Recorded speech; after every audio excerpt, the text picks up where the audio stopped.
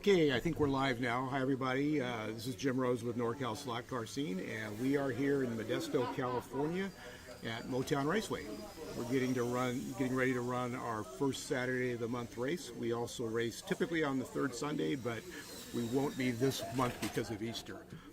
First class today is Can-Am, and we have 16 entries. That'll be followed by a quick lunch, and we will keep the live stream going, but we'll be down for about 45 minutes, half an hour to 45 minutes after the Can-Am race, and then we'll resume with, I believe it's Group C is our second race, and then GT3. It might be reversed, but those are the two classes, GT3 and Group C.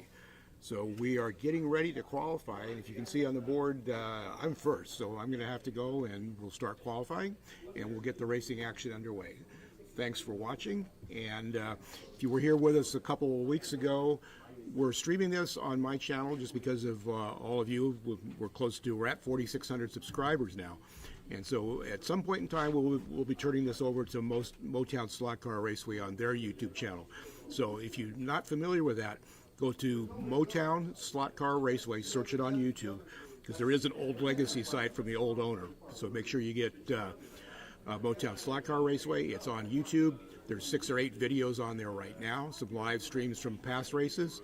So definitely sign up for that because we want to get this over to them. But we're doing it here because of all the viewers that we have on NorCal Slot Car Scene. So I want to thank Mark, the owner, for allowing me to do that. And I'm going to turn it over to him because I'm the first qualifier.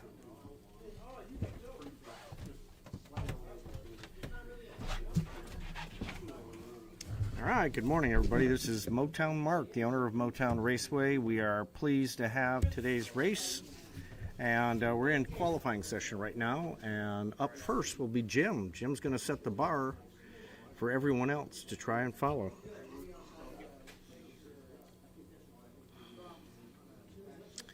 A lot of the big players are right up front. Jim, Herman, Ian. We like that. Ted. We like that. Everyone's going to be fighting it out.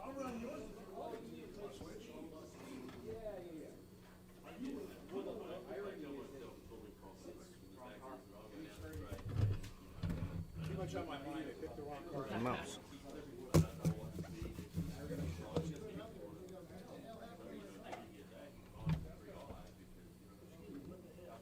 So 30 seconds, 30-second warm up for the first qualifier. Yeah.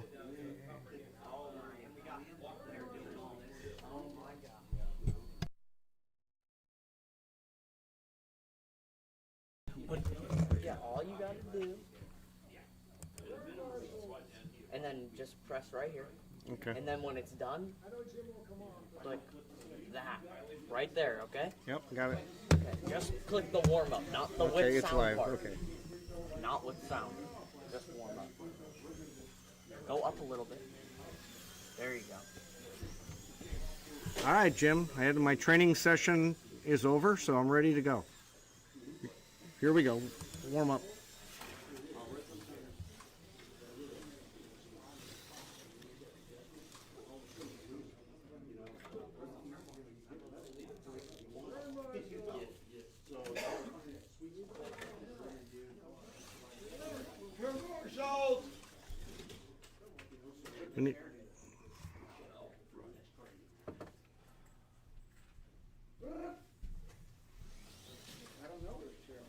Turn marshals, guys. 30 seconds.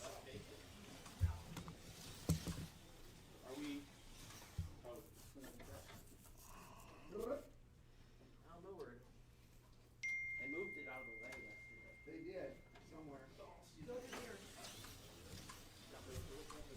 Giving Jim a 1-minute warm-up session to clean the track off. Just what Jim needs, more practice.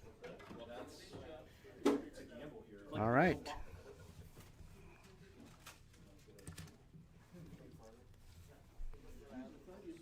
All right, so it'll be up first, be Jim, followed by Mr. O.D., and then Herman.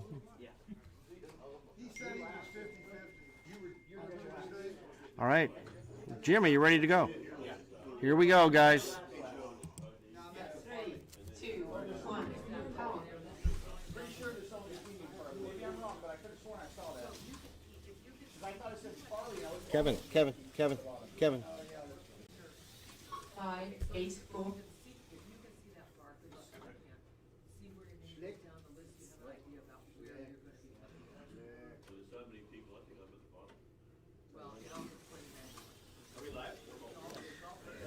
Our first class today is Can-Am class. We'll follow this with Group C, 6, 3, 6. and then finally GT3.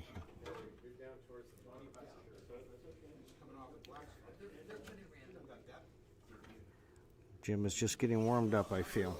He's going to go for a good lap here any second. 15.36. 6, 0, 9. I think he's done.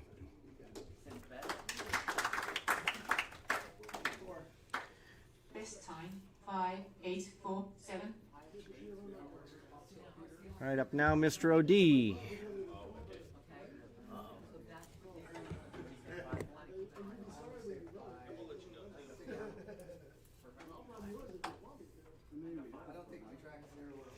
I think that 5.847 for Jim. I think he's not happy with that. But because we definitely will have some faster times. So either Jim was playing coy or he's wondering about his car. As soon as we figure out which car is Mr. OD's.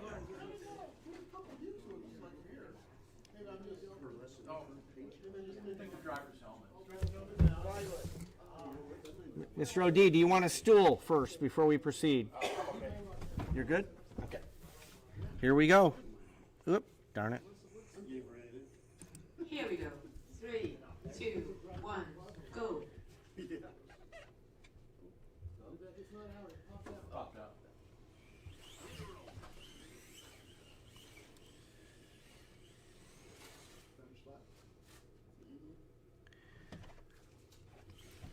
Mr. OD is one of our longtime racers. Been racing for many years. Enjoys the hobby, 7, certainly 5, still. 8.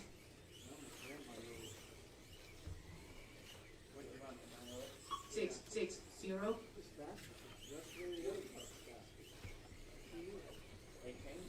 6, 9, 2.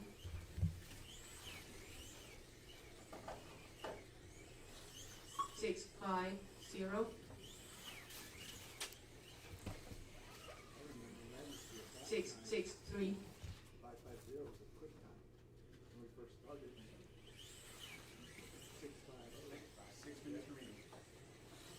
10.20. This time 6, 5, 0, 4. All right, next up will be Herman. We're expecting to see some good times with Herman in practice. He was getting faster and faster.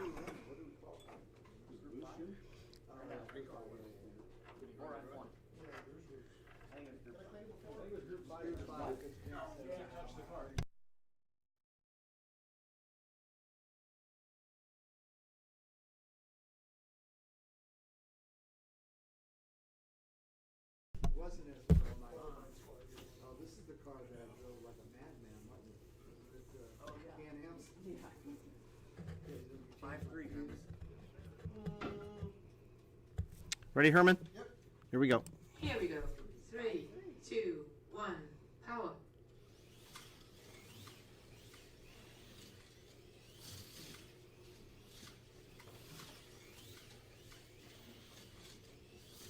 Five, 7, 2. 5, 6, 4. Expecting to see Herman in the 5.5s, maybe even 5.4s. If he stays on the track. 7, 1, 8. 5, 6, 8. 5, 5, 8. There's his 5.5. He's got 15 seconds left. He's got time for 2 more laps. 7, 8, 8.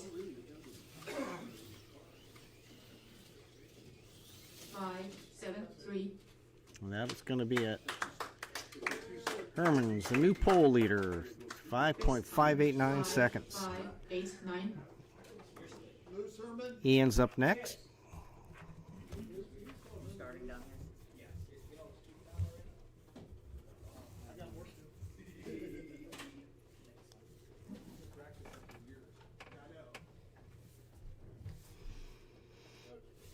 Ready? Here we go.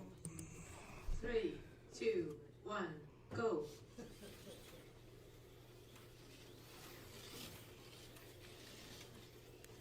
Nice 5, bright paint 8, job. 6. I like cars with big bright paint jobs. Can see them on the track easier. 5, 4, 3, Right out of the gate. 5, 3, 7. Down into 5.3s. 5, 3, 9. Can he hit 5.2? That's the question of the day. 5, 4, 7.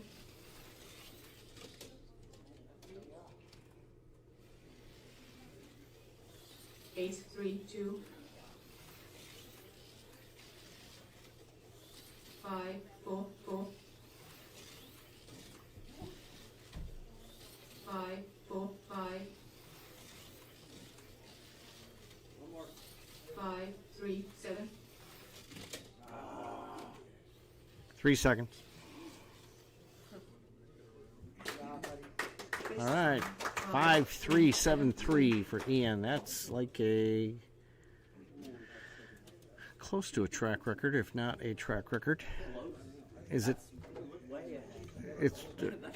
That's like 2 tenths ahead. Okay. Well, sounds like Ian just blew away the track record for Can-Am's class Oh, that's close. No, that's way ahead. with a 5.3, probably by a tenth and a half. I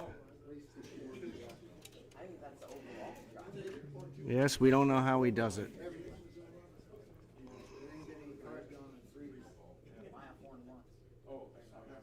Ready, John? Here we go. During a 3, 2, 1, go.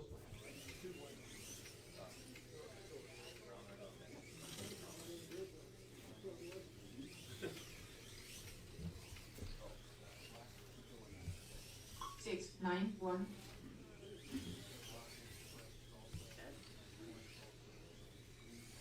7, 2, 9.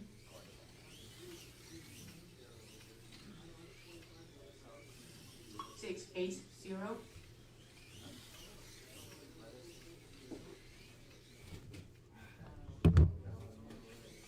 9, 1, 7.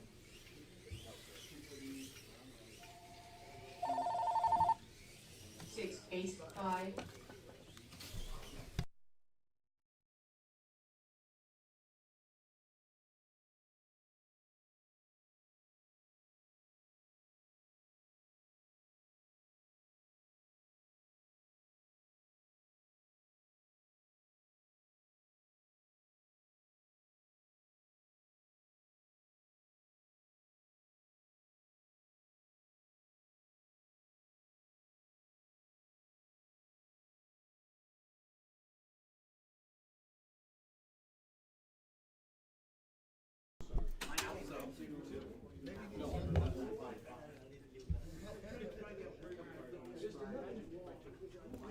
Have some live chat going on. I'll respond to it. Question is, once we clean the track completely, is there any spray glue applied, like for 124th Racing? The answer is, okay, here we go. 3, 2, 1. Sorry, Go. I'm doing dual duty here. The answer is that for 132nd Racing, no spray glue is applied to the track. It is a dual-use track, so 6, it 0, does get 5, glue for 124th Racing, but it is stripped and cleaned for 5, 132nd. 8, 3.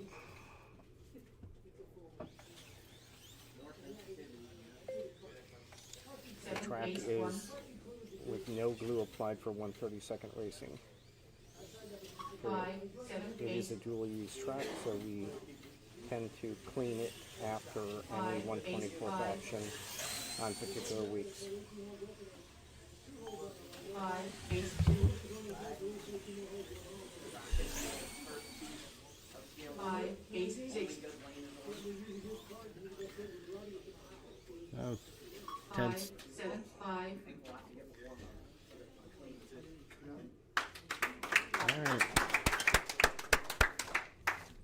Sorry for clapping into the mic. I won't do that again. So Ted snuck into third place ahead of Jim. Up now is Kevin. Kevin's one of our new racers.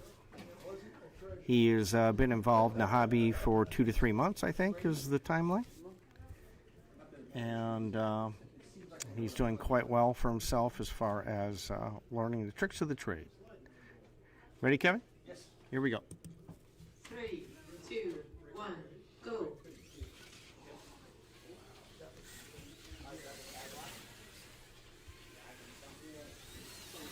7, 1, 8. Kevin's got a little bit of slippery car there. Trying to get past that. You can see it sliding around some of the corners, so you'll want to work on that. 6, 9, 3. It's dropped into the sixes, which is what I know he's pleased with. 6, 7, 7. 20 seconds. 6, 5, 6.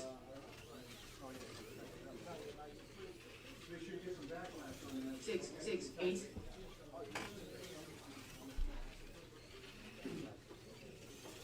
6, 5, 0. All right. Best time 6, 5, 0. Kevin slides into fifth place with a 6.50.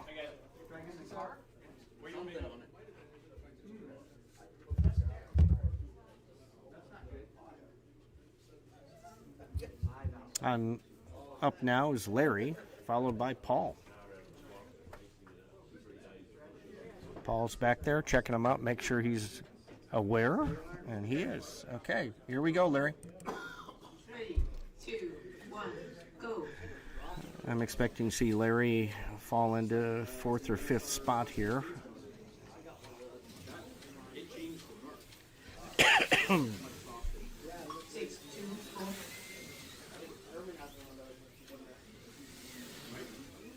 6, 4, 2. If he stays on.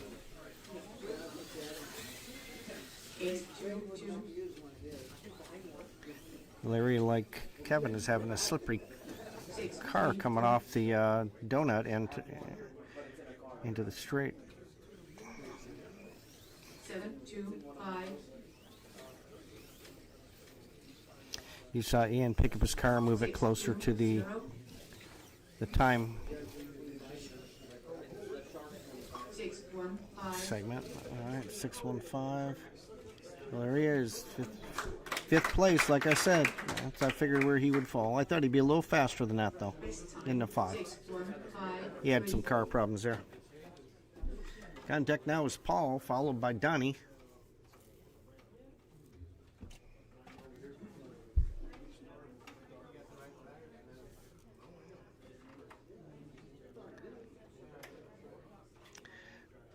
Paul's going through the challenge of hooking up his controller right now. There he goes.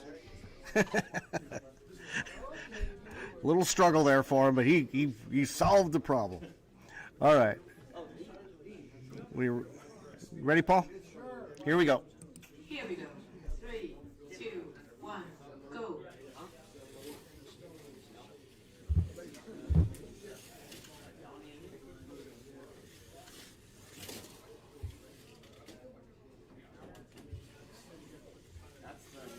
8, 9, 2.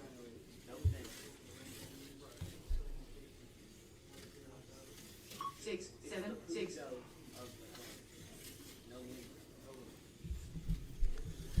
6, 5, 4.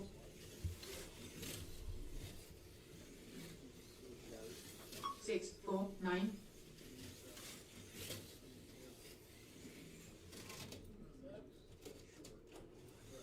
8, 8, 0.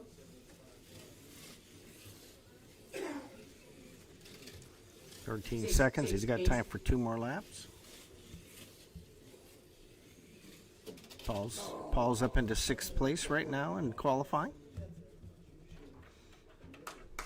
And that's where he'll settle in. This time 6, 4, 9, 5. 6495.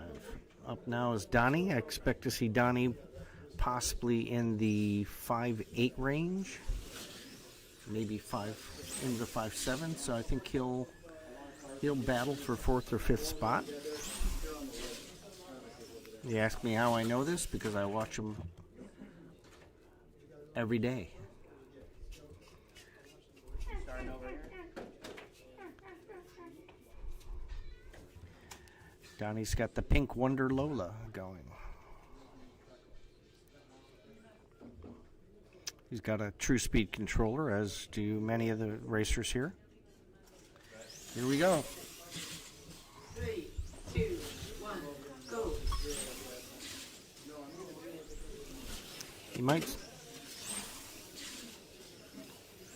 He might surprise me and get into the 5'7s, but I think he'll be in the 5'8" range. 6, 2, 3.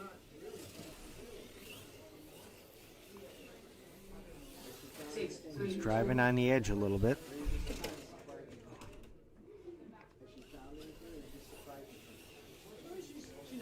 9, 0. Just did a slight adjustment to the true speed. Try to help his driving style. 0, 0. He's currently in 5th place, almost in the 5s. 8, 7, 5. He's got 13 seconds. This one lap is it. 6, 1, 2. This is it. This will be the one. 6, 1, 8.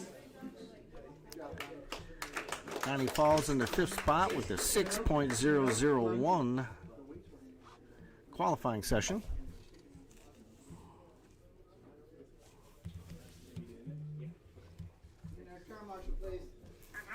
All right, we got Marcus followed by Braden.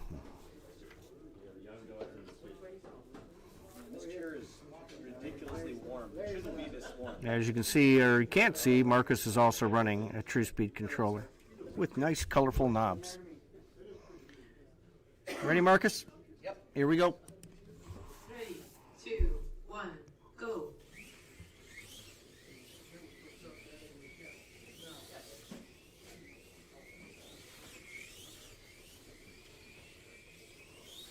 Six, 1, 0. Here at Motown, we have a very involved racing program. We race not only 132nd scale, but we race 124 scale. We have a recurring Friday night racing series that's been going on for almost 20 years. And we also have scale quarter mile drag strip. So we have actually one of our larger races of the year on the drag strip next Saturday. And we expect to have 15 to 20 people show up for that. And it's in honor and memory of a young racer that we lost, and his grandfather that recently passed away. 0, 7. Best time. So we're looking forward to that. 6. Oh.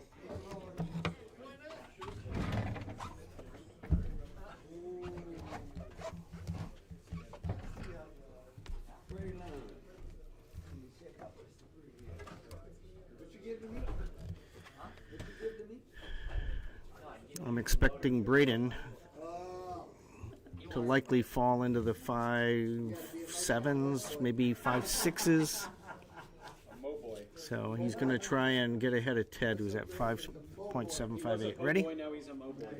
And Braden's ready to go. Here we go. 3, 2, 1, go.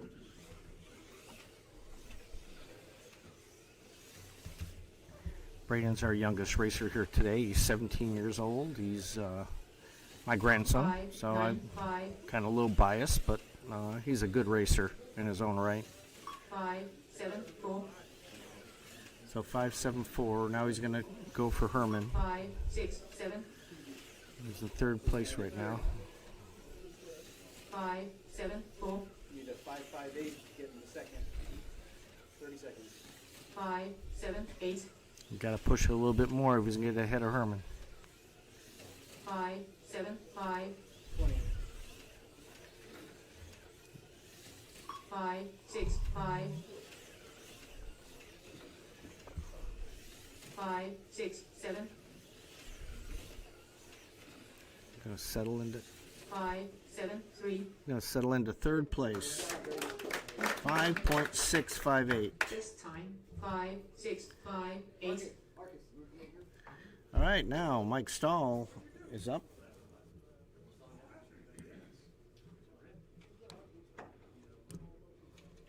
Followed by Farley, then Peter, then Frankie.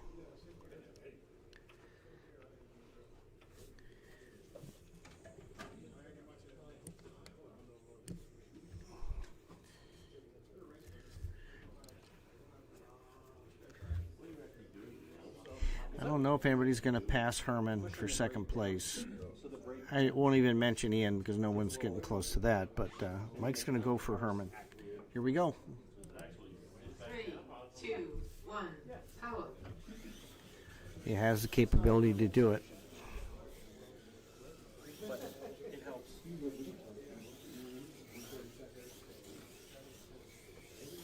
6, 1, 0. 5, 8, 4. 5, 8, 3. He's in the 5/8 right now. 7, 4. He's jumped up to fourth place. He's got to get 5.657 to pass Braden. 7, 2, 1. 5, 8, 3. You got time. 2 more. 8, 4, 0. Nope, he's going to settle into fourth place. All right, so Mike moved past Ted. 7, 4, 2.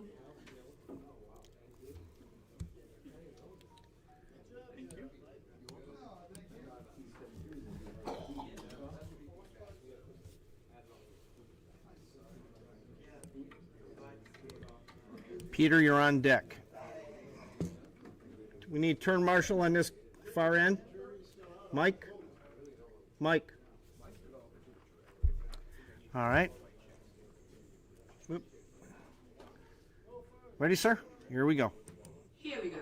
3, 2, 1. Hit it. Farley is who I call, he never quits. He always keeps working.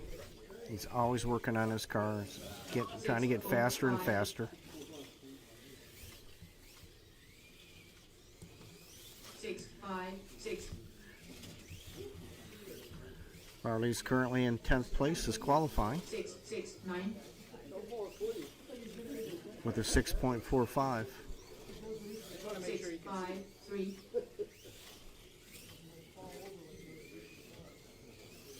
6, 3, 6.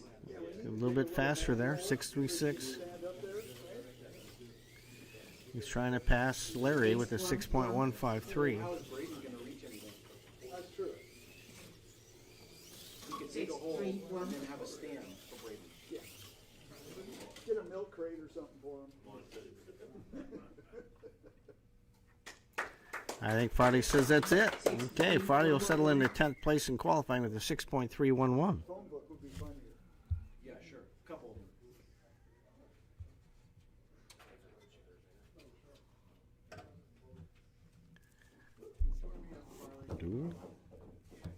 Way better. Way better than me.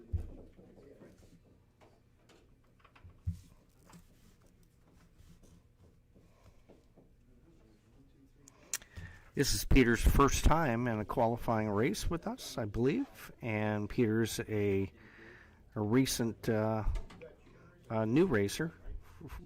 Been involved for Peter. How long you been involved in this?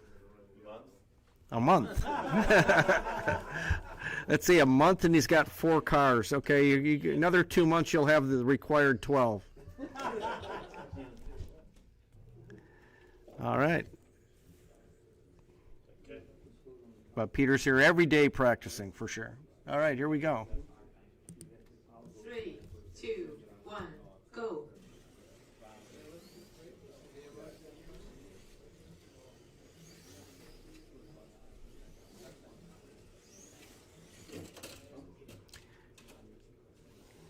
Racing and qualifying are two different things, that's for sure.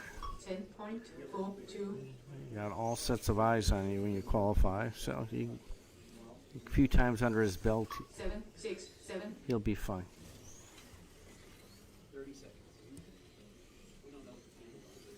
7.72.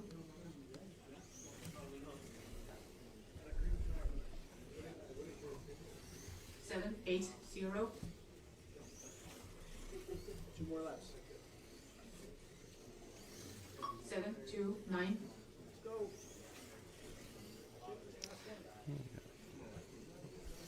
7.30.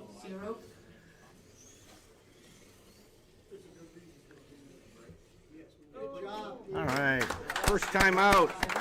First time qualifying. So Peter, was it as much fun? Peter, was it as much fun as you imagined it to be? Yes, it was. And last but not least, Frankie. Frankie's our last qualifier. Airman. Frankie also is running a true speed, like a lot of people. We have a lot of people running third eye controllers also. So there's various third eyes that work here very successfully, and some DeFalcos, of course. All right, here we go. Back up from the mic a little bit. Go. Okay.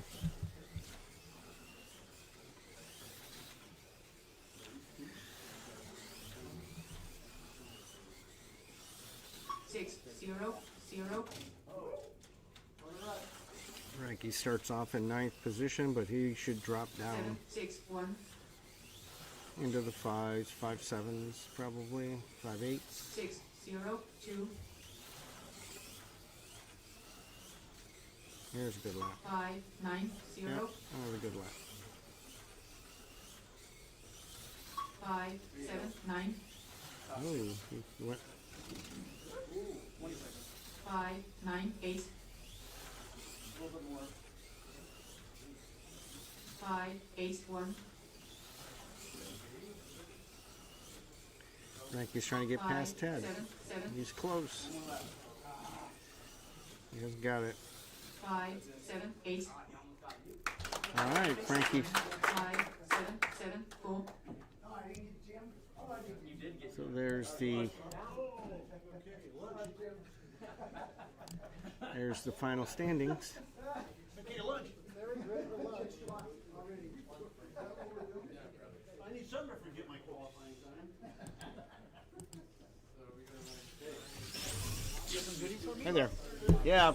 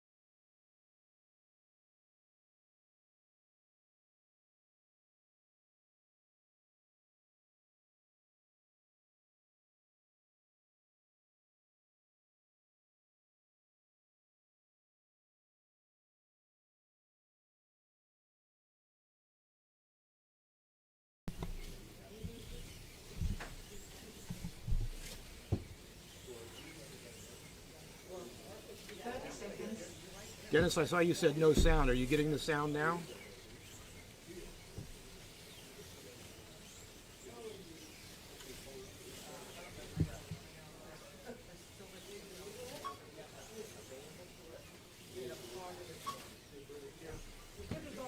Mic check, mic check.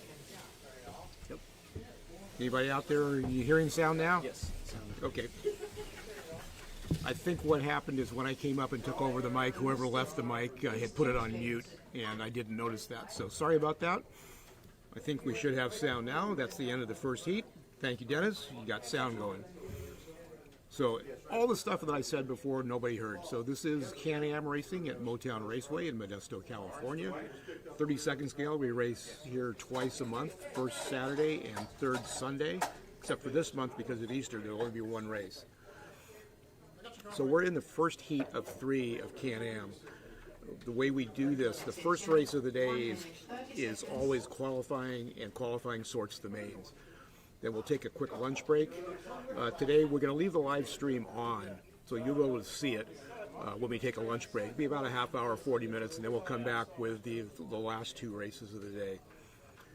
The second race of the day or the first race after lunch, the second race of the day, we sort into round robins, but we sort them individually by drivers. So there'll be a separate round robin for the experts and a second round robin for the pros.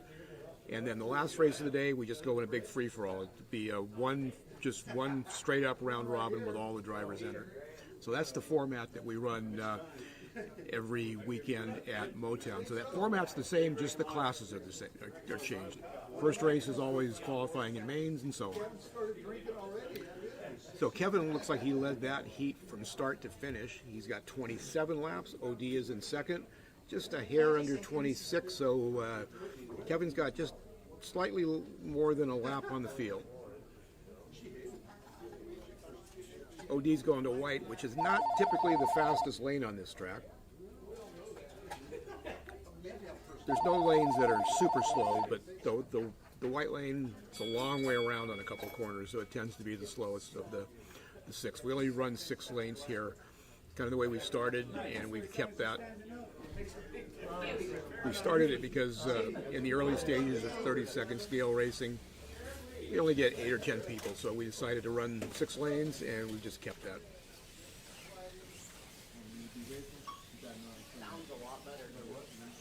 We are going to be racing a manufacturer's race in May, sponsored by Electric Dreams and MR Slot Car. It'll be a spec race for MR Slot Car Jaguars. 2-day race, spec tires. I think we have spec gears and spec wheels, so try to make the playing field as easy and as equal as possible.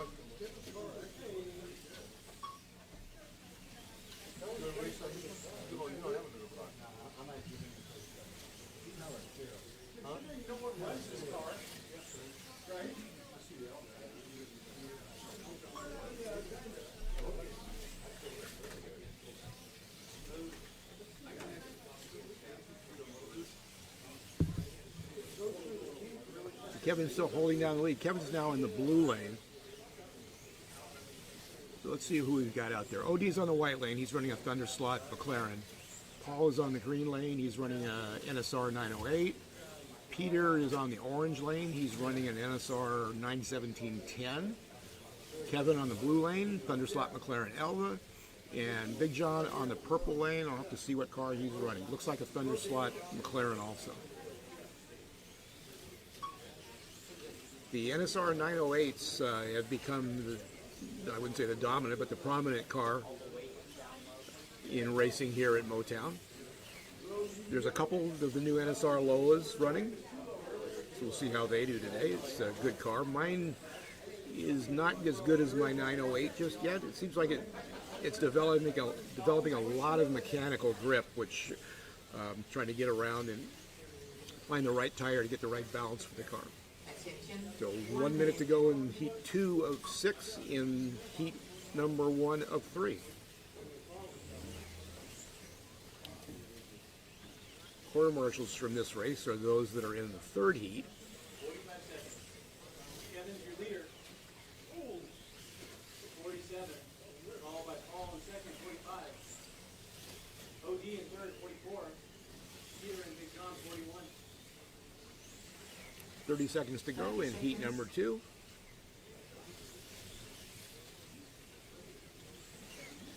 Mark Pollard, the owner of Motown Raceway, is always trying to improve, so I think you've seen the quality of the live streams go up. And I mentioned before, we're on NorCal Slot Car Scene today, which is me, and we're doing that because of all of you out there. We've got 4,600 subscribers on NorCal Slot Car Scene, and we will be transferring that at some point over to the YouTube channel of the track itself, which is Motown Slot Car Raceway. 2 heats down. Kevin's still out front with 54 laps. Second, Paul's moved into second with 51. OD dropped back to third with 49. We do sort this by qualifying, so these are the slowest 5 qualifiers. But if one of these guys would happen to turn a bunch of laps, he could still win the race overall. So we sort them in the end by total overall laps, but the heats are set up by qualifying time.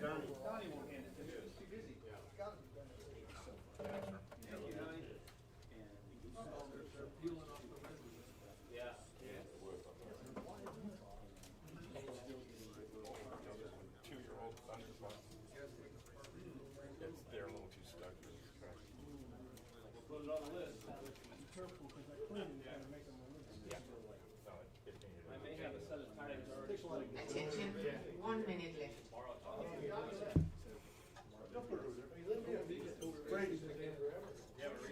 Okay, Kevin's still your leader. He is going to the purple lane, which is actually pretty fast, but it's one of the harder lanes because it's right on the inside. It's one of the gutter lanes. Sorry, I abandoned you, Larry.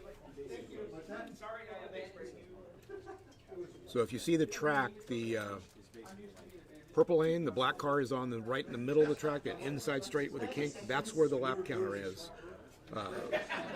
If you're seeing that view right now, there's a purple car, a black car in the purple lane, a red car in the yellow lane. They are right behind the counter. So the counter is just in front of the red car in the yellow lane.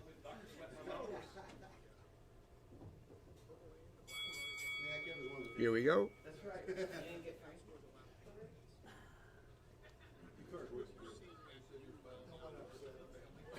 Here we go.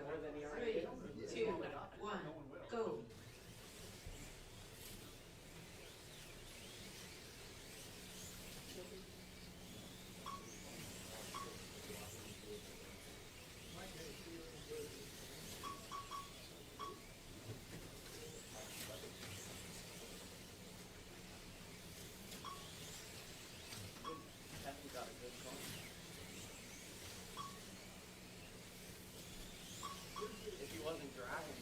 Yeah, we've got 11 thumbs up, so I would definitely appreciate it if you're out there watching. Give us a thumbs up. So I wouldn't have been, but thank you.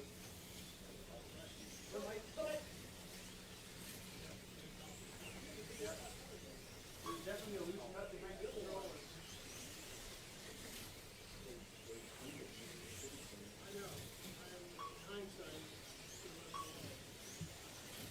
Looks like we've got about 18 people watching, which is not too bad.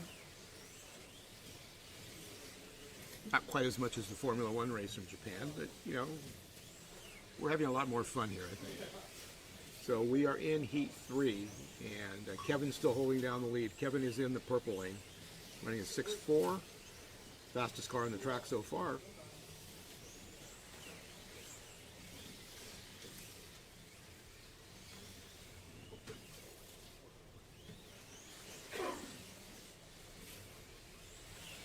Peter on the white lane is, I think, fairly new. I'm not sure if he's new to slot car racing, but definitely new to racing here in Motown.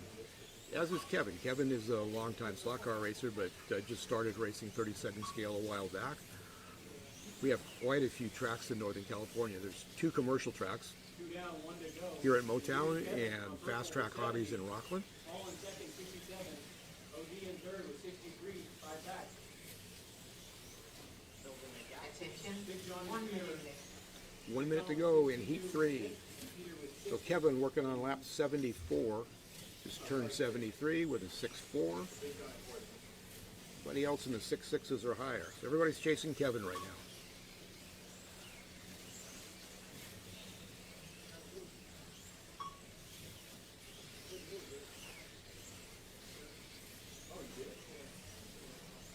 This is McLaren, the purple car, going down the straightaway into the carousel, down the inside straight across the lap counter. It looks really good. A little tail waggle there, but that's kind of driver-induced probably. Watch him go through the kink in that inside straight. Car just kicks out just a little bit. You can full punch that on purple, but the car will kick out a little bit. 10 seconds.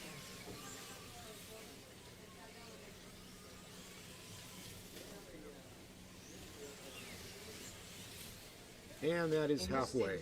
Please change lanes. Got a gaggle of, well, 4 of the 5 cars are over there in the carousel. Looks like we got Herman James pitting for Mike O'Donnell, OD.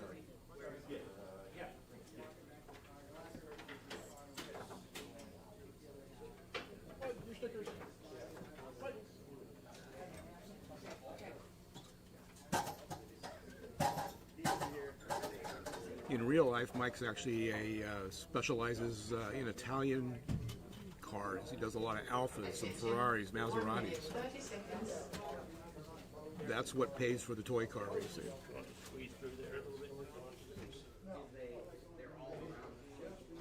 So at the halfway point, we've got Kevin at 81, OD at, Paul at 77 and a half, OD at 72, almost 73, Big John in 4th, and Peter in 5th.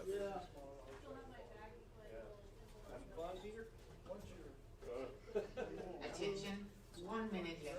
Somebody just asked Peter if he's having fun. I didn't hear anything from him, so we'll assume he's having fun. Oh, he chuckled. Okay, so. Not sure how much the ambient mic can pick up of the track action.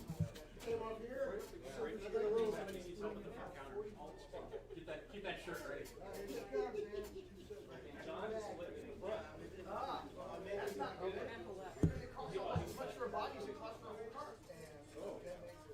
30 seconds.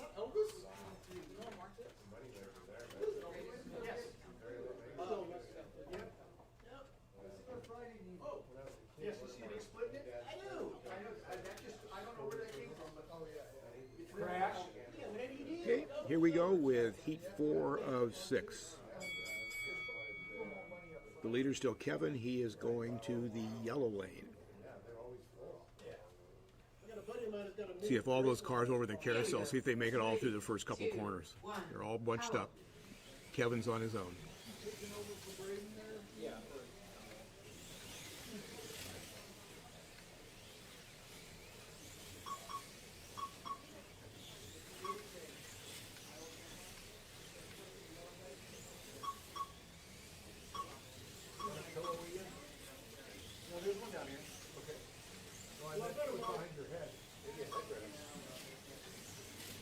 See, we've got multiple cameras now at Motown. We added a camera today, an overall camera. Don't look at me. Watch your car. I am. It was behind you. I can see straight up at you. See Kevin there, and oh, this camera switched. So there's the overall track of the overall camera shot of the track. Track. Track code.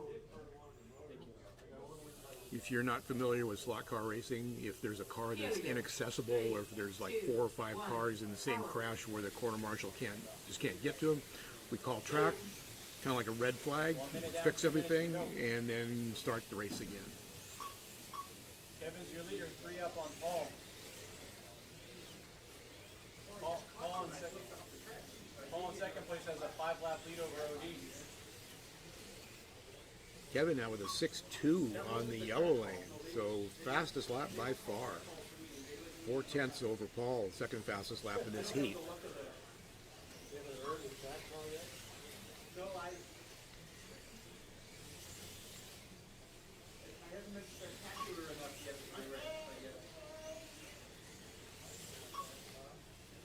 Looks like we get another gaggle of cars. The leader is in traffic, Fast Trying time to- is Kevin on yellow. trying to pull away from purple lane. So yellow and purple running together. They're a few laps apart in the race. And Kevin coming up to try to put a lap on OD, and he backs off a little bit. Here he goes, up around the carousel. You don't want to pass in that kink. Donnie learned that the hard way last time. He tried to pass in the kink and ended up in the wall with a big thud. 3, 2, 1, go. Oh, Kevin gets by. Got to jump on the restart. All right, you guys want to go?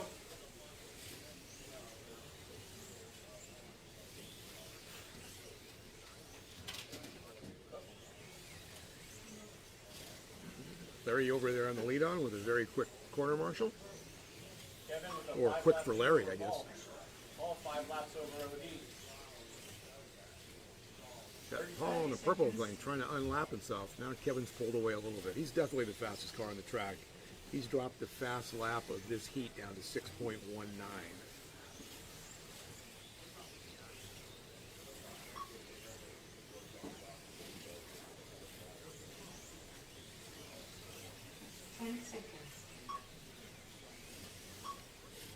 So again, if you missed it before, we're going to be running 3 heats of this. Heat 1, which we're in, the second heat, and then the last heat. And we'll take a break. The live stream is going to stay active, but we'll take about a half hour, 40-minute break for lunch, and then come back with the final 2 races of the day. So if you heard that, we're sorry, YouTube, but we can't control what the racers say. Here, you want me to just keep on your car? So rundown, 2 heats to go. Kevin still out front with 108, almost 109. Paul at 103. So Kevin's got a pretty substantial lead, but he still has to turn laps because after this, the next 2 heats, next 2 races, and then we'll cumulatively put the scores up. So let's say he runs about 150 laps, then that will be compared with the other heats. So we'll see how that sorts out. So he could finish way up.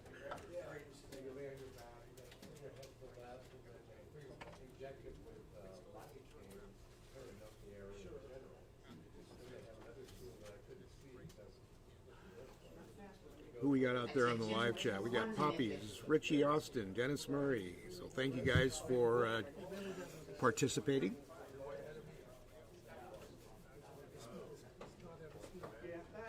Everybody's cleaning tires, getting ready for the 5th heat of this race. Excuse me, 5th heat of this race. I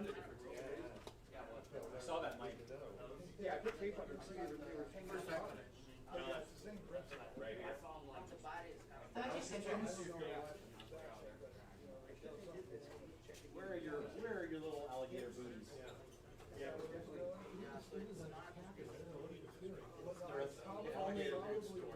Okay, cars are ready. We're getting ready to start the next heat of this race.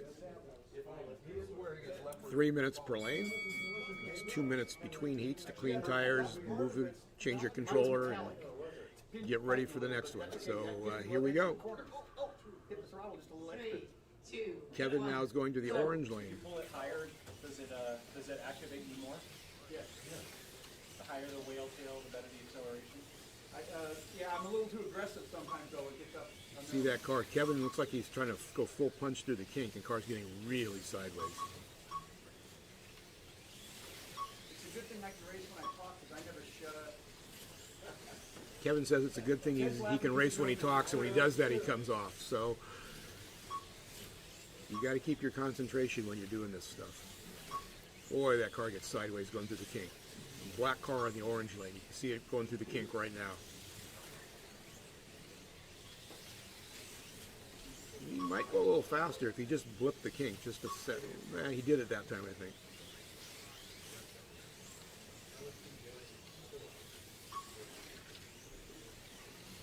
Lap time wise, Kevin's at 7.4, Paul's at 7.5, OD's at 7. Excuse me, it's 6.7.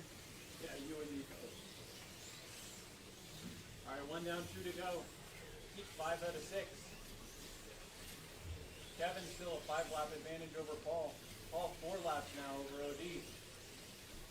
If this was a regular race, Kevin could just really take it easy and just bring it home and take a 5-lap win. But in this format of racing, you really got to push it because you're still racing against the other drivers in the next 2 heats. Just stay on the track. That's all that's important right now. Trying to make it move. Oh, you like my mood? Yeah.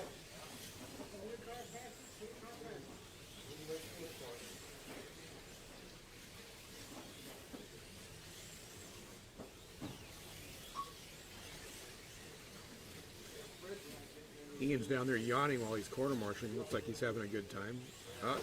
See, if you yawn, then somebody comes off. You got to work. 1 minute to go. Attention, 1 minute. The rules that we use for the Can-Am class here at Motown is there are specific cars that are available, pretty much all the Thunder Slot cars, the Porsche 908, Porsche 917K, or 91710 from NSR, and there's a few others, but those are the two prominent brands. They are Sidewinder cars. You can run any motor that fits, or a short can motor that fits in that car, any short can motor up to a 25K rated motor.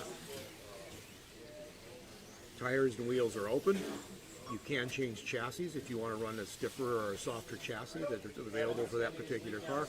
We don't allow 3D chassis here, so it's all somewhat off-the-shelf parts. One of the trends has been going away from the 25K motor and running the 21.5, or I believe it's 21.9 that comes with the NSR cars stock, and gearing it up, changing the pinion from an 11 to a 14, and they run really good that way. So 1 heat to go. Kevin at 135.8. Paul at 129. OD still holding down third. Big John fourth. Peter fifth. You see on Kevin it says 135.86. The computer is guessing that last lap, so it's guessing that he finished 86 hundredths of a lap in total. At the end of the race, when the race is actually over, which is after this heat, we'll actually look at the cars and see where they physically stopped, and there's marks from 1 to 100 around the track. The computer is usually pretty accurate, but if you make a mistake and crash, it may think you went faster than you did, so we do a manual count at the end of the race.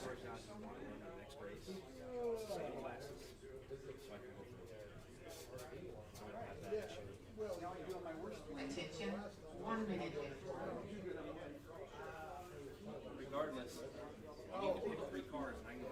RC Cartel, yes, this is the first race of the day.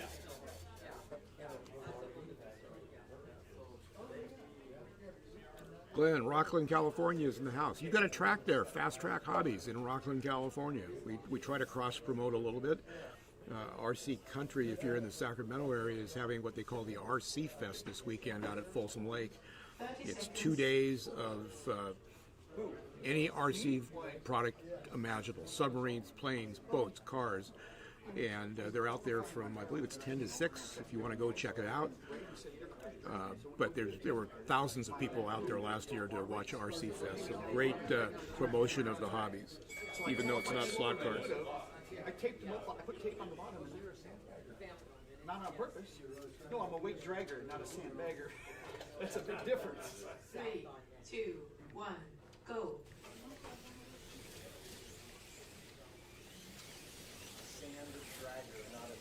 A weight dragger, not a sandbagger. Glenn says, loving the coverage. Thank you very much, Glenn. Appreciate it. We've got 23 people online, which for slot car racing is not too bad. We had over 1,000 people watch the broadcast at one time or another after the live stream is gone. It stays up on the channel on NorCal Slot Car Scene, and you can go back and watch it. If you're racing, you guys go back and see how they did or what mistakes they made. So it's all there for you to be able to go back and watch at your leisure. So Kevin still out front, 142, Paul 136, OD 130. Kevin on the slow white lane, he's running 6.6. OD has the fastest lap in this race, this heat so far at 6.45 on the yellow lane.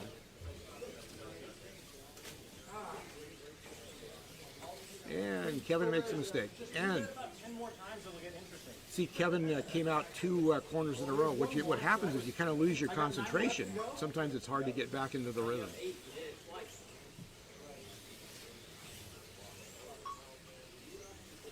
.62 for OD, by far the fastest lap of this heat.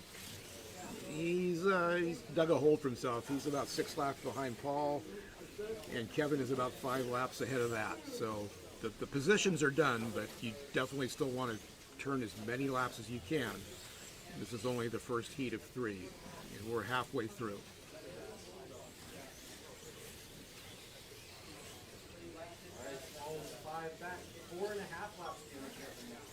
Catching up. We've got a minute to go. Can Kevin hold it together?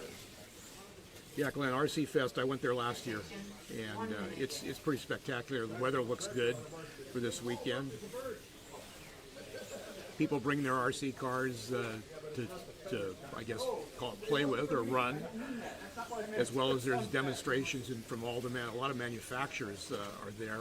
A lot of the clubs in the area have booths there. It's kind of like a mini trade show for RC cars. It was, I'm going tomorrow. It was really spectacular. If you go on Fast Track Hobbies website, you can find it. RC Fest is free to the public, but there is a fee to park in the at the park because it's held at a public park, Folsom Lake. So you do have to pay the fee for parking, but there is no fee for the event itself. And with 10 seconds to go, Kevin's going to take it home. Looks like he's going to run about 161 laps. And 3, 2, 1. That's a race. So Heat 1 is done. So we'll be starting Heat 2 momentarily. I am in that, so I will get somebody else up here to do some announcing. Zone corrections? You hit the orange button that says zone correction? This mouse goes to sleep. So. All right. 40? For white, Yep. green, 84?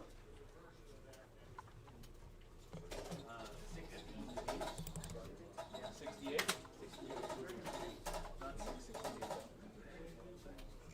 yellow, 12. and purple. And 53.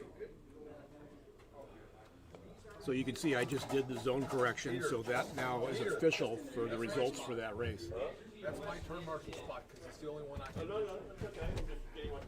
Okay, I just want to make sure you're not settling in because some guys do.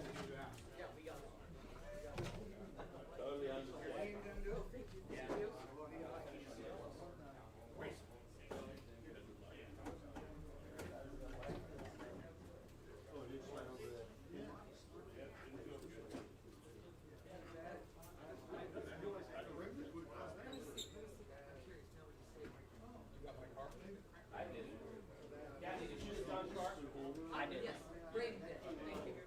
Yeah, I did.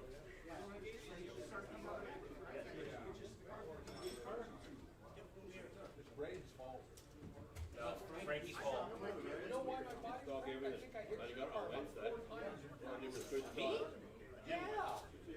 Oh. Big car. Yeah, I did. Maybe twice. Okay, you're good though.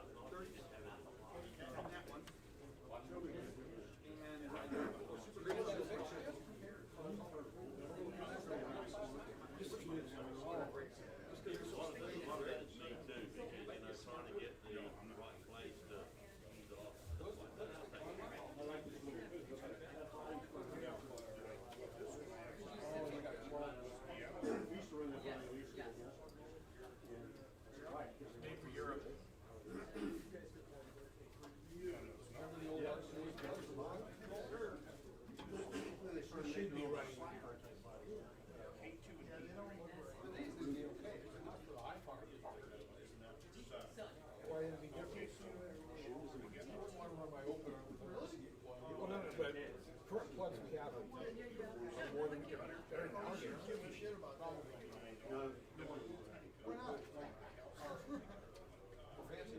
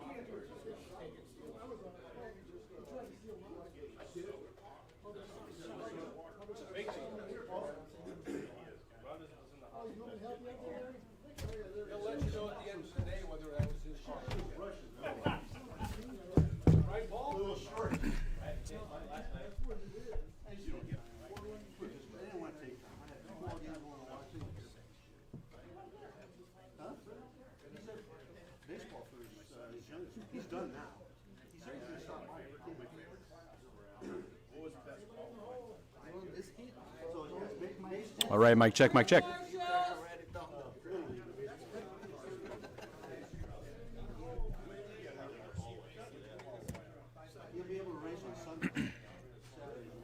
All right, drivers, if you raced the last heat, please come turn marshal.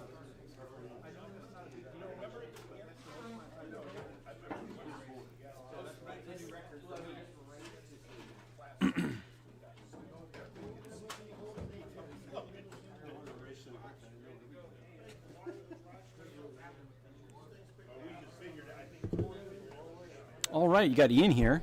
I am going to broadcast this B-Main Can-Am event. Turn marshals, are we ready? Drivers, are you ready? You want somebody here or not? I mean, yeah, we need somebody. We only have 5 guys. I know, that's just it. All right, we're just trying to figure out the turn marshal situation here. And Frankie's going to take it. All right, drivers, turn marshals. This is the start of your Can-Am B-Main event. At the sound of the tone, here we go. 3, 2, 1, go. All right, and they're off. Jim with the early lead on White Lane. This is Can-Am. It's a variety of cars in this class. Some people running NSR cars, some people running Thunderslot. Jim running a NSR 908 with no fins. Oh, and we had a rider. So we're going to get corrected here. All of them. Here we go. 2, 1, go. So these cars are Can-Am cars. They are limited to a 25K motor. And actually, I'm going to take a second here. It looks like Jim's really struggling on white with this really loose conditions here. This car looks really loose. He's keeping it in there. He might opt for a tire clean.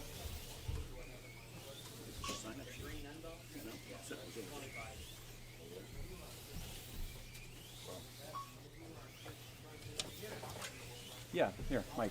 Mike.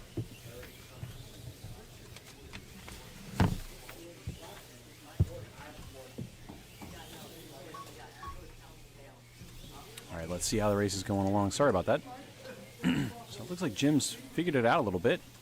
He's down into the 5.9s consistently here as he gets past, trying to work his way past Marcus down the straightaway. Oh, and makes a mistake. All right, so after 1 minute 30 seconds, your leader is Marcus. Jim was in the lead. Jim down into fourth now. So it's Marcus 15, Larry 14. And Jim with the tire clean during the track call.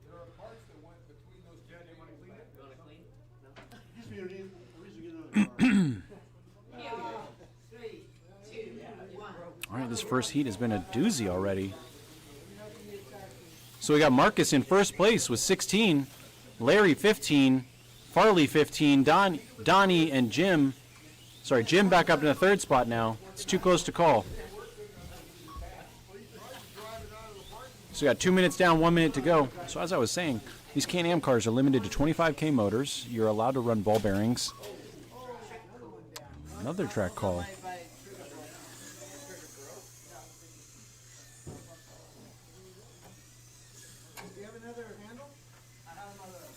Oh, we got Marcus with the Marcus's trigger broke. Never seen that before, so we're going to give him a courtesy call here and let him if I can grab another backup controller. So as I was saying, these cars are limited to 25K in terms of the motor. They are all Sidewinder cars. It's open gearing, so you can run any ratio you want. I know Jim has been running the 21K NSR Shark motor, which has been working really well for him. He's able to get the car to come off the corners really smooth and just carry that speed around the track. So the independent fronts are not allowed on this, so we don't actually allow independent fronts really on any class here in Northern California. 3, 2, And we're back under green right now.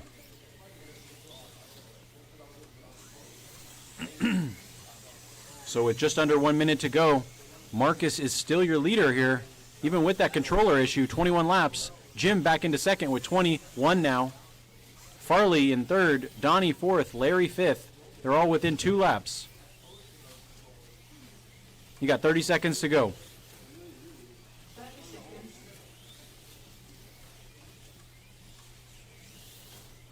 Larry making some mistakes. I think 2 laps in a row there in the donut. As Donnie comes up, passes him. Donnie's running the new Lola. There's actually a couple Lolas out here today. We get another track call.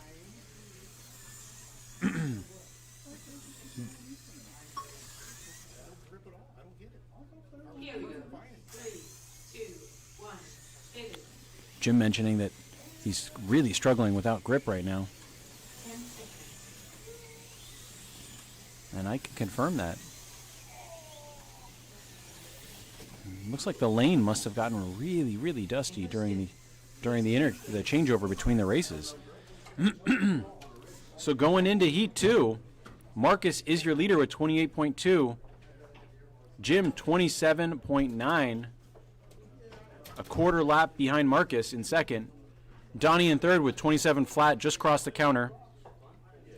Fourth place is Farley with 26.4, and fifth Larry 25.9.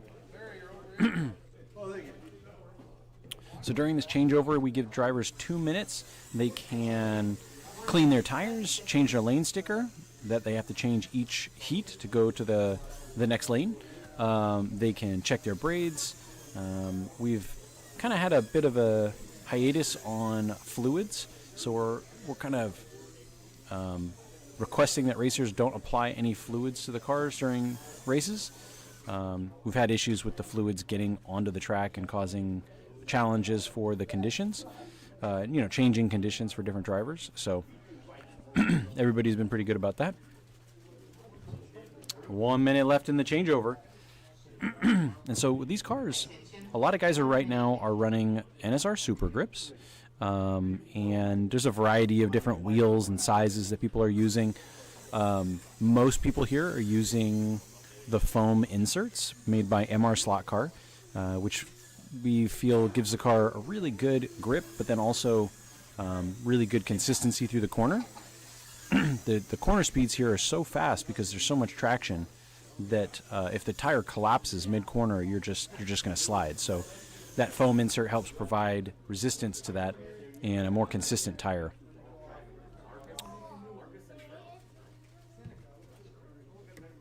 Oh, we had a track call there. That was Kathy. Kathy track called it. Yep. All right. We're going to start. We're going to go ahead, guys. Here we go. 3, 2, 1.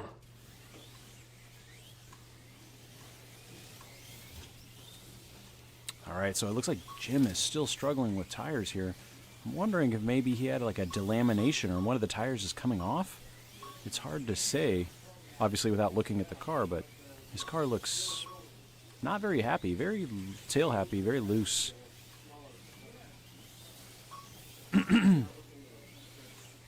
Much looser than it typically looks as he goes around Farley there on green lane. So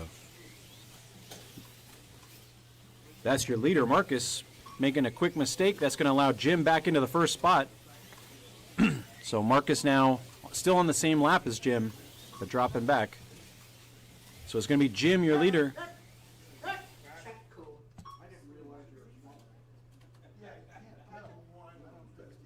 And a quick track call for a car on the straightaway. So just under a minute down, 2 minutes to go.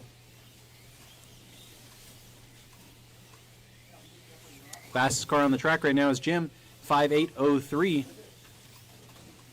So even though Jim is struggling with some conditions here, with some looseness, he's still able to get those pretty decent times. But definitely does not look happy out there.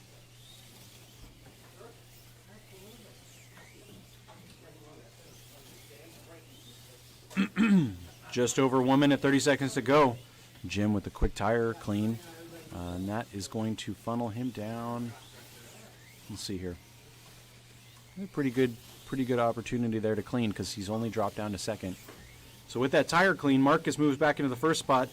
Jim 1.5 laps behind Marcus in second. Third spot is Donnie.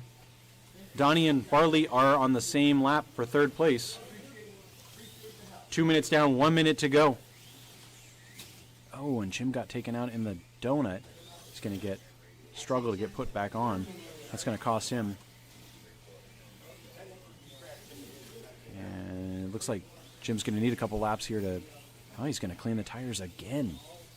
Jim is really struggling with these conditions. Oh, as Marcus gets taken out by Larry. This is a crazy race. All right, just over 30 seconds to go in this heat. Jim now down into the fourth spot after that tire clean.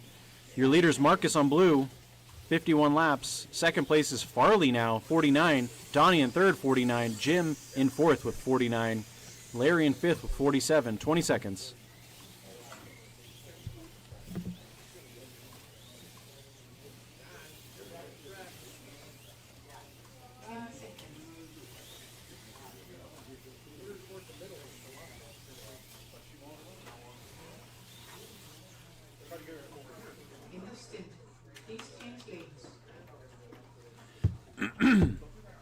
All right, after the end of the second heat, we got Marcus with 56.3 in the lead. Second place is Donnie, 53.3, 3 laps behind. Jim back up into third spot, 52.7. Farley in fourth, 52.68, just behind Jim by a foot. And then fifth spot is Larry with 50.8. What's going on, Rhonda? Shout out to Rhonda and Richard. Hope you guys are doing okay. 1 minute, 30 seconds. And Dennis, yes. I think maybe that's what happened. I think maybe Marcus did break a spring in his controller. I'm not sure. I've never actually seen somebody break the trigger on their controller. So pretty crazy. We'll have to figure out what happened there at the end of this race. But this is a pretty wild race right now. It could go any way. I have a feeling Jim's going to catch back up and end up taking this one, but we'll see if he kind of finishes the race. He might kind of get frustrated with some of these issues and potentially pull his car. He's looking at it right now, trying to figure out what the heck is going on.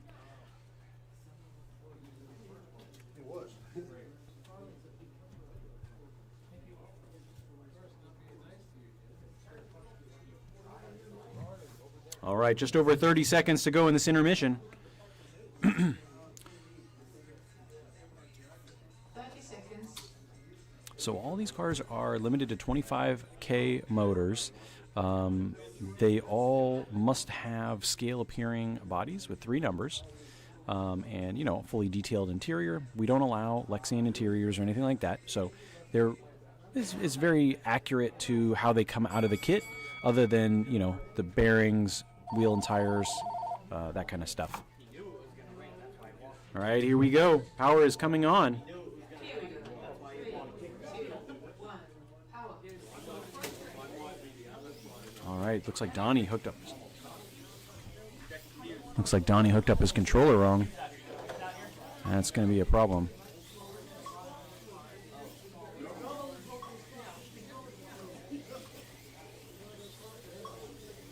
Oh, it's going to cost Donnie. As Jim makes a mistake up in the loop. Man, this is a wild race, guys. This is crazy. All right, 30 seconds down. We have a lot going on right now. Your leader is still Marcus with 62. Second place now is Farley. Track call. And every time I announce the results, we got to call track call. 2, 1, go. 3, 2, 1, go.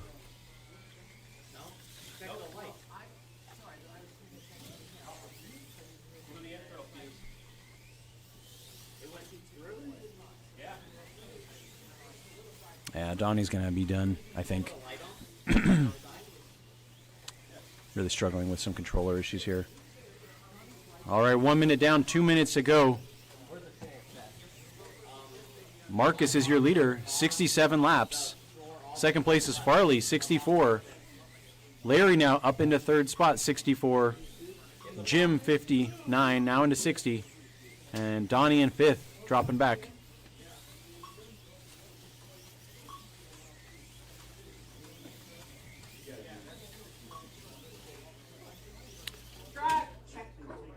Another track call. Oh, man. I'm going to lose my voice from this race. Jim with another tire clean here. Getting frustrated.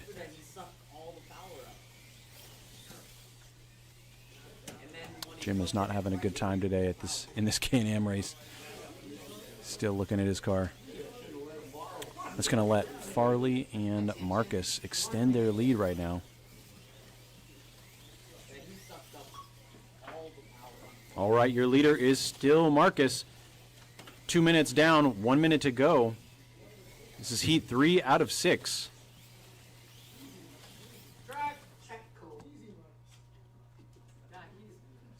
He's gonna kill that controller. I'm not kidding you. He is intense. 3, 2, 1, go.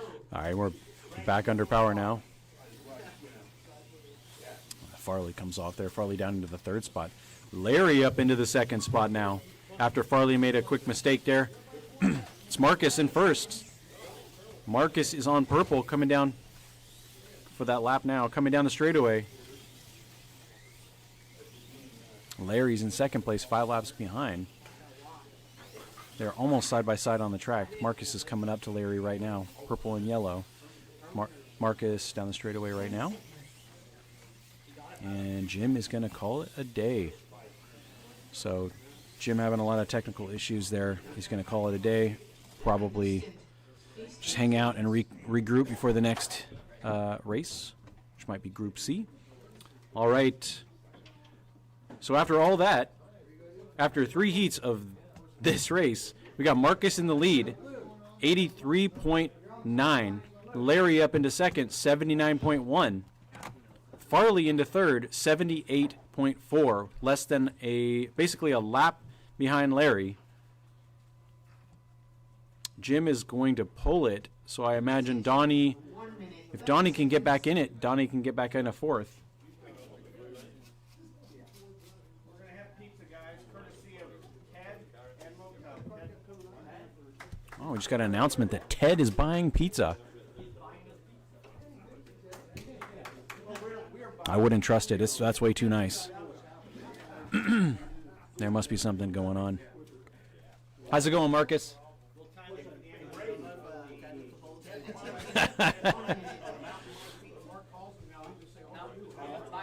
Marcus looks a little nervous. He doesn't know if he can hold it, but I think he can do it. He's got plenty cushion. 4 laps is plenty. With these cars, with the 132nd scale cars, the races are really close. So they're often decided by, half a lap, 1 lap, even less than half a lap sometimes, just literally by a car length. So anything can really happen.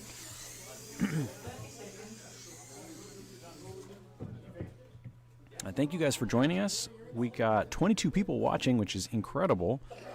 I appreciate all you guys watching. This is Can-Am Heat B. This is the B main at Motown Raceway in Modesto, California.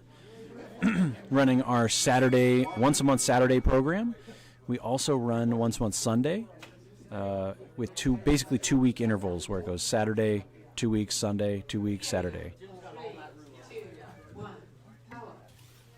And we got a car stuck there in the counter. Marcus. Yep, just push it ahead. There you go. 3, 2, 1, go. Oh, and Jim is back in it as well. All right, so it looks like everybody's back in, which is great to see. Yeah, Jim's back for his favorite lane, purple. Jim just came off there on the straightaway. He's going to regroup himself a little bit. I think Jim's probably going to go for some fast laps here. As I said that, came off on the donut a little bit.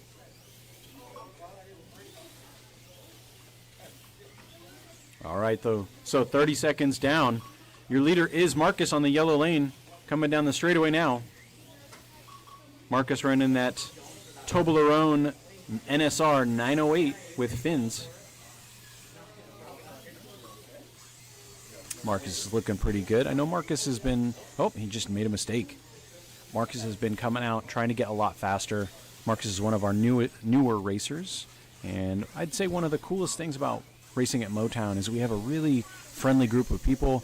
We try to do our best to share as much knowledge as possible. I think that's really the point of hobbies, and slot cars is no different. That the people that you meet, the experiences you have are almost sometimes more important, more fun than the racing itself. So sharing information, getting everybody better, it's really like a mainstay of our program here at Motown. Oh, and Larry just came off. All right, just over 1 minute, 30 seconds down. Halfway through this heat. Heat 4 out of 6. Your leader is Marcus, just past the 100 lap mark, coming down the back straight right now with 101. Larry up into second. 4 laps behind Marcus with 97 on orange. Third place is Farley on green with 96 now. What's going on, Max Hogg from Ireland? Thank you for tuning in. Appreciate you watching. Hope you enjoy. If anybody has any questions in the chat, please feel free to ask them, and I'll try to answer them as best as possible. So Mark is here. This is his first time, I think, leading a race. He's going to be pretty nervous. He's going to be taking this pretty seriously. Even though everything's going on around him, he's going to be just trying to focus on his car and just try to make sure that he runs clean laps, doesn't get caught up with traffic. So right now he's hanging behind Larry. Larry on orange coming down the straightaway. Now Marcus down the straightaway. And I think Marcus is just trying to keep it super clean. Oh, Marcus came off again in the donut. So clearly some nerves getting to Marcus a little bit. The only NSR Lola in this class is blue, is Donnie. So we have not formally approved the Lola yet for this class, but I have a feeling it'll be legal, and it's going to be a popular car. It's the brand new car from NSR, Lola 280, 290. It's a beautiful little car. Right now, they only have them with the bumper on the back, and then they're going to do the short tail version this winter, I think. But it's a really cool car, has a lot of new technology. It's probably going to be a very good car on both plastic and wood track surfaces. So if you guys haven't seen the NSR Lola, I would definitely take a look. It's a pretty cool car. Right now, it's just available in the test livery colors, so no white kits or anything available right now.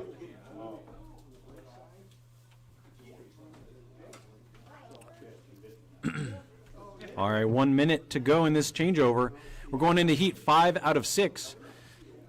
So we have 8 lanes here. I'm not sure if Jim has explained it, but we have 8 lanes. But because the 1/32 scale cars often race on home tracks, which are 4 lanes, we've opted to just run the 6 center lanes. So it still, it still allows enough racers on the track to keep it really interesting. But it kind of keeps it manageable for a lot of people who primarily focus on home tracks, which only really have 4 lanes or sometimes even 3.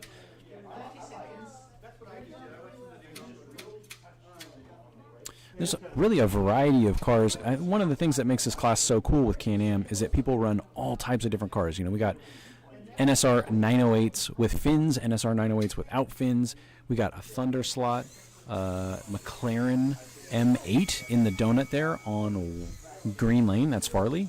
We got the NSR Lola, like I was saying, the pink NSR Lola here down in the finger on purple. That's that's Donnie, sorry. And we also have a variety of controllers being used right now. I know Marcus has the True Speed Apex, and then Larry here on white is using a Third Eye, I think either FET 32 or another type of third eye. Jim is using the new DS controller, which he has been a really big fan of. And Jim just had an off there in the finger. He's going to let fast cars go by.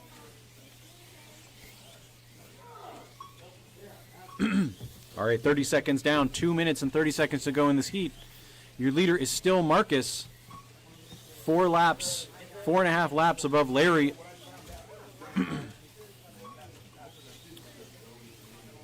Larry is 3 laps ahead of Farley. 3.5 laps, or 3 laps ahead of Farley.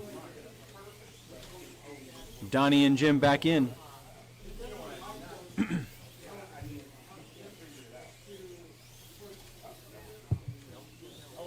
So Motown Raceway is one of the only commercial raceways in this Central Valley area. We really only have 2 commercial raceways in the Bay Area anymore. This track, which has been here for well over 10 years, I believe. And then we have Fast Track Raceway, Fast Track Hobbies in Rockland, California, which is up near Sacramento. Oh. Jim having some conversations with Mike Stahl there about the lap time. Yeah, Jim's running some qualifying laps there on yellow with a 5.63.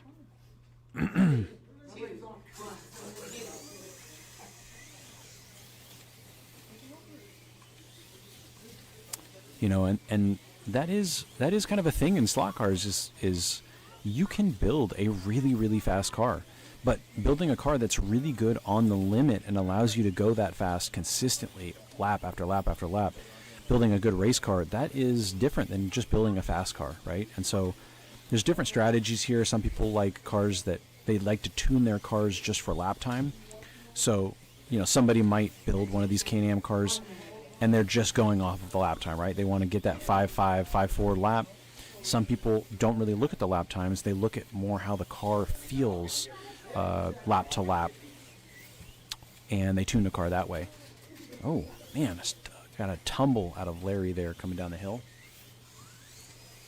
All right, 40 seconds left. This is Heat 5. Marcus is still your leader. Marcus coming down the main straightaway right now in that red Toblerone NSR 908. Larry is in second, coming down the straightaway in that white Thunderslot McLaren. And your third place car is Farley on the blue lane, coming down the short chute now, coming down the main straight. Just over 10 seconds to go. So this is Heat 5 out of 6, so there's going to be 1 heat left after this. So people are stretching out their leads right now. I think it's going to be pretty difficult to overtake anyone at this point as long as people keep it in the slot, just keep running forward. All right, going into Heat 6, your final heat. Marcus is leading this one. Marcus going to white lane, though. It's going to be a difficult lane. So, Marcus, what happened to the controller? The spring broke. Yes. Got it. That's what somebody in the chat said, that maybe it was the spring that broke. Yep. I have quite a few extras if you need one. I have a backup. Okay. The only thing is the backup is single finger. I'm not used to the single finger.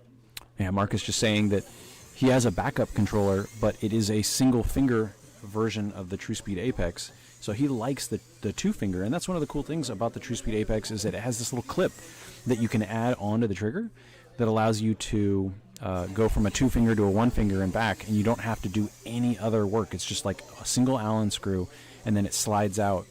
And so what I actually run a True Speed Apex as well, and I've bought a couple extra triggers, and I've customized them. So I've radiused them, made them fit my fingers really, really well.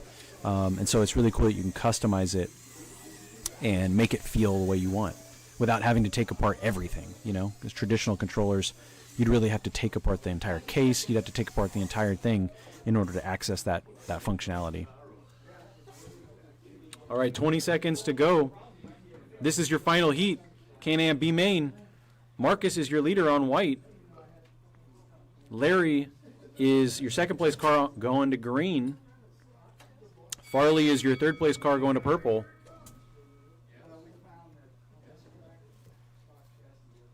Good luck, drivers. Power is coming on. 3, 2, 1, go.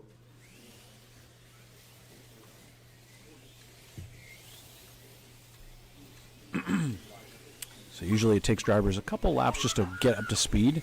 So you can see Marcus there getting in the 6.9s now. See, there he goes, 6.7. So you kind of have to feel out the lane, see what the grip's like. Each lane is a little different in terms of like the grip level and the conditions, because the track is really kind of like a living, evolving thing. So through the day, there's a really heavy track evolution. The grip comes up more and more and more. Sometimes, depending on the temperature, if it gets really hot and humid, the track can get a little slippery and kind of greasy. Really, the fastest time usually is when the track is cool and clean. Today in Modesto, it's going to be about 75 degrees. It's going to be a really beautiful day, but it is already a little humid and musky in here, as you can imagine. So I'd imagine the track is going to be challenging for some people. And we did have Jim pull off here, so Jim's going to take that car apart, I think, and take a look at the tires and see if there's a tire issue.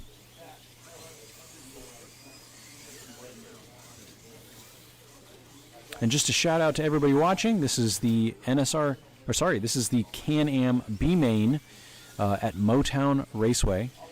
We're racing NSR, Thunder Slot, Slotted, Can-Am cars. This is our once-a-month Saturday event. And I think this is the first race of a point series as well. So next coming up is the A-Main of the Can-Am race, which is going to be the top 6 qualifiers, which includes Braden, myself, Frankie, Ted Essie, Mike Stahl, Herman, I believe. And Jim's going to come up and going to commentate for that race. All right, 1 minute to go. Can Marcus finish off the job? He's 4 laps up on Larry. They are side by side, 3.5 laps. White and green. The crowd is going crazy for Donnie right now, trying to cheer him into 3rd place. We got 30 seconds to go. Marcus 162, Larry 159. Ooh, close call there. It was a rider. A rider is when a car jumps off their lane and goes into another lane, and usually that results in a car going full throttle into the wall. So those are always track calls where we stop the power and try to prevent any damage possible. All right, we got 10 seconds to go.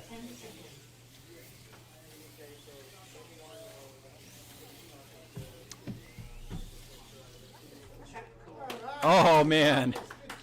No, we still got. Where's the track call? It's a track call. Oh my God.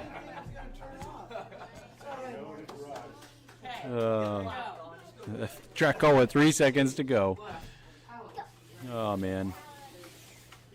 Oh, look at that. There you go. You can clap now, Frankie.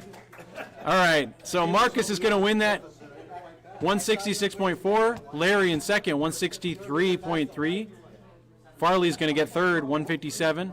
Donnie fourth, 138, and Jim DNF 92.9. All right, let's get some zone corrections here. Marcus 49.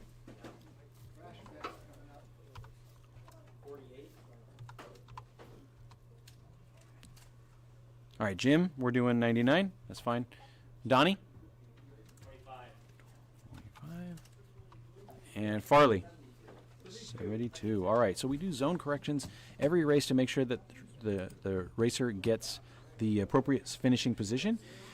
So these races are all totaled up, and even though racers will be in the A main, B main, C main, they're all competing against each other. So the total amount of laps at the end of the day is going to be what determines the positions. So theoretically, somebody in the C main could actually win the entire event. But anyways.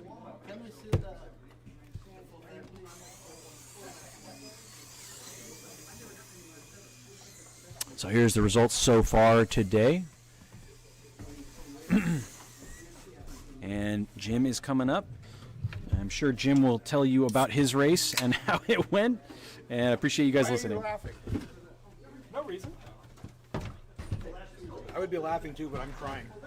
As you saw, my race went terrible. I'm not quite sure what happened. Car was very good in practice, and yesterday it was running in the 5.4s. But when I put it on the track for qualifying, not sure what happened. Tires got dirty really quickly. In every heat, after about 30 seconds, they kept getting dirty. You see, I had a couple of fairly quick laps, 5.6 on white, but after about 3 laps, just got so slimy I couldn't hardly drive it. So thanks everybody that's out there watching. See if I can pull up the live chat, see what's going on out there. Ronald, is this more competitive, more fun than competitive HO racing? I want to be an HO purist, but that looks cool. They're both fun in their own right. We race every other Tuesday up in Roseville, which is about 10 miles north of Sacramento, at a couple routed tracks. So there's a lot of HO racing going on in Northern California. Every bit competitive. It's just different. I personally despise racing magnet cars. And it's not because they don't take talent. I think magnet cars take more talent and concentration to race competitively than non-magnet cars. But I don't care for them, so I don't race them. So that's an editorial from NorCal Slot Car Scene. Getting ready for the A heat. Fastest 6 qualifiers. We've got Ian on white, Herman on green, Braden on orange, Mike Stahl on blue, Ted on yellow, and Frankie on purple. What cars did you just say take more talent and concentration? Magnet cars.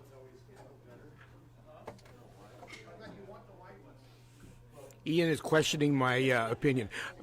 Talent is not the right word, probably. I'll agree with that. But magnet cars take so much concentration to race competitively. And everybody think, well, you just run them around the track because they don't come off. That's just not true. They come off violently. And so I do think it takes as much talent and maybe more concentration to race those. But like I said, that's an opinion. Ian would be saying something, but he's listening to some radio station. I'm not sure what he's listening to. Celine Dion, okay. We're waiting for the green lane, which is Herman, so I think we could go ahead and start. Herman's out there in the middle of the track. I'm not sure what you're seeing because I don't have the live stream up. Ian's wanting to know if Ted's in the bathroom. We did start a race one time with... we thought everybody was there, but one car didn't go off the line, and somebody was in the bathroom, and it was Ted. So we try not to do that anymore. Nobody's home, Paul. I have no idea. Halfway through the race, I changed tires, a different set, but the same compound, and they did the same thing. And I'm running the same tires on my GT car, so I'm not really looking forward to that. Looks like we're ready to go.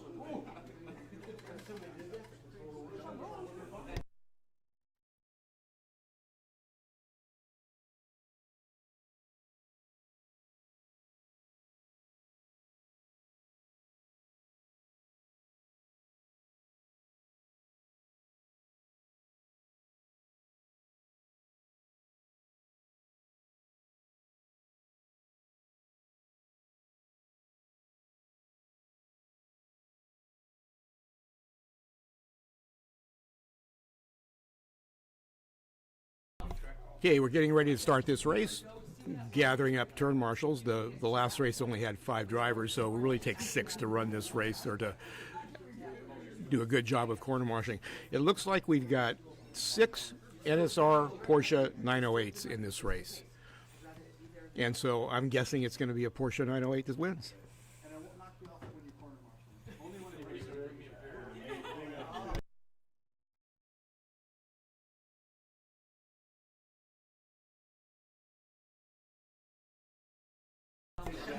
Okay, we're getting ready to start the race, and I hit the start button and quit delaying. We're ready to go. There is one Lola on orange lane. There's a white Lola.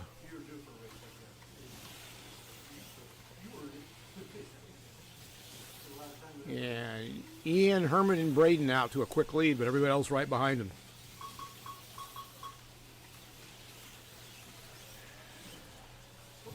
Three, two, one,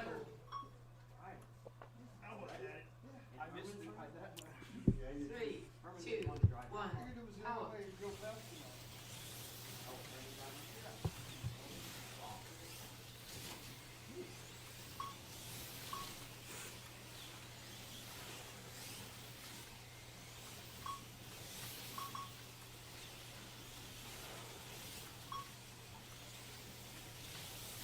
Herman and Ian running 1-2, Ian on white, Herman on green, which theoretically are the slowest lanes of the track. Ian with a 5.6, Herman with a 5.7. Frankie's the only one not in the 5-second bracket right now. And Ian makes a mistake. Herman goes by, so we have a lane change, a lead change. Maybe he's going to change from Celine to somebody else. But he's running down.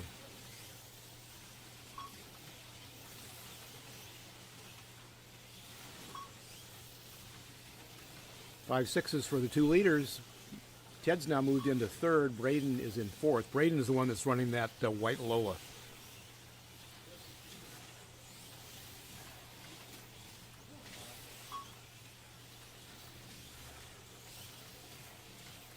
Frankie now in 5s at 5.85, and it's the 5.85 is the slowest car on the track, so that's pretty good. Minute to go in the first heat. Still Ian, Herman, and Ted.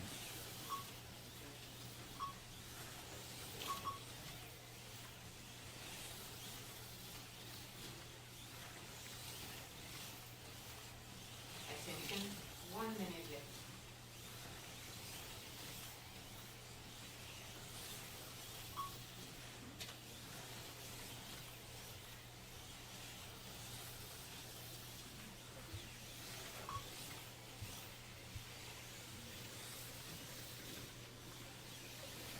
John Cook, thanks for mentioning us, and you're welcome. We appreciate you. We really like doing this, getting the word out for slot car racing, 30 seconds. and especially Motown Raceway, because this is being held at Motown Raceway. First time I heard of this place, I thought they were in Detroit, but it's Motown because it's Modesto, Motown.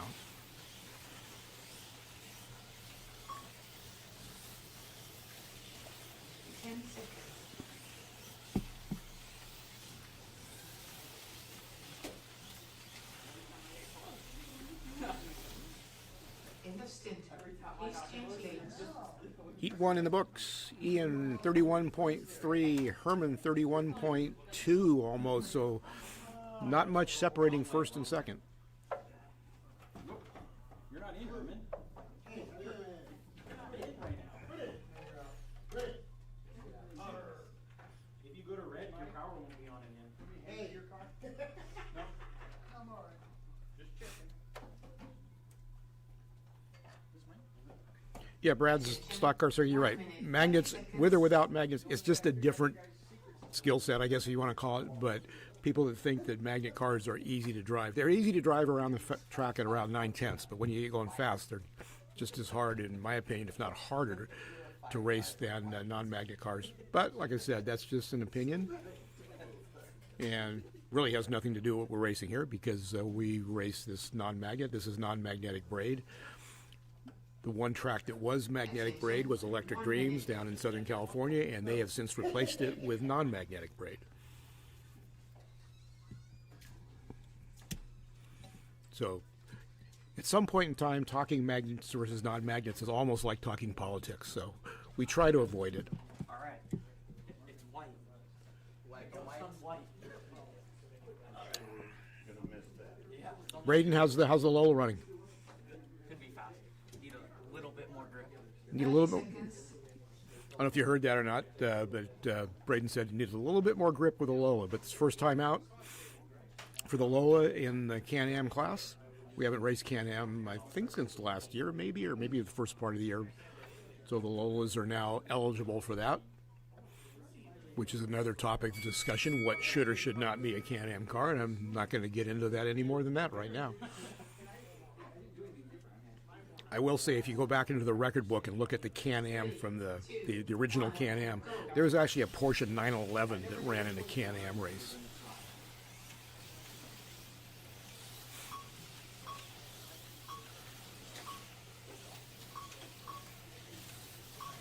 Like Mike had it off, he's running that yellow and white 908, bright yellow and white in the purple lane, getting passed by the orange lane in another 908.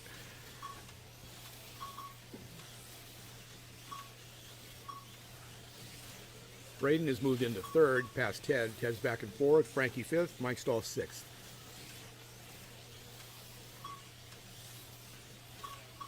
Track call. Here we go. 3, 2, 1, go.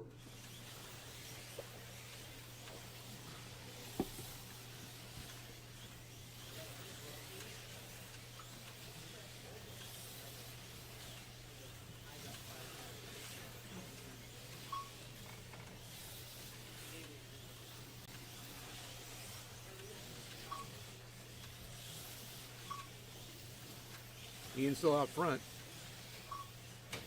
Herman is still on the lead lap.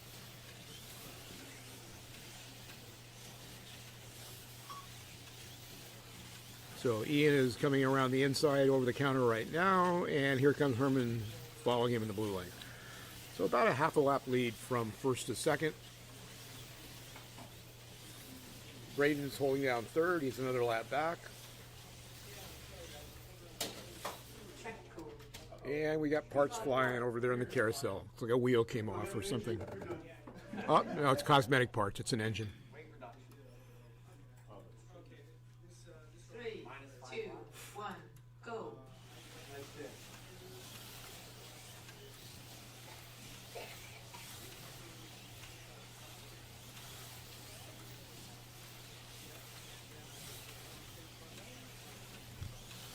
So a minute to go in the second heat of the A group.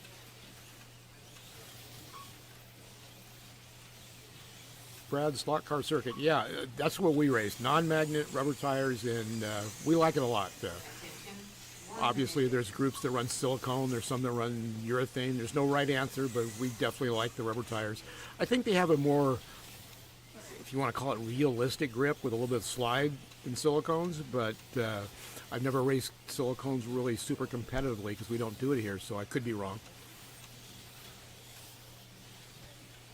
But as long as you're out there racing slot cars in whatever group that you race in, I know there's a lot of silicone racing in the Midwest. In the Pacific Northwest, a lot of tracks run on foam tires. These cars on foam tires are even faster. All of California is pretty much rubber tire racing.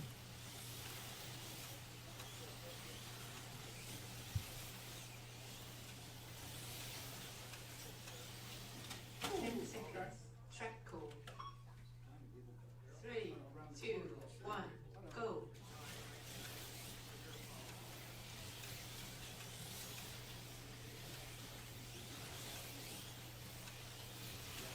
Robert Jackson, I saw, well, first of all, welcome from the UK. We're done with heat number 2. And I saw your post in the chat. Enjoying racing along with the description of the cars and regulations. Great to see static pictures of the cars. We do that on the Motown Facebook group. So if you go on there, typically there's pictures of the cars.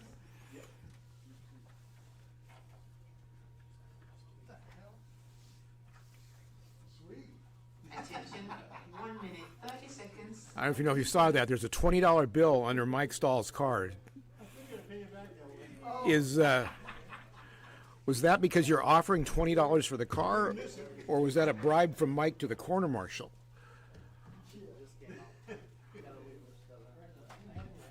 I think, is Larry used to putting money up on the counter? Is that what that was? Okay, we'll try to keep this PG. So heat 2 down, still Ian at 63 and a half.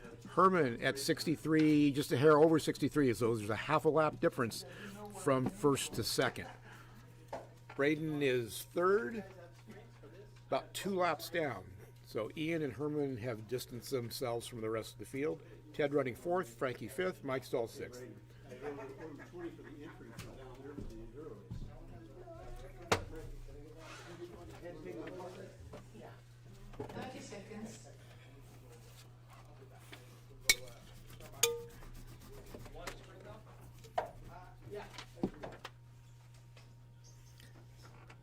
Okay, Ian's going to blue. Where is Herman? Herman's going to purple. I said before, purple's a fast lane, but it is challenging because it's one of the gutter lanes.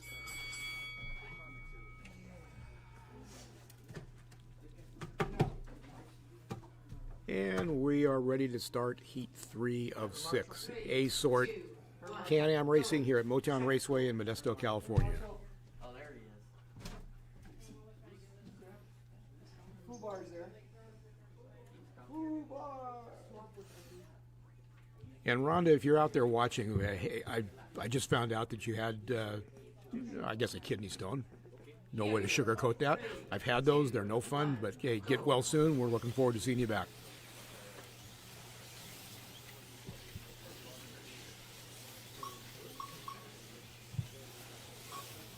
Yeah, there's Brad's slot car circuit. There's lots of new stuff out there. It just keeps getting better. In this industry, we're seeing now 3D printing making a big mark. There's a lot of small companies now. There's a lot of big companies doing 3D printing, like Area 71, and there's some small, what I would call, like, garage type operations that are putting out some really nice 3D printed stuff. I'm going to be on NorCal Slot Car Scene. I'm going to be reviewing a new car coming out from the 3A3D group, which is the Three Amigos. They are trying to fill a niche that doesn't exist, which is awesome for slot cars and the 3D printing. They are working on, they've already got out a Mustang, a Challenger, Dodge Challenger. They're coming out with a Camaro. They're going to follow with a Mustang, but they're contemporary, current Trans Am cars. So there's a lot of Trans Am cars out there from the original Trans Am era, the late 60s, early 70s, but nobody, to my knowledge, has built Trans Am cars that are contemporary, that are racing now, and 3A3D is going to be doing that. If you're looking for more information on slot car racing and 3D printing and all the stuff going on, there's a couple really good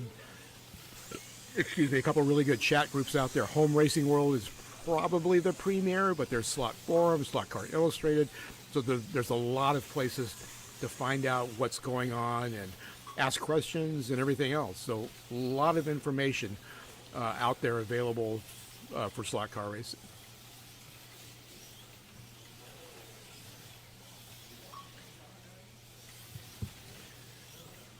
Brad, slot car circuit, motor claiming rule. Yep, some places do run a motor claiming rule.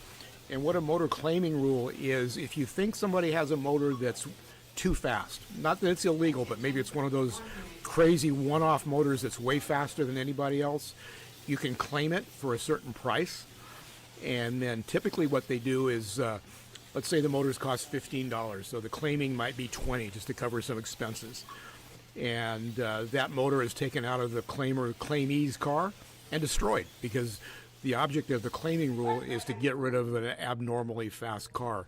And you typically do that in a spec class where everybody's running the same motor. 3, 2, 1. In this class, and we do a lot of that. The Can-Am and the GT3 races that will be coming up are spec motors. In the Can-Am, it's the stock motor that comes with it. In the GT3, it's the stock motor that comes in the NSR. But in this class, the motors are somewhat open. You can run any short can that is rated by the manufacturer up to 25K. So in this class, I don't think the claiming rule is necessary at all. Everybody's got power. Some of the fastest cars are actually running stock motors geared up. So if you take that stock motor that comes in your NSR 908 or Lola, put a 14-tooth pinion gear on it, they're really fast. They can compete with the 25K motors. So there's all kinds of different ways to build a Can-Am car. I mentioned the Group C cars. That is a spec motor and a spec gear. The GT3 class, which you'll see coming up later, that run about the same lap times as this, not quite as fast, but pretty close. That is a spec motor, but it's open gearing. So we have various rules and regulations for the different classes, some to keep them as cheap and easy as possible, and some where you have a little bit more flexibility in building the car. Yeah, it's the same car.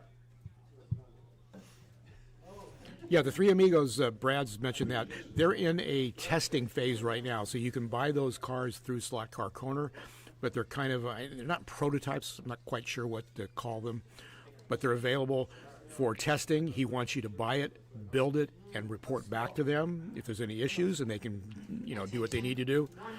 And then, like I said, the Camaro, he's shown pictures of the Camaro, so it's on the way. He said definitely the Mustang, and for some crazy reason, the Trans Am is allowing the Camry, and it looks like a Camaro with a Camry front end on it. But they are allowing that in the real Trans Am that's racing currently, and he said they'll probably have the Camry. So those are the 4 bodies that are available in the contemporary Trans Am. And it's a 3D printed chassis. It uses a different, separate motor pod. So I think it'll be a really good car. They won't be super fast, I don't think, but that's not the point. They're going to be really, probably easy to drive because they're a car with a motor pod. Put maybe whatever motor you want. If you want to make them really fast, you could, but make them equal, I think would be good for a club if they want to start running that class. Brad Slot Car, we tore the motors down in front of everybody. Found some crazy stuff. I'll comment on that in just a second. But like I said, this particular class, it's not open motors, but it is. There are numerous motor combinations that you can run as opposed to the other class, which are spec motors.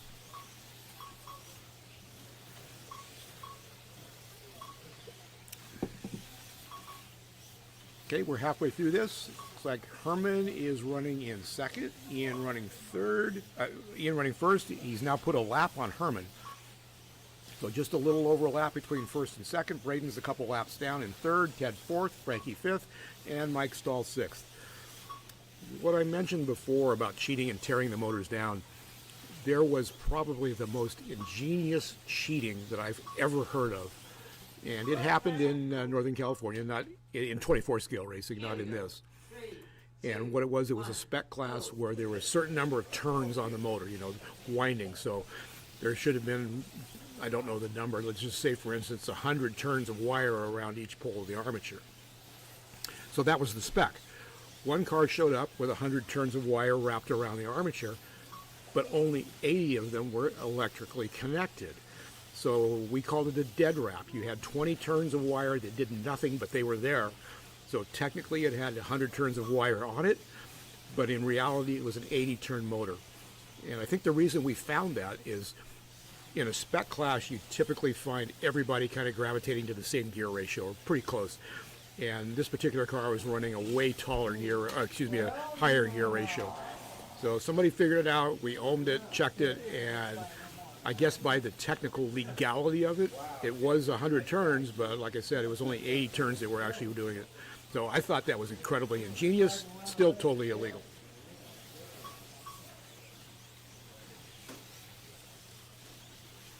Kind of like the old Smokey Unit thing where he had a gas tank with 20 gallons and fuel line that held another 50 gallons.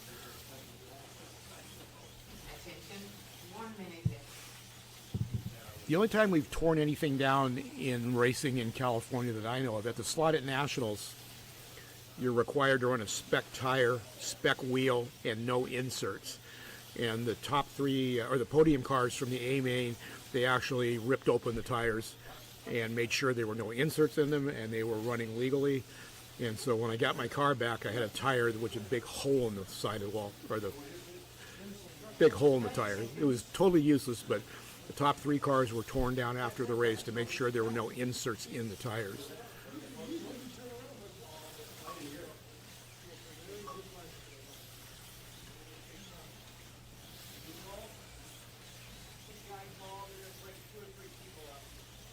So 10 seconds left in heat 4 of 6 in the A sort, or the A heat. Don't call it the A main because you can win the race from any main if you turn the most number of laps. But almost always it's from the A heat because those are the fastest qualifiers. So we got Ian 128.1, Herman 125, so he's dropped back a little. Braden is another 2 laps down to there, so it doesn't look like there's any battles on the track. Super close. Everybody's separate by at least by a lap.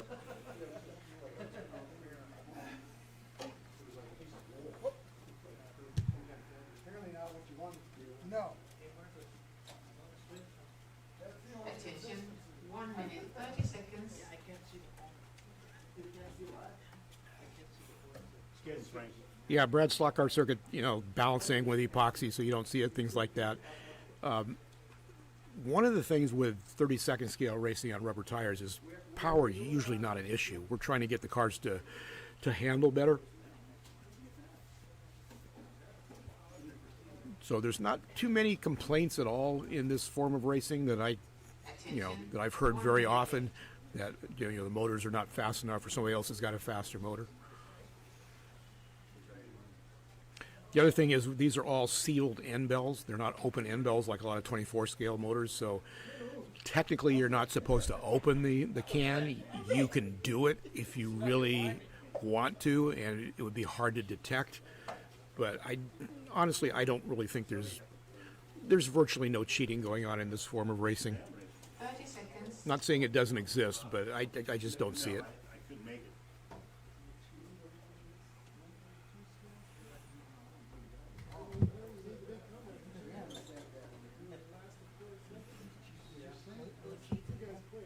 I think we got 27 people online, 29 now, so we're going up a little bit. We get into a little bit better time zone for some people.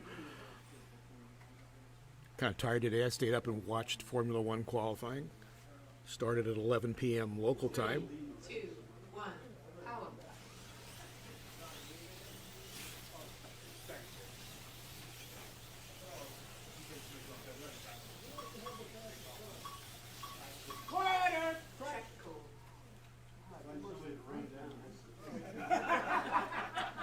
You hear somebody yell "rider," that means their car has gone into another lane, so that's the track call also. Go.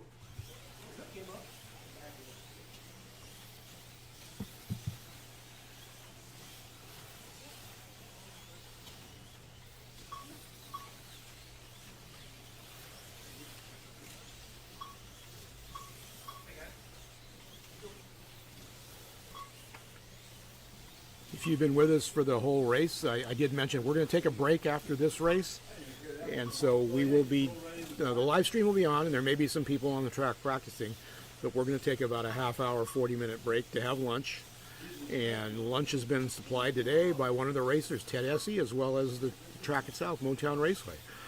So you can't beat the racing here.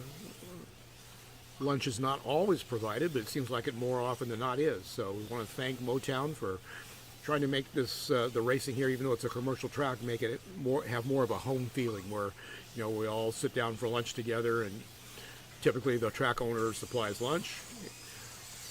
So that's one of the issues that we run into with home racing. Is so nice and fun to go to a guy's garage and hang out. It's I wouldn't say it's more fun, but the commercial track is a little bit more sterile just because of the way it is. It is a commercial. It is a business. So trying to make the commercial tracks have that home track vibe, and Mark Pollard here at Motown Raceway is definitely trying to do that.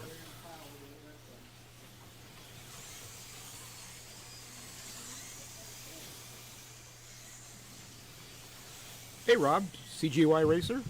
Rob is online in the chat. He is one of the proponents and does a lot of organizing and work with proxy racing, which is a whole different thing. If you want to see proxy racing, go back on NorCal Slot Car Scene a couple of weeks ago. We ran a proxy at one of the home tracks. Attention, 1 minute left. And Rob, this track, we don't glue this track for this race, but there is 40 years of residual spray glue. So it is a very sticky track. I would have loved to run some of the proxy cars on this track just to see how they would do, but obviously I didn't do that. I did run Yona's car on this track, which was a proxy style car, not the one he sent in the proxy, and it ran great. So sometimes we have issues with just too much bite with some of the cars when they go to this track or the other commercial track.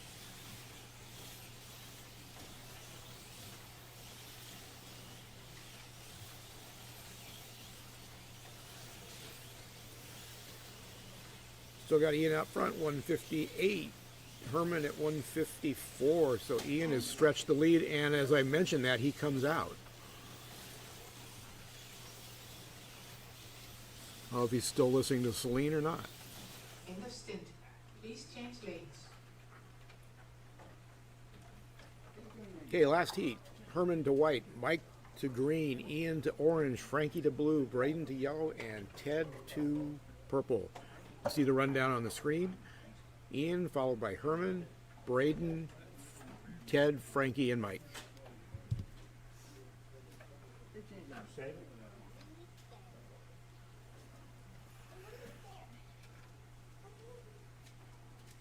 Attention, 1 minute, 30 seconds.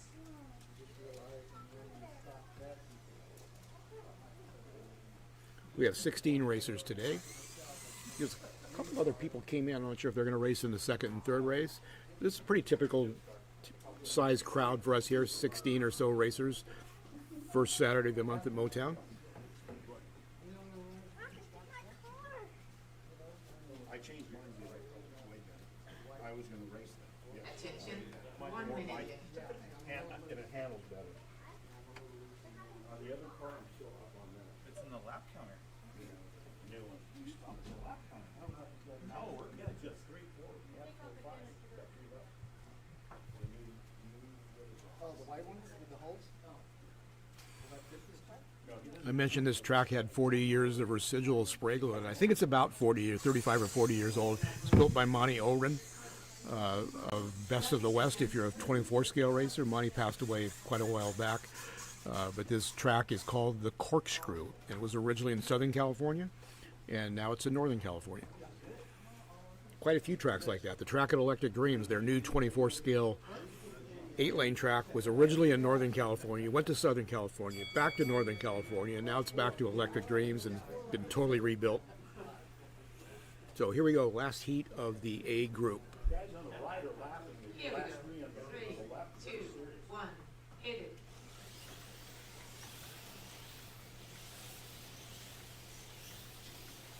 Herman and Ian running first and second, but a few laps apart, but they were running close together until Herman crashed. If you're wondering, the mic that I'm using is just a little bit above the track. I think you can see it in the overall shot. So Herman might be able to hear me a little bit because he's really close to me. The other drivers, I doubt if they can hear what I'm saying.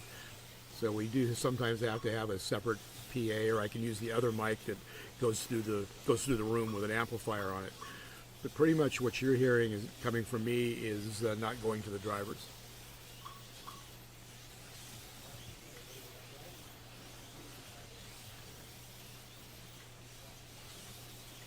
Brad Slocker, does Motel sell online? No, they don't. They don't have an online store at this time. I'm not sure if that's in the works or not. Mark from Motown, the owner, will be on the mic later today in some of the other races, and so he might be able to give you a better answer to that if that's something that's planned.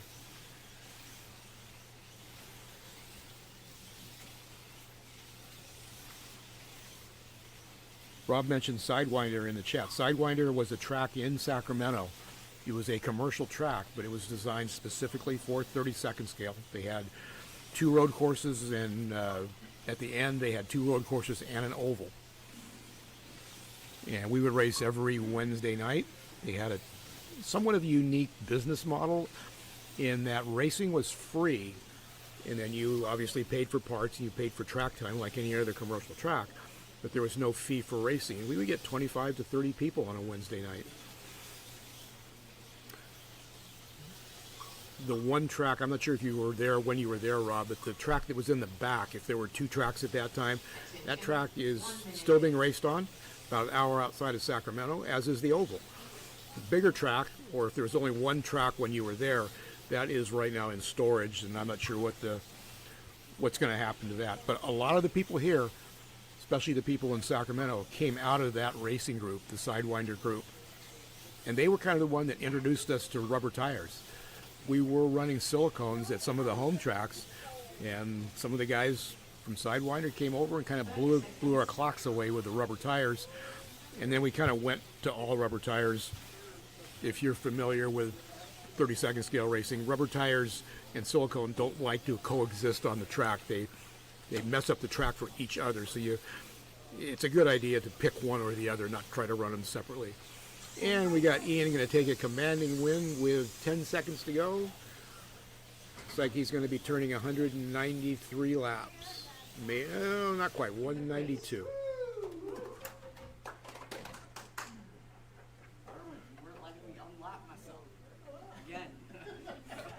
And I'm going to get the zone correction here so we know where everybody is, and then we'll print out the results, and the results will be from all 3 heats combined.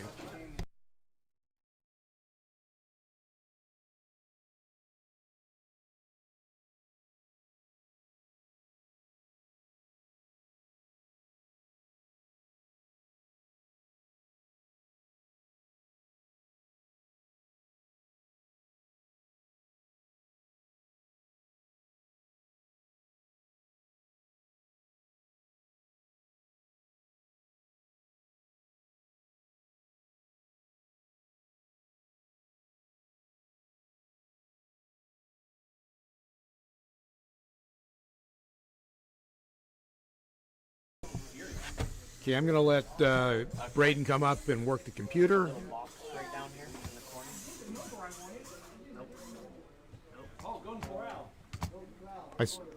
I see it, but The one next to it.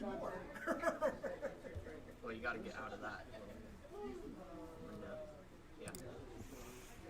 And then just full screen it. so there's your overall results.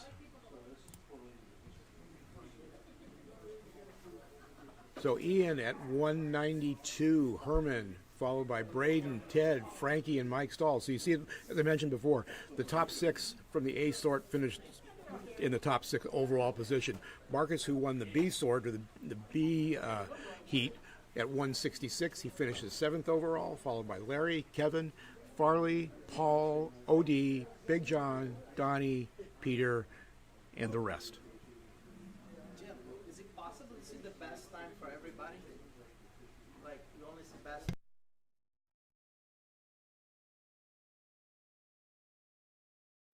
So that's it for Can-Am. That's the 3 heats. Those are your overall results. Get back on the live screen and see what you're...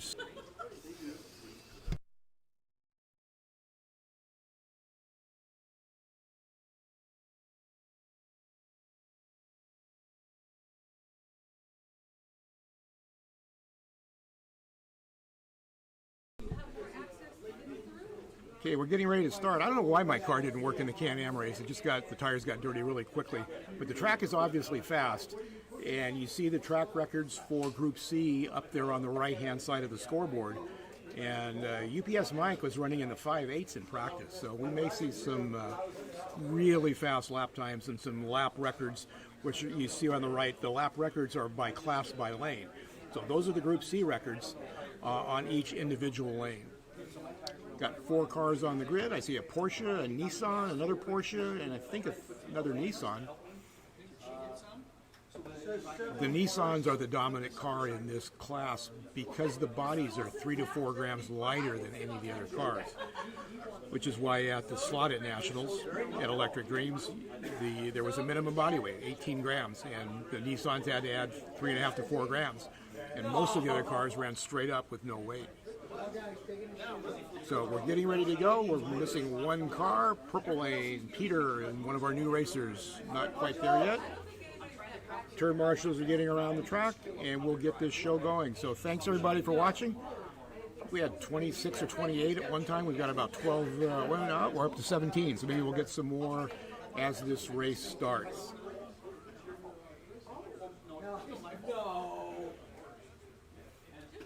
Peter with a Lancia on the Purple Lane.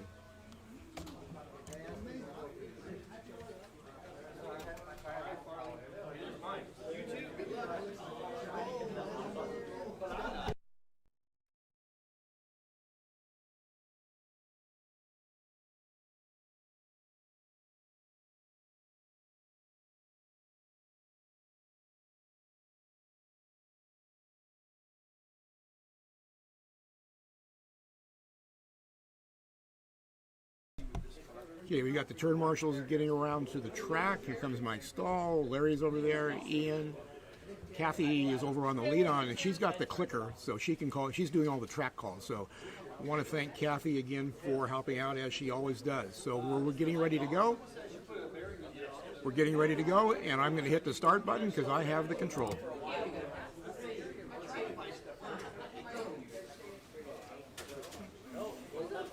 These cars obviously are much slower than the ones this morning. The Can-Am's running in the 5.4s. These cars, they're going to be hard pressed, very tough to get in the 5.9s with these cars. They're running stock slotted motors, stock slotted crown gear, so it's a spec motor, spec gear ratio. Wheels and tires are somewhat open. There's a couple size regulations, but you're not limited to the tire that comes with the car. See who breaks out in front. It looks like Kevin. Kevin was the winner of our C Heat in the Can-Am race.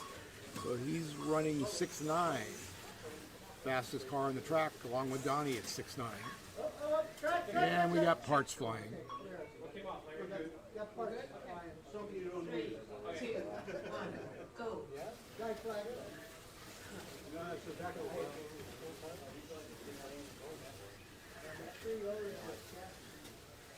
If you're just joining us for the day, we are at Motown Raceway, which is about an hour south of Sacramento, California, in the Central Valley.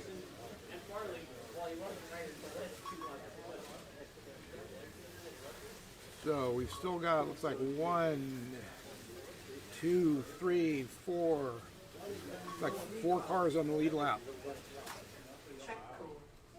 Kevin's out front, but he just had an off on the main straightaway. 3, 2, 1, go.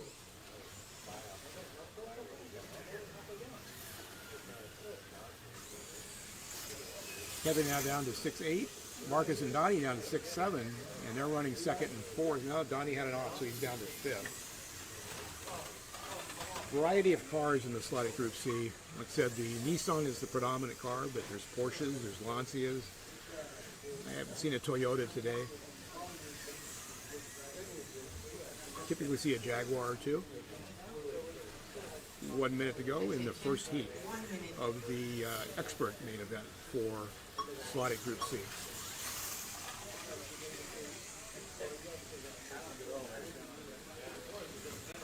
Pretty much everything on these cars are stock. Stock chassis, stock motor pods, stock gears, stock motor. So it's pretty much a spec class. Change tires and wheels to suit the track and you're good to go.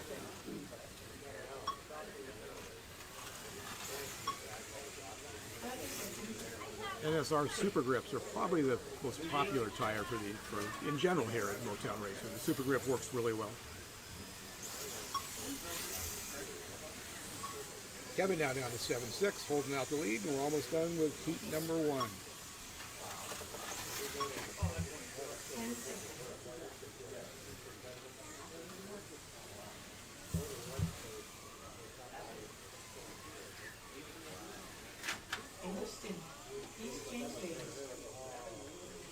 After one heat, Kevin 25.5, second Marcus 25, a little over 25, third Donnie 25.5, 24.5, Farley 24 and a third or so. So we've got about 5 cars almost within striking distance of each other.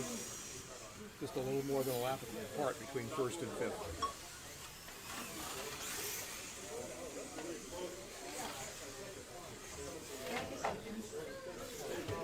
You may hear in the background there's a bunch of people over on the hill climb track running rental cars.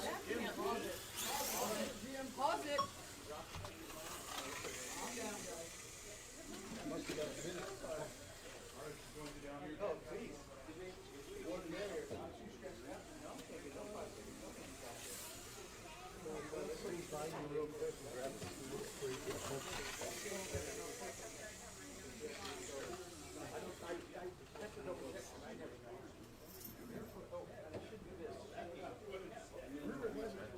It's interesting that Mark Pollard, the owner of this track, is from the Detroit, Michigan area, and he moves to Central California, and the track that he purchased is called Motown.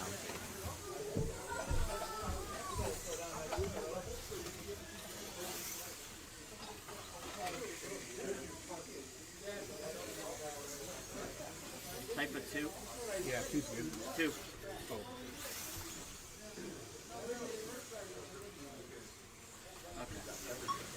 Here we had the time between lanes set wrong from our practice at 1 minute, so we just changed it back to normal 2 minutes.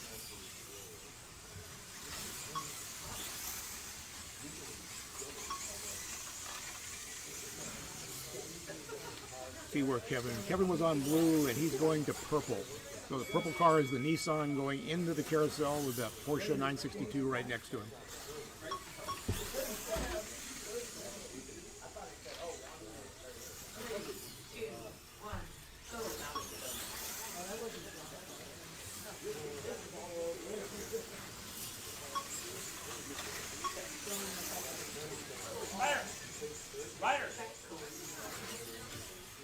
Here we go. 3, 2, 1, out.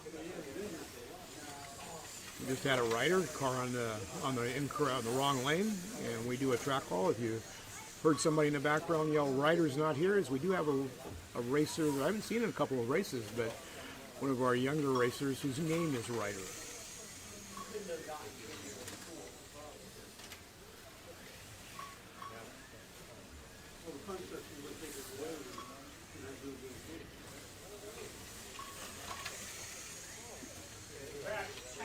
In fact, the fast cars are running in the 6.7s right now.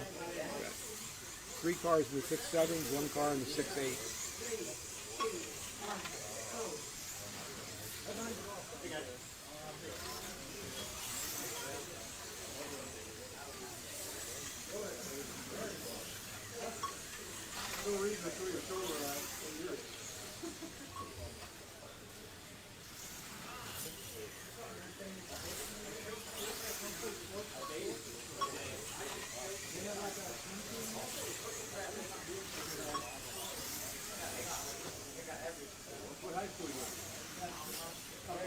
Hey, Carlos from Electric Dreams. Glad to see you online.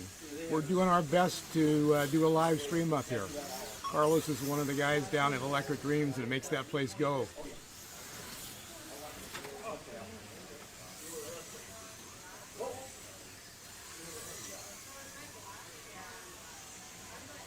Carlos, hoping you're going to come up here for the MR Slot Car race, which is actually, technically it's an Electric Greens race. It's just being held up here. MR Slot Car Challenge, sponsored by MR Slot Car. They make some great 32nd scale slot cars, and they're based out of Canada, one of the few, if only, North American manufacturers of this type of car. Marcus now has taken over the lead. He is down to 6.6. A minute to go in heat number 2. Kevin has dropped to 2nd. John now is up to 3rd.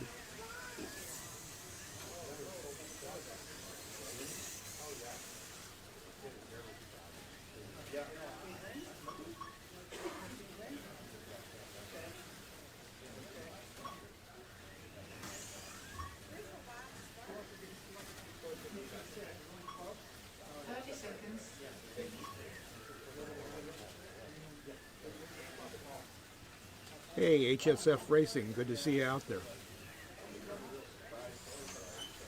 Again, thanks everybody for watching NorCal Slot Car Scene. Eventually, I'm not sure when the first race of 32nd scale will be on the Motown YouTube channel, but that's the plan. We're doing this to get the word out because of all of you that support NorCal Slot Car Scene. Over 4,600 of you now. So it's Motown Slot Car Raceway. There is an older site from the previous owner, but if you go to Motown Slot Car Raceway on YouTube, that's the channel that's currently being used.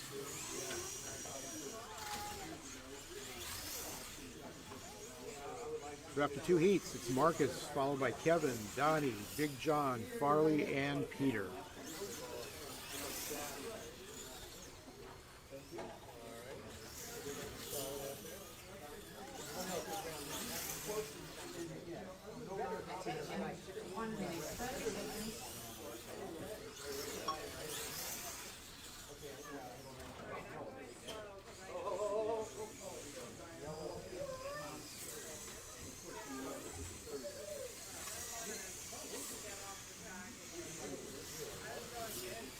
Everybody's changing their lane sticker, going from lane to lane and cleaning the tires. That's really all we allow you to do here.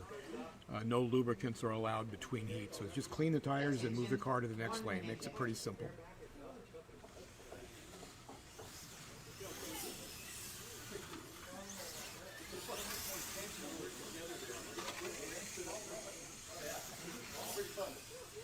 Marcus, your leader, is going to the blue lane. Second place, Kevin, is going to the yellow lane. So they're going to be right next to each other on the track.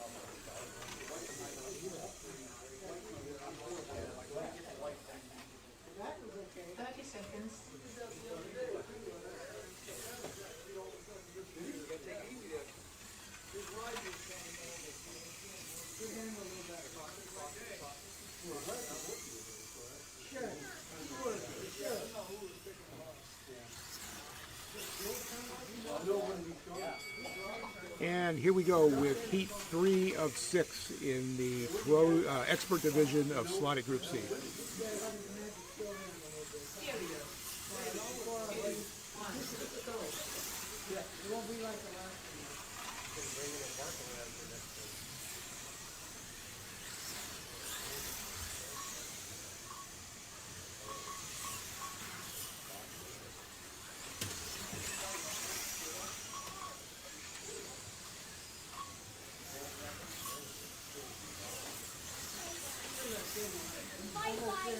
Kevin now with a lap lead, Marcus over with a lap lead over Kevin. Donnie running third. 3, 2, 1, go.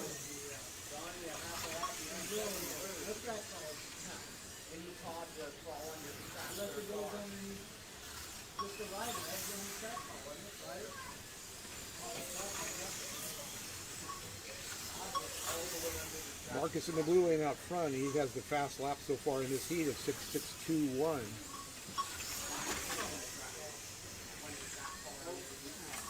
Still about a little over half a second away from the track record on blue.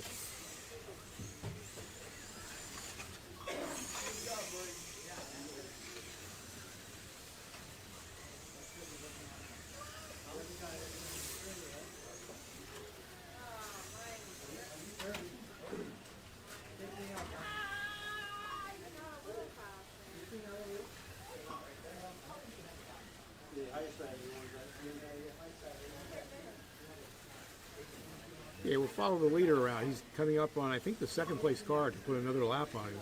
Yellow car in the blue lane down the straightaway around the 290s, through the carousel, past the start finish and the donut, and back down the straightaway. It all happens in about 6.5 seconds.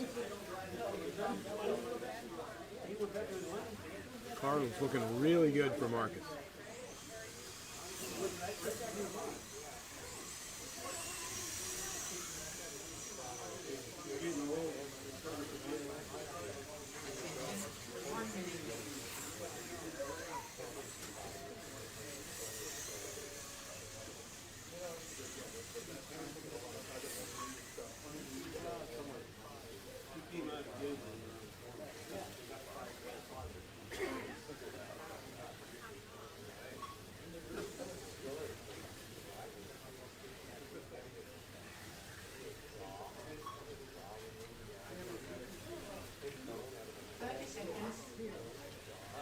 30 seconds to go, and then we'll be halfway.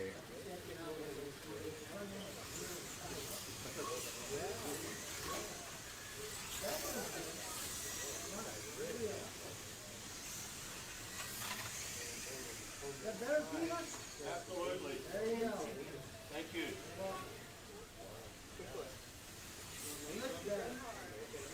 And that's the heat. We're running on the corkscrew here at Motown Raceway. This is the 24 scale track, so it's got a little bit wider spacing than a typical 30-second scale track.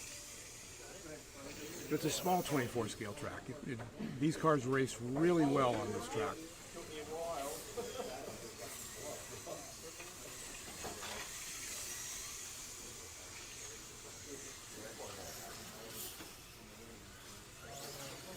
Marcus is now going to the purple lane, and he's holding about a 2-lap lead over Kevin. Big John running third, Donnie running fourth.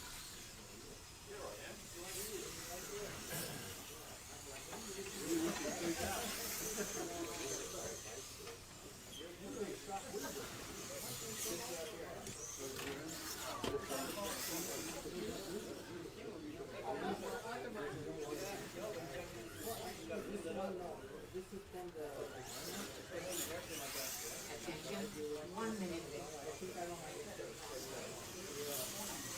I'm not sure what Ted's doing. You see he's rubbing the car on his shirt. Must be having too much grip with that car. So rub the car on your shirt, get a little lint on it to get the bite out of it. You got 2 cars on blue. I'm not sure who's not on blue.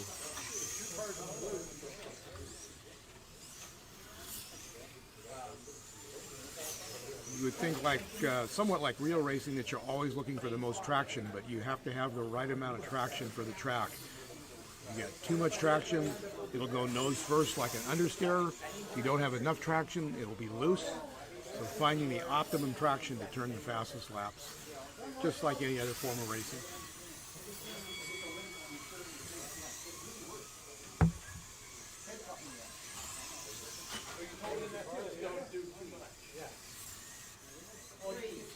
We'll have to ask Ted later if there's a specific material in the shirt you have to rub the tires on it. Looks like it's worked though. Car looks okay. And as I say that, he comes out.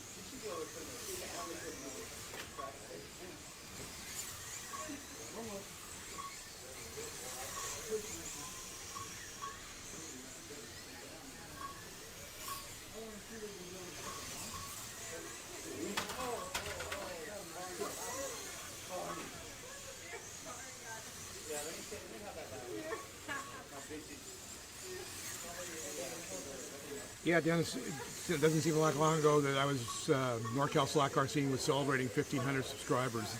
It's been amazing. I really enjoy it. I kind of did that in my previous life when I was working for a camera company and teaching photography and learning how to do video as that came out. 7:30 in the morning on Sunday in Melbourne. Welcome, John D. G'day.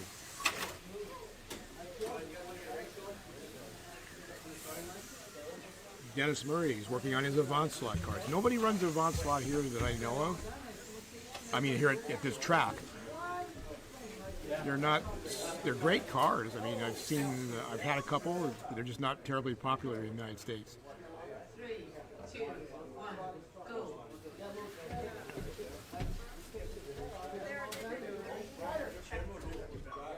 Here we go. 3, 2, 1, go.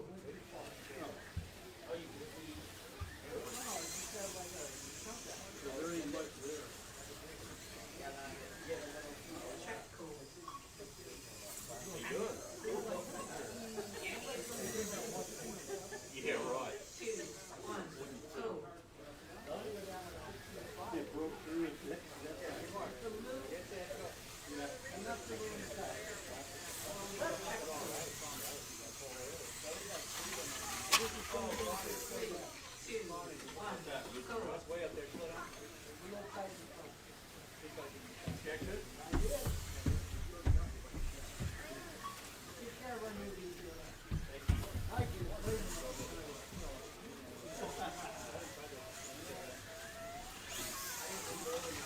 Yeah, it's been a lot of fun watching the first 3 Formula One races of the year from Australia, China, and today Japan. Because here on the West Coast, we get the race tonight, 10 o'clock. Race will go off. Which incredibly, last year the Las Vegas Grand Prix was also a 10 p.m. local time start on the West Coast here in California.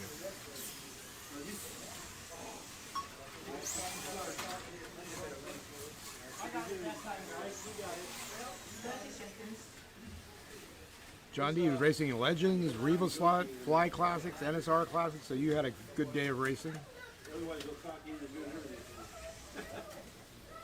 And 15 seconds to go in the 4th heat. Marcus and Kevin still holding down first and second.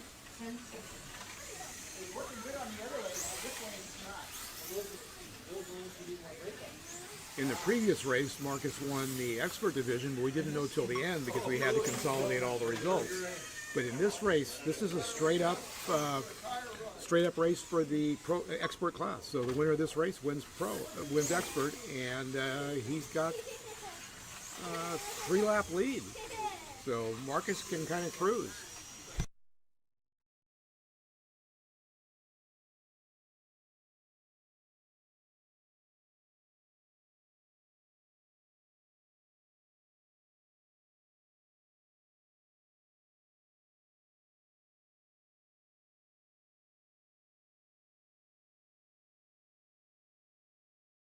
Hello from Adelaide.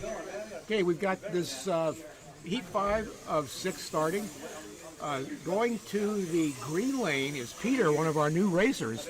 And Dennis and Johnny, he's from Australia. He said he's from the Adelaide area. So you guys need to come over too. What can I say? So be rooting for Peter. He's one of your mates. Hope I said that right. All the help I can get. Peter says he needs all the help he can get. So you've got a rooting section, Peter. Now I'm nervous. No pressure.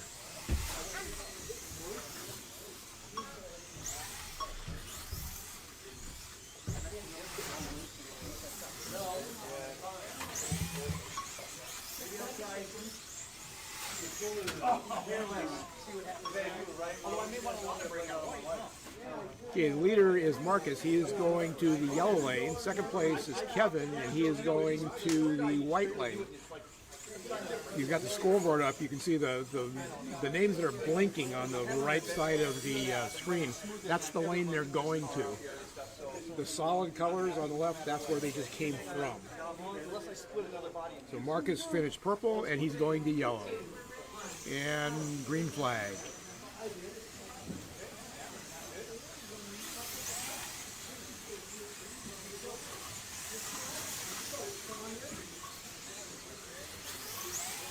Big crash out of a carousel. That was Big John in that Porsche, yellow and light orange Porsche. See if we can pick these cars up. We've got a Nissan on yellow. Blue is a Porsche. Orange is a Porsche 962 with a separate wing. White is a Nissan. And green is a Lancia.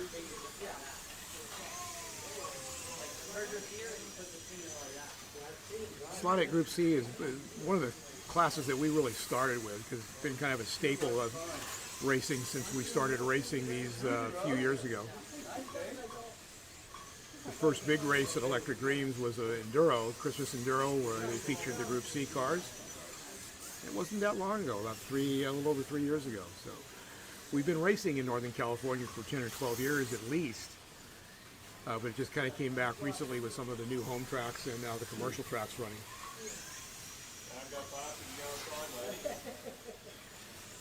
You're doing great.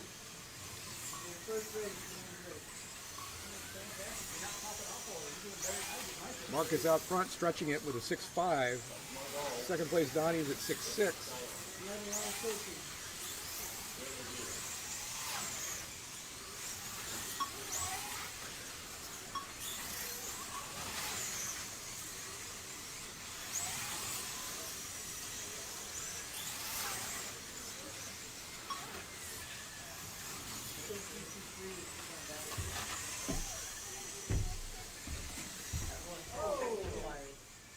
And we've got a slider down the straightaway, so that is a track call. Track calls are where a car comes off where the quarter marshal can't immediately get to it, or a multi-car crash, or a car in the floor, which happens occasionally.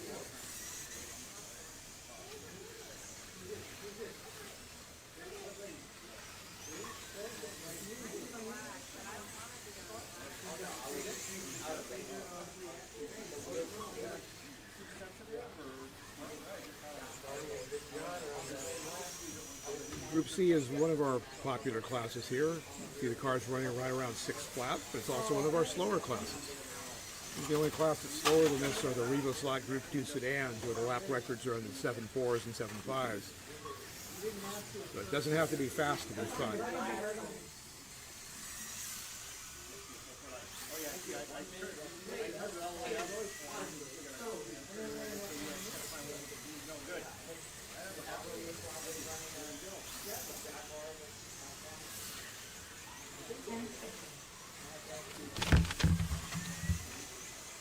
And that's going to be the end of heat number 5 of 6 in the expert division for slotted Group C. Marcus at 130 almost. Second place 126, third place 126. So big, very close battle for second, third, and fourth. Oh, sorry, fourth is a couple laps down. So the battle is for the second spot on the podium. Donnie in second and Big John in third. Donnie's going to white, so he's in trouble. Big John is going to purple.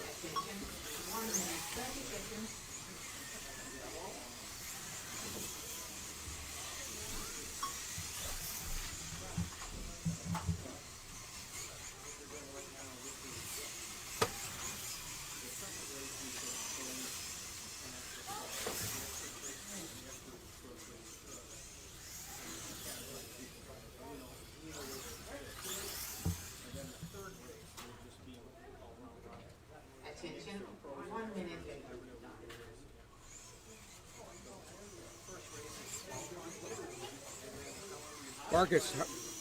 Marcus, how's your car running? How's your car running? It's okay, but it doesn't, like no power. Marcus says his car has no power, even though he's got about a 3-lap lead. So he can just kind of cruise to victory right now. Got the motor cooler on it, a little magnet that cools the motor and makes the magnets colder. Colder magnets mean more power.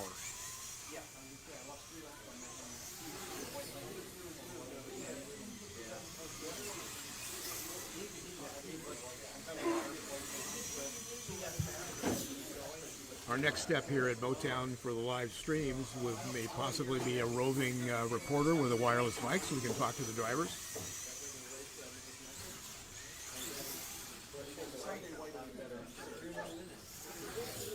Here we go. 3, 2, 1, go.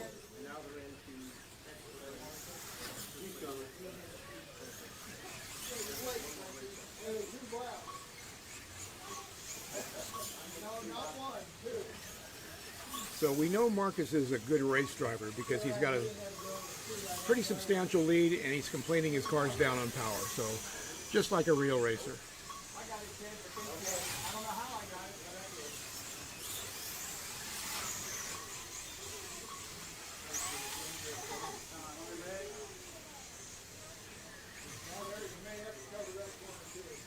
He's actually got a 4-lap lead, 4+ lap lead over second place, and he's complaining about power. So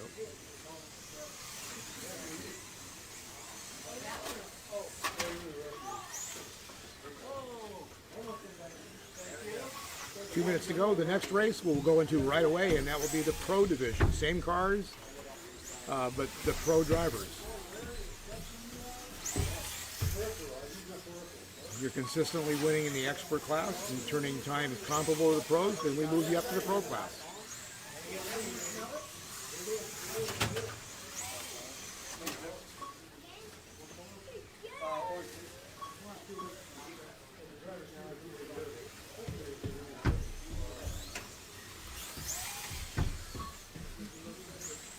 Halfway through this heat. Here we go. 3, 2, 1, power. Marcus is finishing on the orange lane, which is right in the middle. We call those the freeway lanes because there's no tight corners compared to the other the gutter lanes. We have tight corners and wide sweepers. Here you have pretty much constant radius all the way around. Tends to be a little bit easier to drive, and usually it's pretty fast. He's down the straightaway around the 290s, through the carousel, and over the start-finish line. Car looks really good. Got a little bit of tail wagging, but overall, fast enough. Coming up on pretty much the whole field here. Trying to weave his way through traffic with a minute to go. Goes by the blue lane pretty easily. Now he's got nobody next to him, so he could just cruise.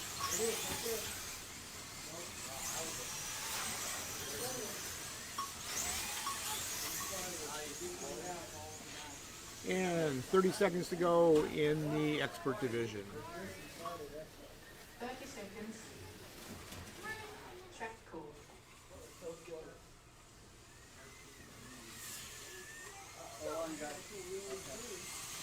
3, 2, 1, go.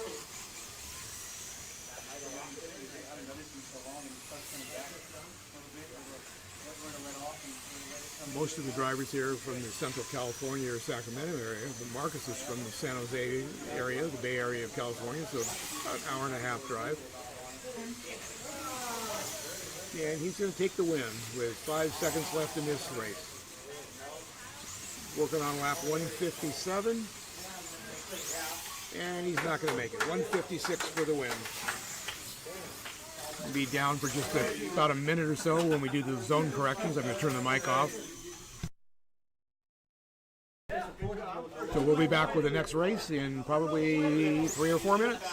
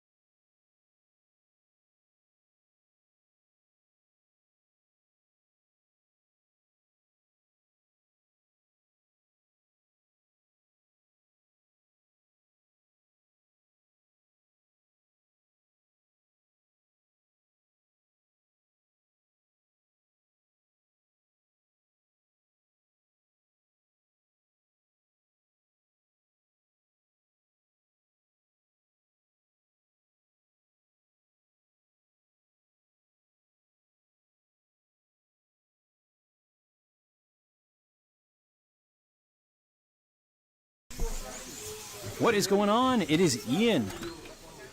We are live in Modesto, California at Motown Raceway, care of NorCal slot car scene and vintage motorsports.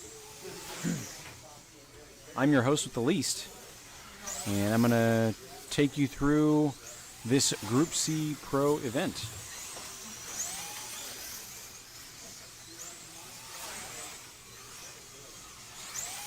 Bear in mind, when we say pro, that's just our designation. None of these guys are getting paid for this. Although we all wish we did. If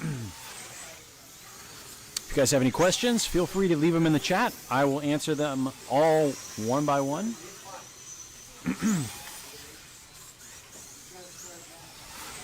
If you don't know, Braden finished second at Slotted Nats last year at Electric Dreams. So he's going to be the favorite for this one. Looks like the field is predominantly Nissans right now. There is one Jaguar XJR10 on Blue Lane, which is going to be Frankie.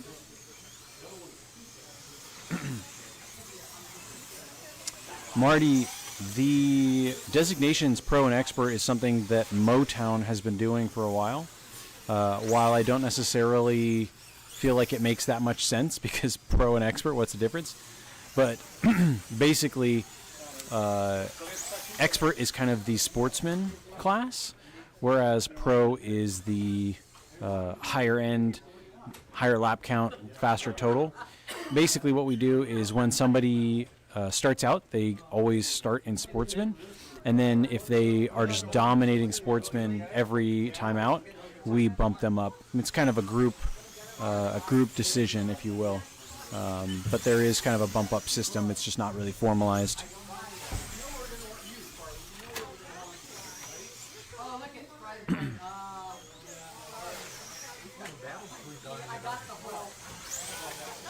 Yeah. Out and screwed up. He got ahead of me, then he screwed up and came out. It's his fault, not the turn marshal's fault. John just coming by, talking about the battle he just had with Donnie.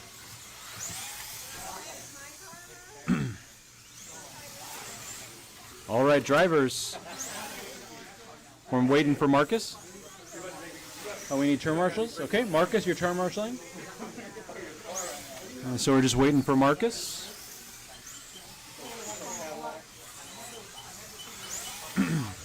And we're just going straight into it.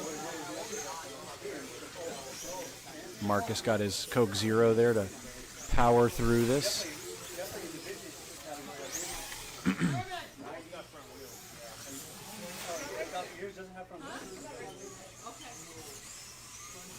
All right, turn marshal's ready, driver's ready. Power is coming on at the sound of the tone. 3, 2, 1, go. Oh, we got Frankie already coming off in the donut.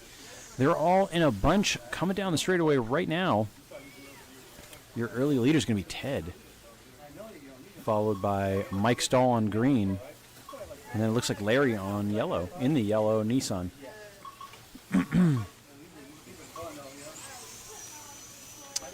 Yeah, John, there's no difference in the car setup between the pro and expert, basically between the two groups. The difference is purely based on driver skill. So the cars can be swapped in between the two races, no problem.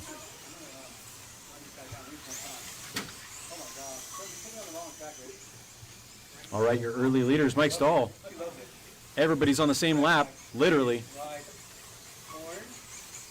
Now Ted is taking over the lead.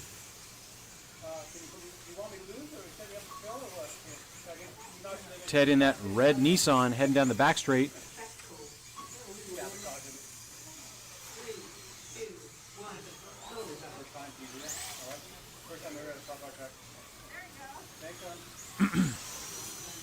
All right, we got just over 1 minute down. Oh, that's going to be Mike Stahl. That's going to cost him. It's Ted, Frankie, Larry, oops, Mike, Mike Stahl, and then Braden. Braden must be having some issues here. I'll watch his car a little bit. It does not look great. It looks pretty unstable, particularly coming down the hill here and then into that little finger. That car does not look great. Looks very twitchy. Yeah, he's really struggling. I think something is probably not quite right. So my initial call on who's the favorite is going to be thrown out the window. And Ted is just coming off some fresh wins up in Sacramento at Fast Track. So he might be feeling pretty racy today. Frankie's coming up on him, though. All right, 2 down, 1 to go. That's the battle for the lead right there on the straightaway, going down through the infield, now through the backstretch. Frankie coming up on Ted. That is for position.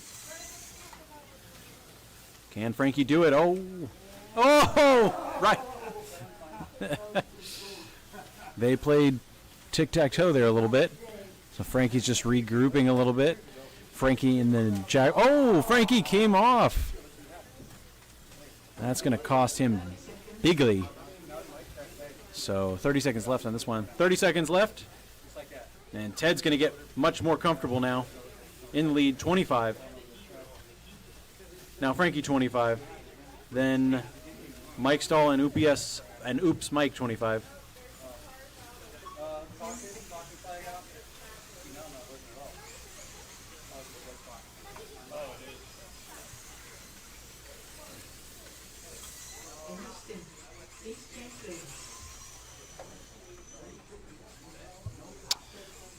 John, I'm not totally sure what your question is. I'm sorry, if you could rephrase it. All the cars in Slotted Group C are Slotted Group C. They all abide by the same rule set. The only delineation between these two groups, Pro and Expert, is just the drivers. So regardless of which group you're in, you're running a Slotted Group C car. You can, let's see here, you can only run the stock 0.5 offset pod. You have to run solid axles front and back. No independent front end. You can run any guide so long as the guide keel is no longer than 26 millimeters. And then we do allow air wheels and anything up to 11 millimeters or 10.5 millimeters or something like that. So the cars are very basic. The stock gears as well. So they're all very similar. This is the closest class we have to basically box stock out of any of the classes that we race. All right, 1 minute down, 1 minute to go. Your leader is Ted, going to the white lane with 28.3. Second place right now is Frankie with the one bobble, 27.5. Mike Stahl, 27.5, right behind him. Oops, Mike in fourth, Larry in fifth, and Braden in sixth.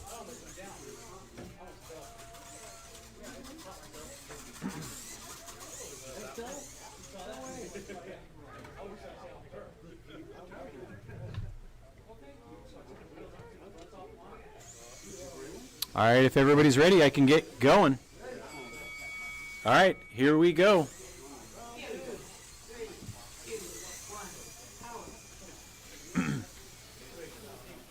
All right, so we got the first place car, Ted, on white. Frankie in second place on purple on opposite ends. Ted, your leader, coming down the straightaway right now. Frankie just got caught up in track. That is a rider. Yeah, Frankie's going to suffer for that one because he's going to lose some track position and had a rider.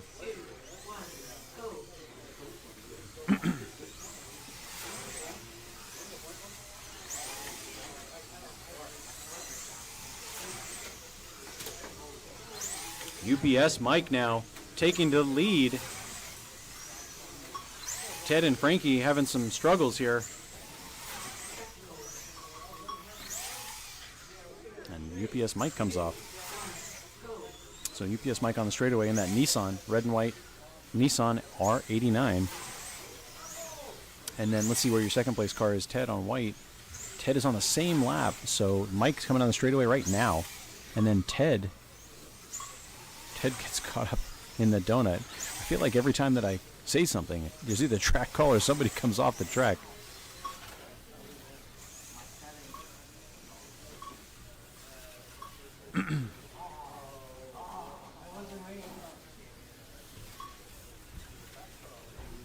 All right, so we got UPS Mike in first. He showed up late, didn't practice, and put it on the track, and he's leading the race.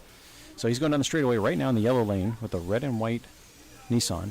Ted is, let's see, one lap behind. Ted is in the white lane coming down the straightaway right now.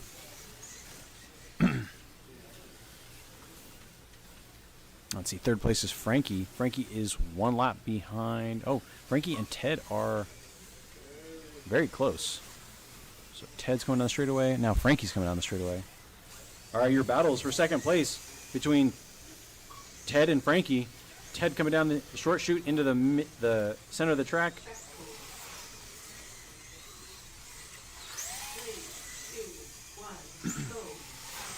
And now Frankie in the center of the track. So they're separated by a half a lap. UPS Mike is 1.5 laps, 1 lap ahead of both of them.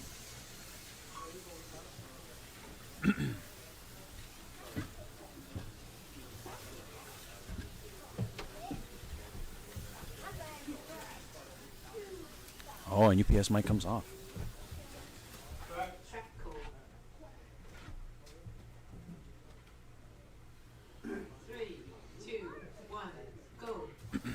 All right, just over 30 seconds to go in this one. This is heat 2 out of 6. UPS Mike, your leader on yellow. 30 seconds. Followed by Ted and Frankie. Ted and Frankie still on the same lap.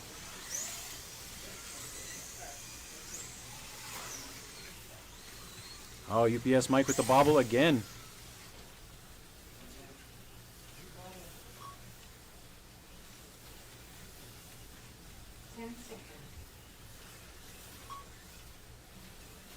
Ted. 3, 2, 1, go. UPS Mike with a half a lap lead over Ted, who has a half a lap over Frankie. End of stint. Please change lanes.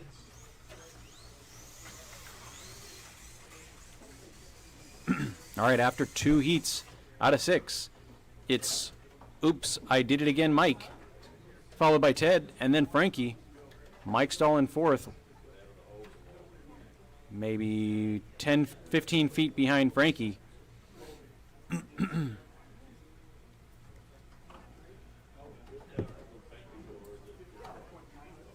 this is one of the cool things about Group C, is that because the class is much more box stock and not as fast, the racing is super tight. And this is the same as it tends to be in LA at Electric Dreams. You know, sometimes the slower cars can be more fun to race because it's closer.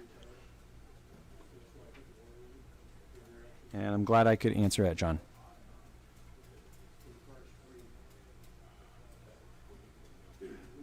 Attention, 1 minute left.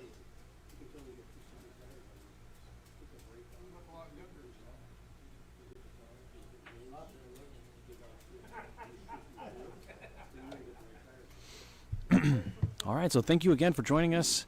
We're at Motown Raceway, care of NorCal Slot Car Scene. We are covering the first race in actually our Can-Am Point Series, and now we are racing slot at Group C. 30 seconds. Again, like I said earlier, we have really limited rules, so every car is super close on power, super close on handling, and it just comes down to your tire prep and your race program and how you approach it, and we get really super close races here.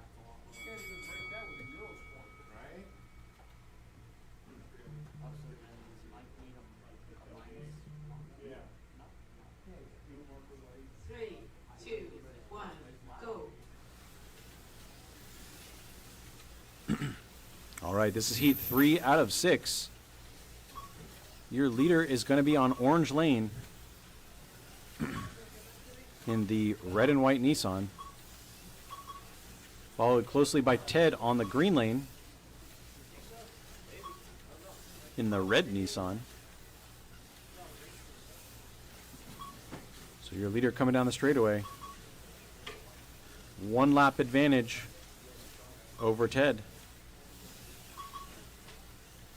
Ted with a half a lap over Frankie. Frankie with a half a lap over Mike Stahl.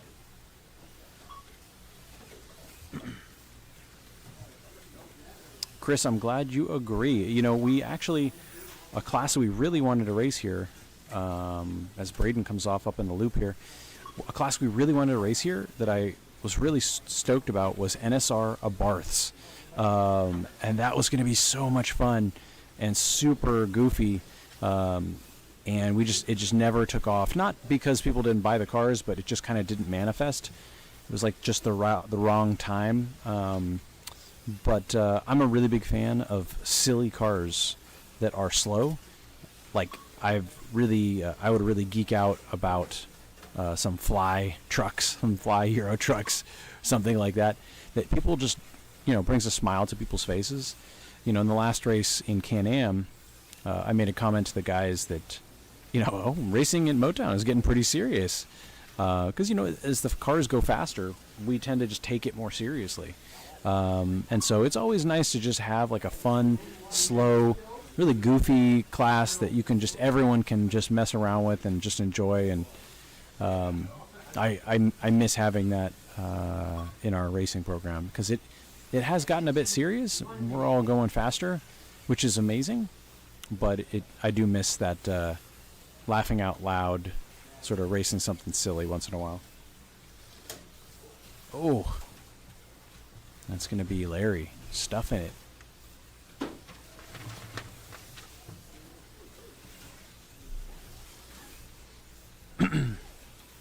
So 2 minutes, 30 seconds down.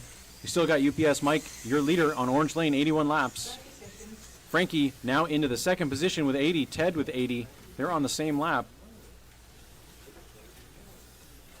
Oh, man. And Mike Stahl with the small mistake there. That's going to cost him a bit. He's now 1 lap behind that battle for second.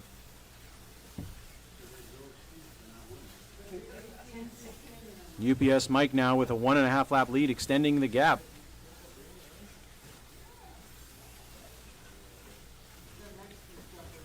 That's going to be the midpoint of the race. So after 3, UPS Mike with 86.1, Frankie 84.7, Ted 84.6, Mike Stahl in 4th with 83.3, Braden moving into 5th, 81.4, and Larry in 6th, 80.46. Yeah, Chris gets it. Chris wants those goofy cars. I would be down to race monster trucks. That would be fun. 1 minute, 30 seconds. Maybe I took it too far.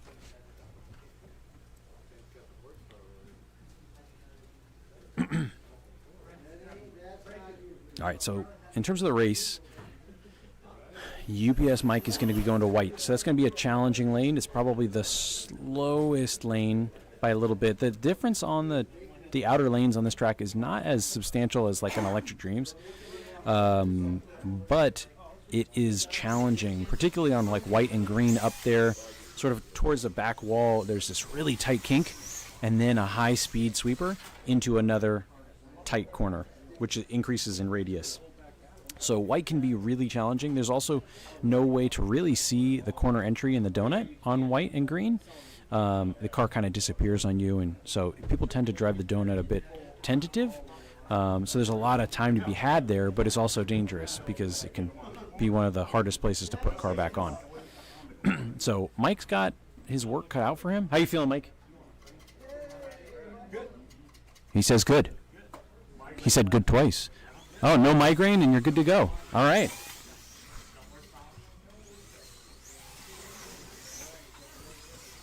All right, racers ready, drivers ready. I'm going to push the button. Here we go. So let's see how Mike handles white. I would say that right now, Frankie and Ted probably have a bit of an advantage. See if they can claw back a little bit. But Mike looks freaking dialed on white. Oh, caution white. Oh. He got caught up a little bit. Frankie caught maybe a quarter lap back.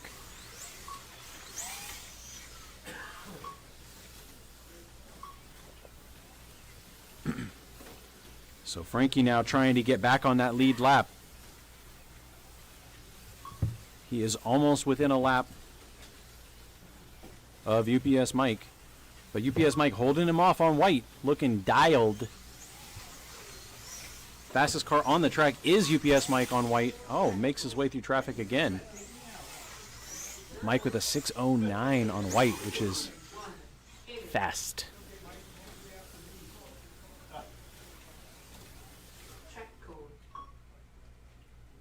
Oh, we had Frankie. We had Frankie come off there on orange. That's going to cost him back. Oh, and that's going to be the battle there. That's the battle for second right there between Frankie and Ted on orange and blue. And UPS Mike says, please fight amongst yourselves. So Frankie got by him. So Frankie's going to stay in that second spot. But I don't know if Ted's going to be okay with that. Although Ted looks a little loose right now. Frankie's car is looking much easier to drive. Frankie's driving that XJR10, which is a really long car, but if you can get some good motor in there, that car is really, really comfortable to drive. Yeah, Dennis, UPS Mike is hauling the beans right now. I don't know if I've ever seen him drive this well. He's driving out of his mind right now.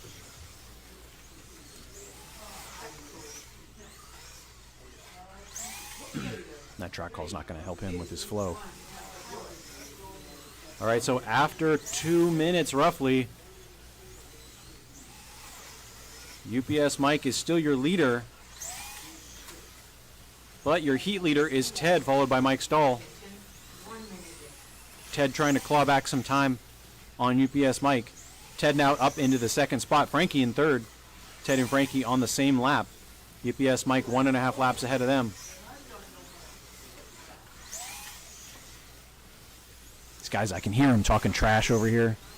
Mike Stahl saying, I got no power.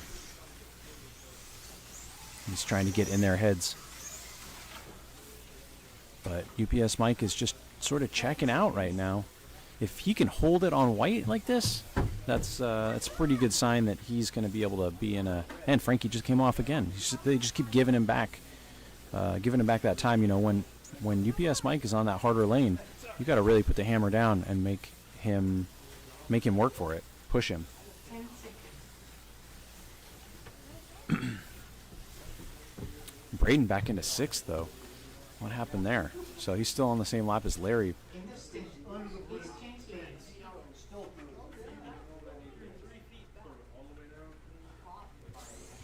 All right, going into the fifth heat, UPS Mike had a killer white, almost 29 laps on white. He was flying.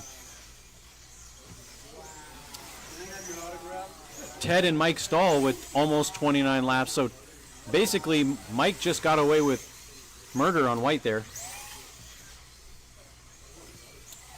Ted in second, 1.5 laps back from Mike. Frankie is on the same lap as Ted. UPS Mike out there denying autographs right now.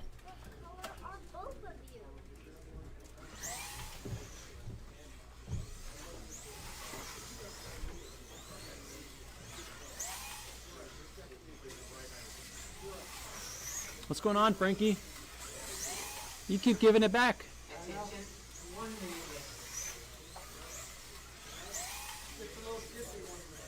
minute. Yeah. Frankie says his car feels a little tippy once in a while. I could definitely attest to that being a difficult car to drive, difficult characteristic. What's going on with you, Braden? What's going on with you? No power. No power. No power. You live here. The track should be giving you all the power.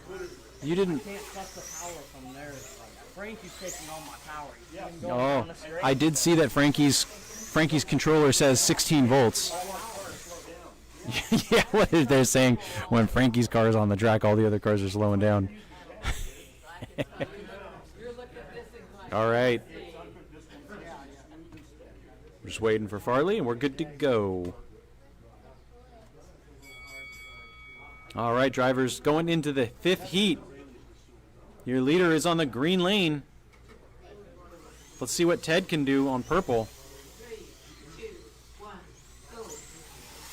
And he clawing back. Ooh, Frankie just came off the corner violently.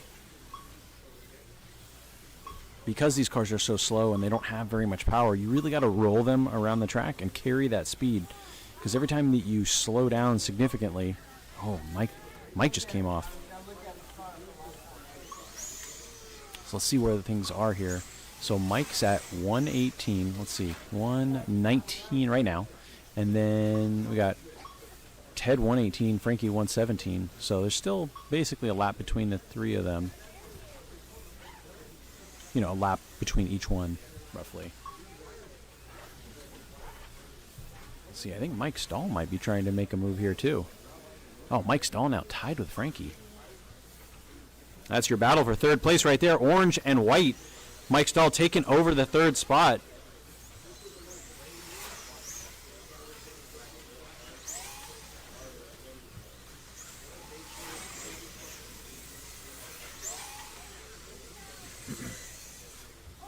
And John, I will take a look. I tried to do that earlier, but I can't really see the feed video right now. I'll watch it real quick.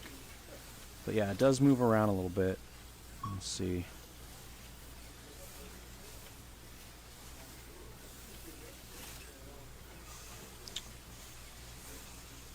Yeah, it's tough with the different camera angles to maintain the location.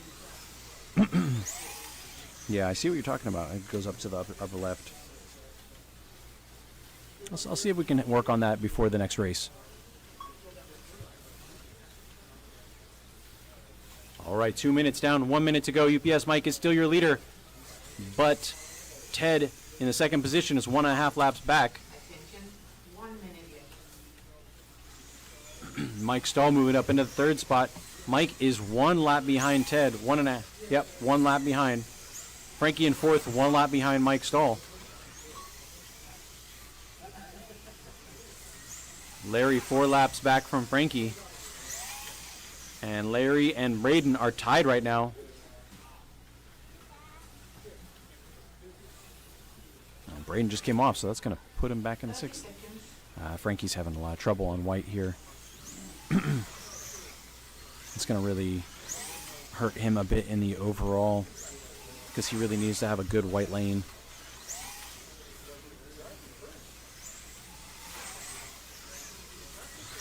Oh, yeah, Frankie does look like he's not comfortable with that car. Particularly up in the loop up there, and then as it comes down into the infield, I can just see him kind of tiptoeing around. He's not going to be happy with that 26 lap, 26.7. It's not going to be great. UPS Mike with another 29 lap heat. Mike Stahl 29.2 as well. Ted 29.3. Those are some beastly lap totals. So going into the final heat, UPS Mike is going to have a 1.5 lap advantage over Ted. They'll be side by side. Third place is Mike Stahl with 1 lap behind Ted, so he can still get that second spot. 1 minute, 30 seconds. Frankie is 1.5 laps behind Mike Stahl in 4th.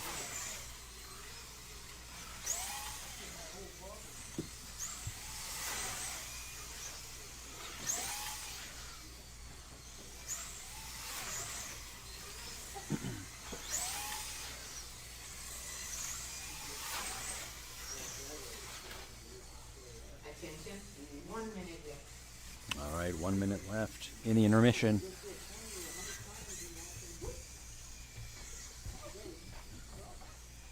Mike, you gonna make a move? Oh, Mike says there's no chance. He says there's no chance he's gonna pull into second.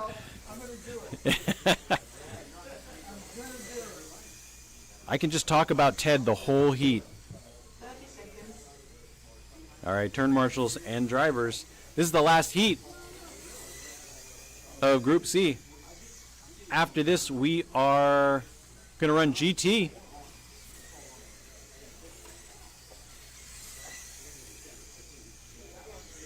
And the next race up is going to be GT, which is one of our premier classes. It's a super cool class. It's any make of GT car with a spec motor. Here we go. And we run, let's see, how do I describe this class? It runs a solid front axle, no hollow front axles, so both solid front and rear. Gearing is open, so long as it's made for 1/32 scale. And they all run NSR 21K Baby King motors, I think. The pink label. So it's a spec motor, but you could run like an NSR, a Scale Auto, a Black Arrow, sideways car. So there's so much variety in that class. You have to run the stock interior, so no Lexan interiors. And yeah, they're super cool. One of the most popular cars out is the NSR C8R. It's got a lot of new technology, and we're actually having an event specifically for the C8R. It's going to be like our Mosler event towards the end of the year. Oh, and Mike has an incident, so that's probably gonna cost him that second spot. All right, 1 minute down, 2 minutes to go. UPS Mike with 1.5 laps over Ted.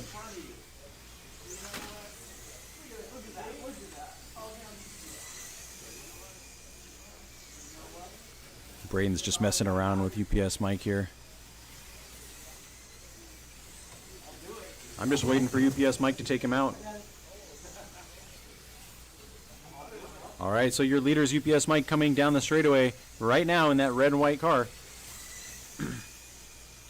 Ted is in second, 1.5 laps behind on that yellow lane. Mike Stahl is 1.5 laps behind Ted. We got a minute, just over a minute remaining.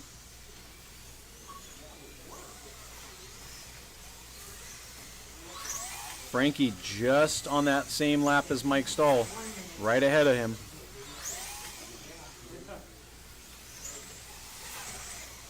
We got just over 45 seconds. Anyone could still win this.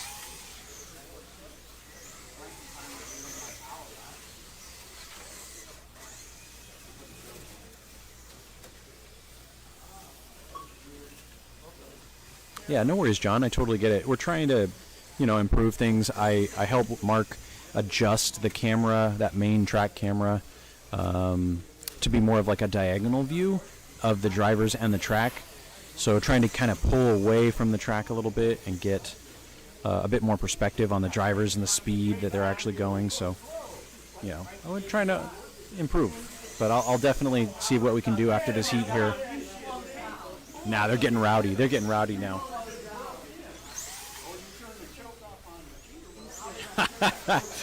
UBS Mike just says, well, once you turn the choke off on the cheater motor, things happen. All right, guys, that's the end of Group C. Let's do some fun zone correction exercises. All right, Mike Stahl on white.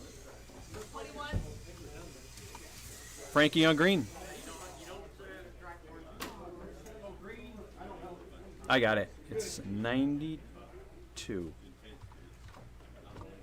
All right, Braden. 71? Yeah. And then still 70. Yeah, 70. Thank you. And then Ted. Okay. And then Larry on purple. 22. All right, let's get these results on the board. All right, UPS Mike is going to take it. New track record with 2.087. He was 2 laps ahead of Ted in second place. Ted beat Frankie in third. Frankie was able to take Mike Stahl in that last heat there. Did we print it? I did not print it. I will print result. 2 copies. I know the drill. Print. All right, so your overall results, UPS Mike first, Ted second, Frankie third, Mike Stahl fourth, Braden fifth, Larry sixth, Marcus seventh, Big John eighth, Donnie 9, Kevin 10, Farley 11, and Peter 12. All right, guys, I'm going to step away here as we get GT started. I'm going to work with Braden to work on the lap counting on the screen, and see you guys in a little bit.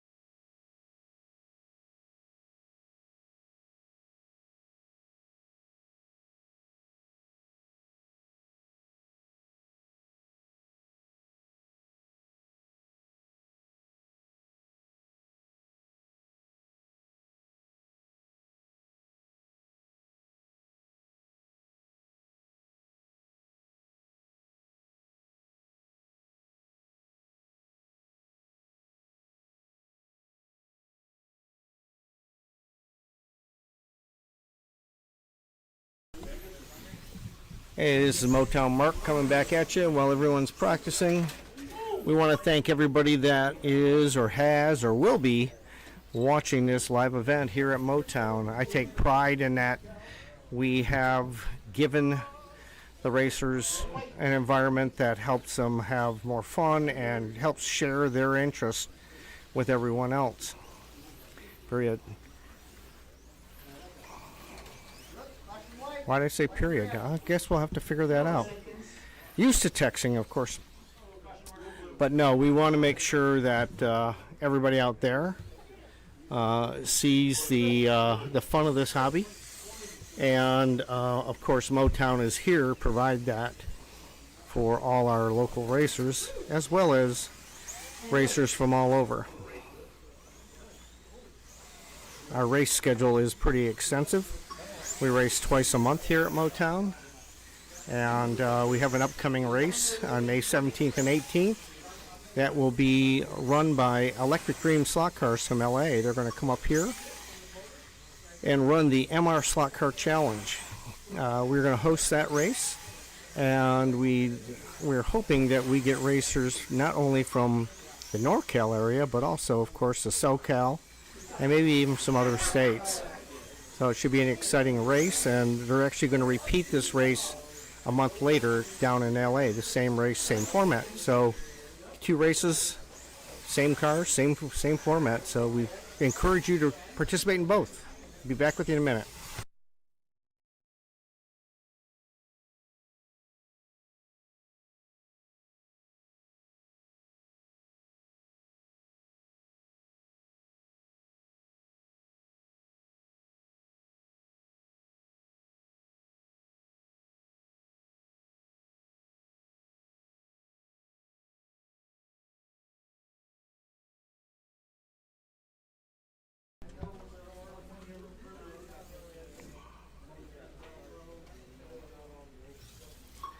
Motown, you might have heard, has a pretty big race schedule, not only for 132nd racing, but we regularly race on Friday nights our 124 scale action, and we have a scale quarter-mile drag strip. So if you're involved in a hobby or you want to be part of this fun, exciting hobby, definitely come on by. Give us a conversation, and we'll see if we can figure out where you might fit. We are actually going to be running 124 scale cars on this same track here next week. We call it Flat Track Fridays. And once a month, we glue up this track appropriately for the 124 scale cars. And while cars are going around this track in 5.5 seconds, the 124 scale cars go around this track in about 3.8 seconds. Sometimes, so it's very quick action as compared to this. But we want to again encourage people to come out, try their hand at the hobby. We rent cars, we rent controllers for our Blue Hill Climb track, and you can see what this hobby is all about. Everyone's pretty friendly here. Everyone's free to share information and make sure you have a good time.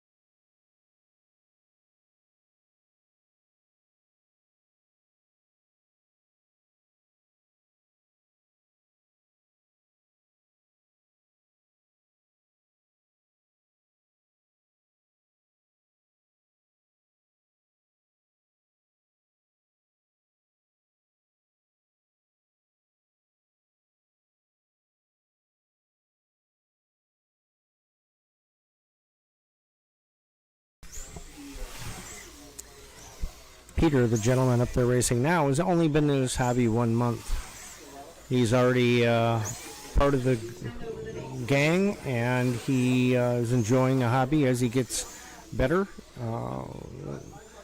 finding out things, what to do to his cars, what cars to buy, what cars to are challenging. And we're glad to have Peter as part of our group now. We're going through tech, and we don't know why Jim insists on putting an HO car out there, but he does. We do not race HOs here at Motown. Braden is out there teching Peter's car now. And looks like he bought into it, so we'll have 16 racers for this race.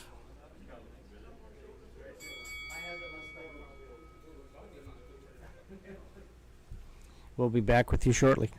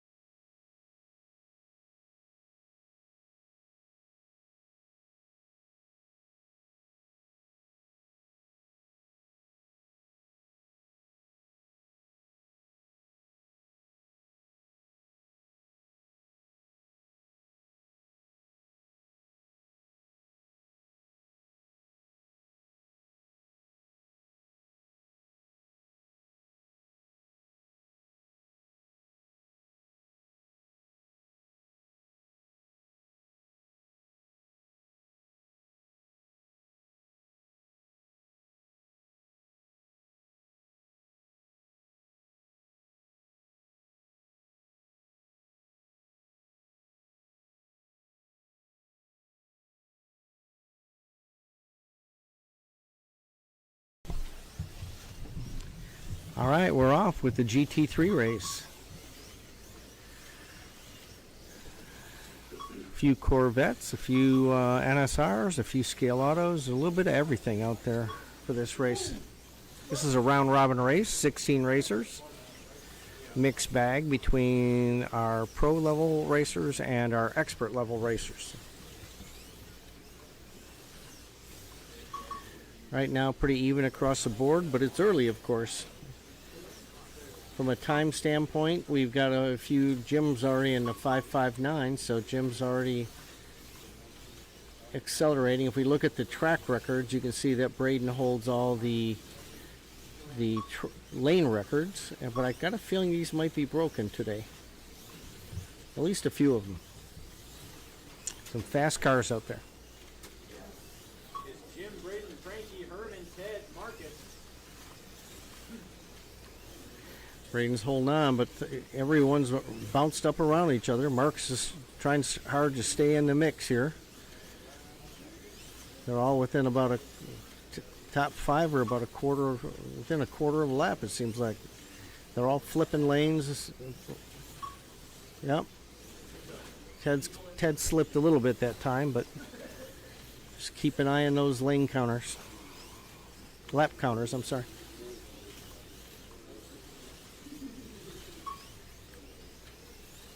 Jim had a little deslot problem that last time. Right now, Braden's got the lead, followed by Herman, then Frankie, and Jim, Ted, and then Marcus. Of this particular setup, 5 of these 6 racers are our pro level class, with Marcus being our lone expert. So normally what happens is it pulls them along.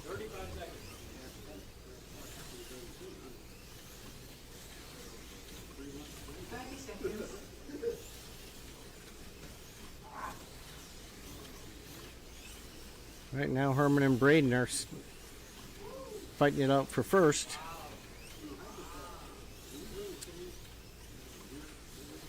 Put a little separation on Jim a little bit.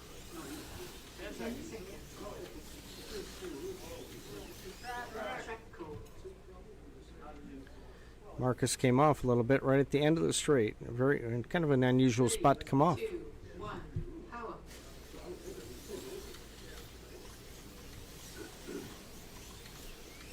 End of stint. Please change lanes. All right.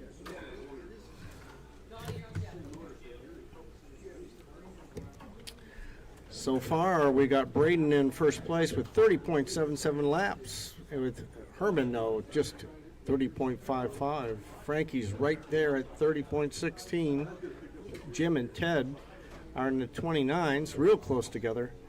And Marcus is fighting for his position here. 30 seconds. I think we'll see Marcus drop into the 5s somewhere, high 5s, as he moves through the lane selection. Pause it. Pause it.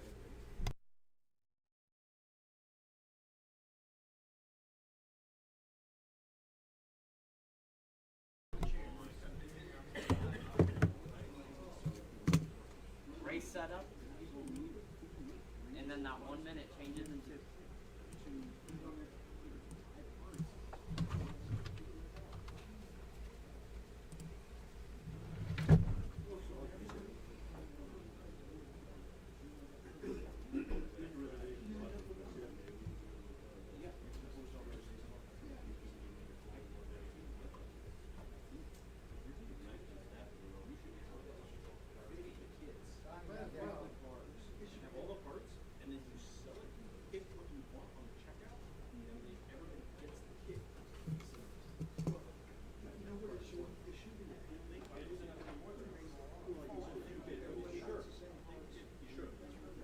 I'm resuming.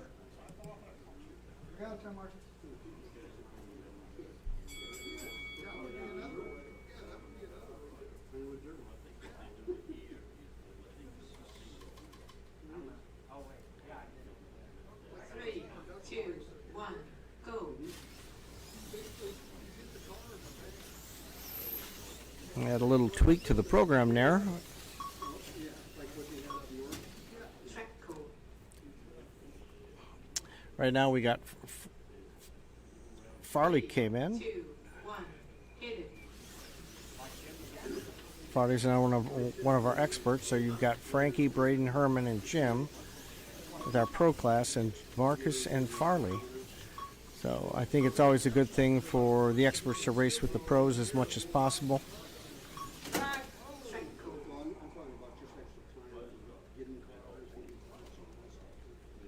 3, 2, 1, hit it. Donnie's on standby, waiting to come in. Right now we got Braden in first. Side by side.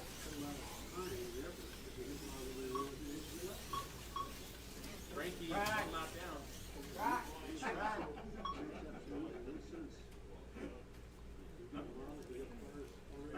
Three, two, one, go. All right. Herman's taking over first from Braden. Frankie is right there in third place and with Jim.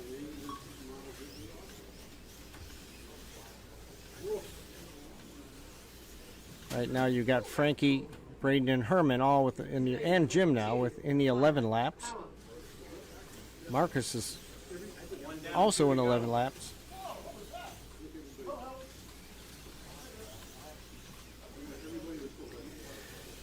Frankie, Braden, and Herman all in the same lap. In the top spot. Jim is right there. Frankie, then Herman.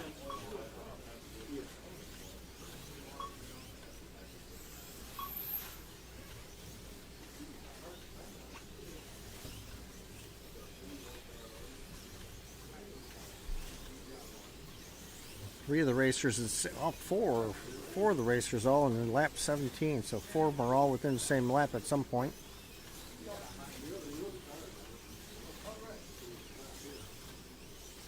Marcus still hasn't touched the fives, but he's very close. 6.077 is his best time. Attention, 1 minute. Herman's had the best, Jim's had the best lap time, 5.634.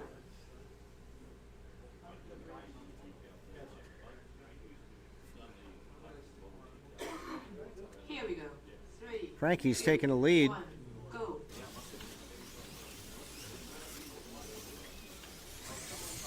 With Braden in second, Herman in third, Jim in fourth, Marcus in fifth, and Farley in sixth.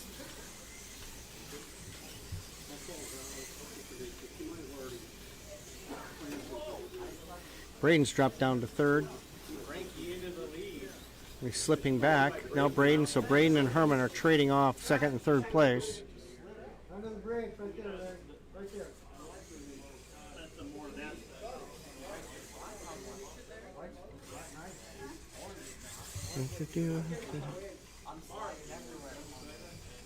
Here we go. 3, 2, 1, go.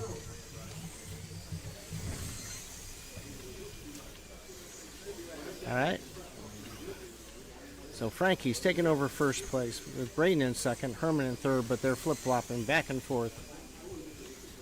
Marcus and Jim are on the same lap at least about a third of the time.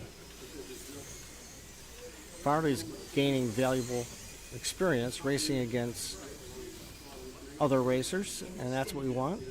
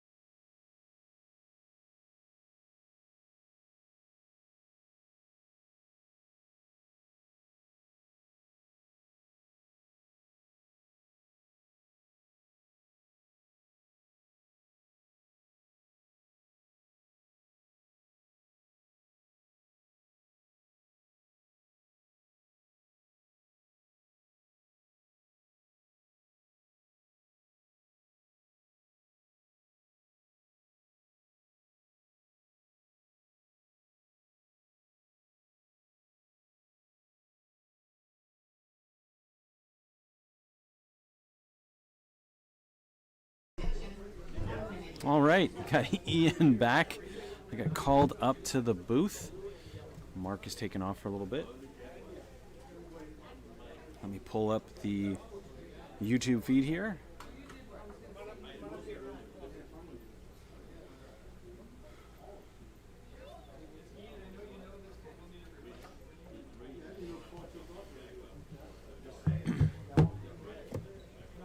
All right, 30 seconds.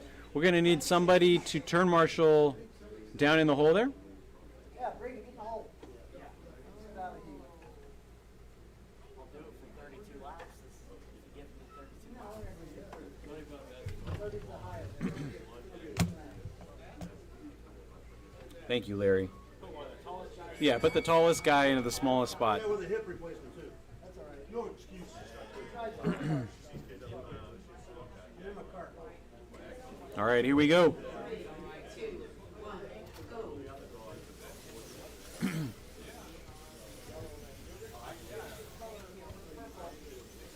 go. Okay, with Frankie sitting out, Braden takes over the lead, Herman takes over the lead, followed by Braden, then Jim. Herman on that purple lane.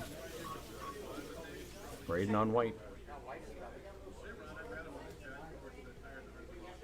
3, 2, 1, go. All right, so as Mark may have mentioned, this is going to be a round robin, so what you're really looking at is the total amount of laps that people get per heat, and you're really shooting for a high average. So right now I think a good average is going to be about 30 laps for the win. That's going to be about what you want to do. If you can average 30, you're in a good spot. All right, your leader's Herman on purple, followed by Braden on white. Herman going down the short chute now. Braden down the short chute now. Quarter lap separating the two of them. Jim 2 laps back from that battle.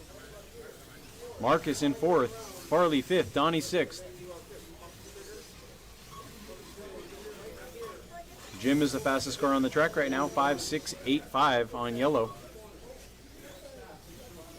All right, so Herman's on purple right now. Coming down the straightaway. Braden's on the white.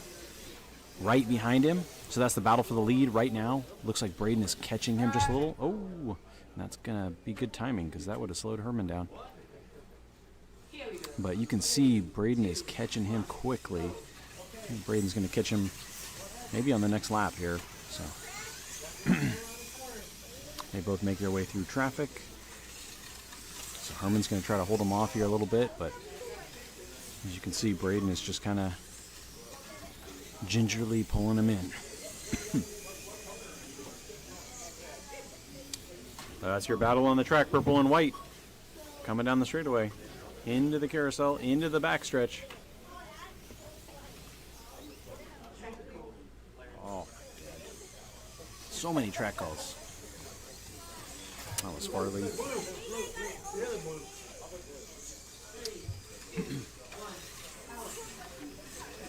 All right, 2 minutes down, 1 minute to go.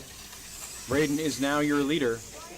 Herman is still on the lead lap just behind him. Jim in 3rd, 2 laps behind that battle.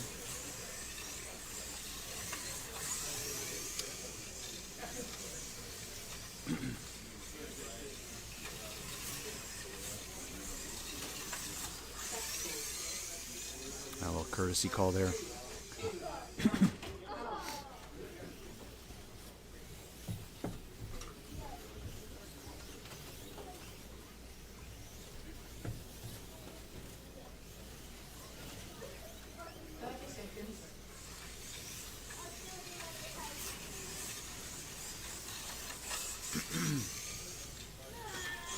All right, pretty much everyone out there right now running an NSR car other than Herman, who is running his Scale Auto car from the Scale Auto Festival last month, but he's obviously made some changes to it so that it's legal.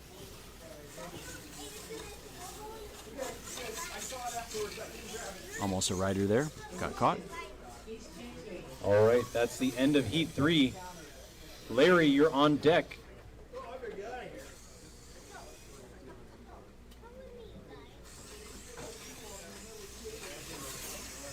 All right, so that's the lead right there. Herman over Braden. Herman with a 2-foot lead over Braden. Braden's sitting out.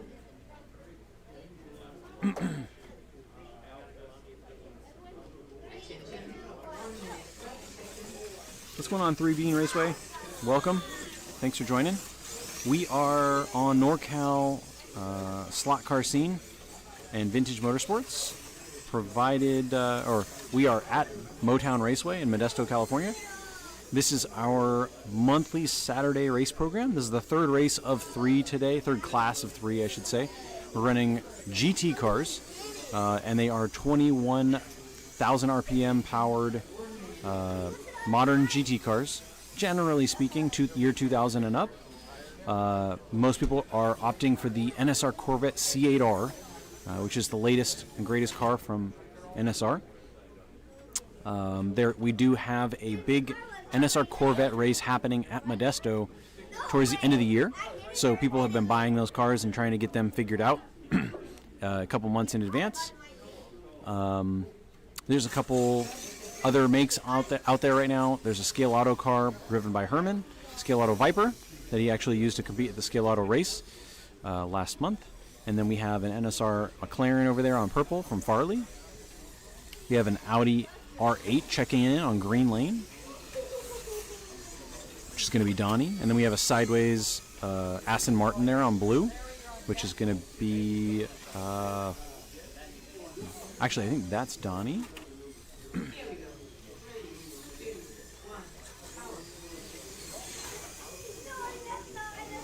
John, the Scale Auto, is the Viper, and he's running a gray chassis. John with some controller setting changes there. So he's running the Scale Auto Viper with the gray chassis.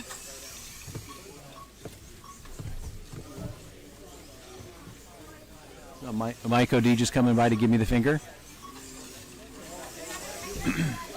Nothing changes over the years. Oh, now he's giving me the peace sign. Typical. Hot and cold. Mike O'Donnell.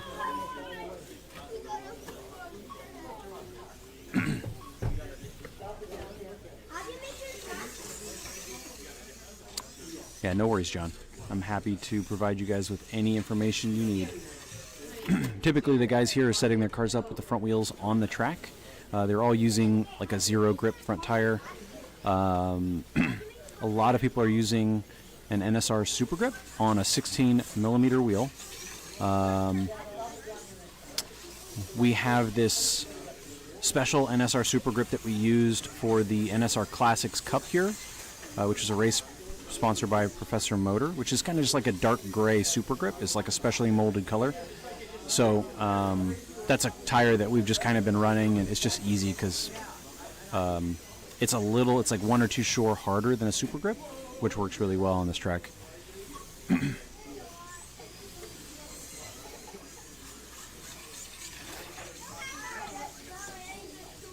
John making some adjustments here to the controller.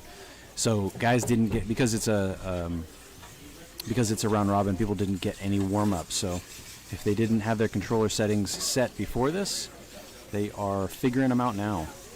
So let's go on to this race.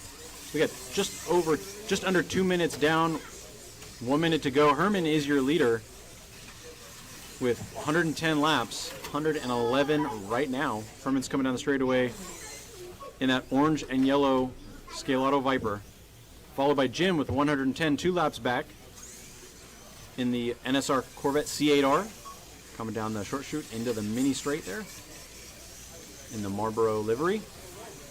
Third place is Marcus, 104. Fourth, Farley. Fifth, Donnie. And 6th, Big John. 35 seconds.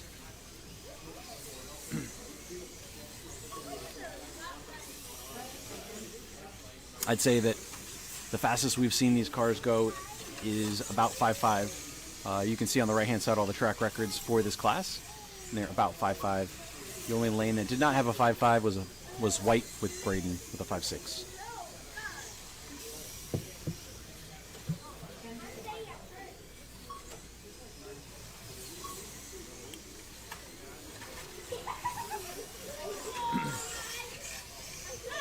All right, that's a heat, drivers.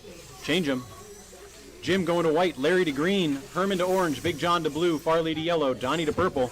I'm going to step away for just a moment to use the restroom. And I am on standby, so we'll need somebody to come up and run the program.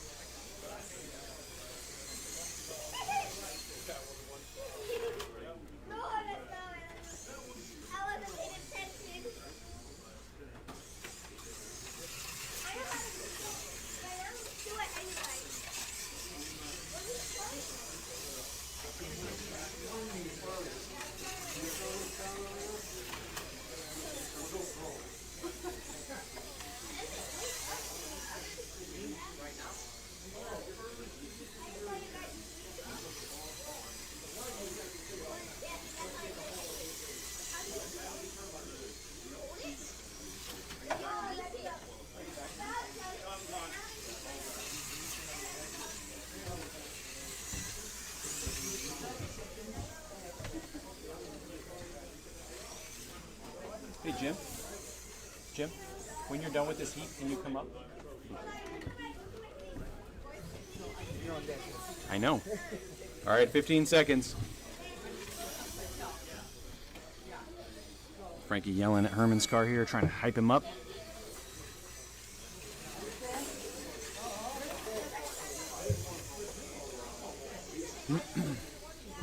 All right, power is coming on.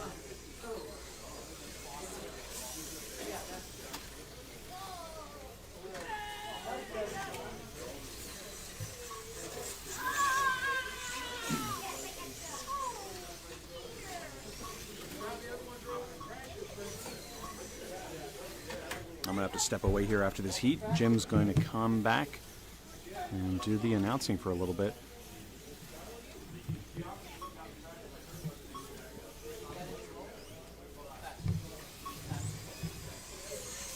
All right, 30 seconds in. And Jim with a little bobble there. Let's see how he recovers.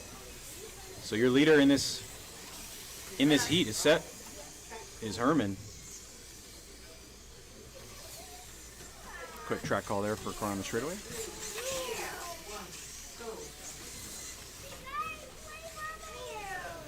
So your leader is Herman on the orange lane. He's leading the heat with 9. Next car to 9 is going to be Big John. Then Jim. Now Farley and Donnie. Now Larry.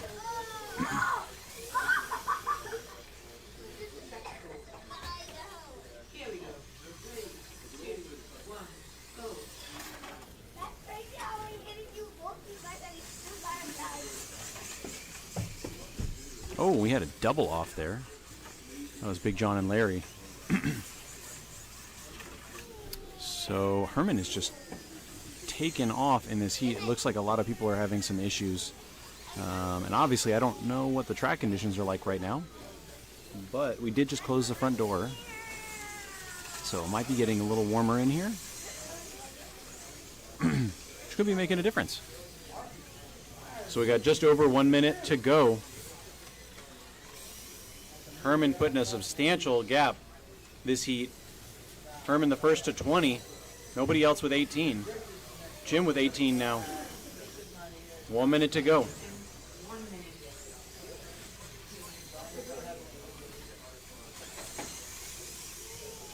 Yeah, so Jim's definitely not looking super comfortable out there. Consistent 5/8 is, I'd say, quote unquote, fine, but it's not great.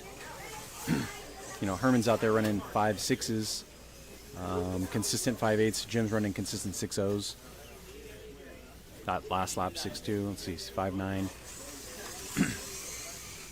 Looks like this is a bit of a tough group here, a bit of tough heat. Herman just got real sideways in the donut. So he's clearly pushing it. He's clearly on it. Just under 20. I'm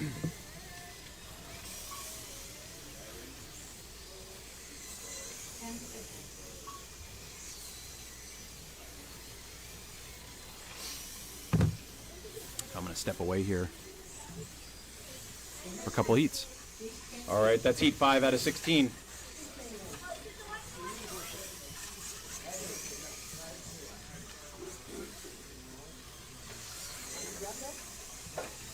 Your overall leader right now is Herman with 152, followed by Jim, 148. Marcus Farley Braden.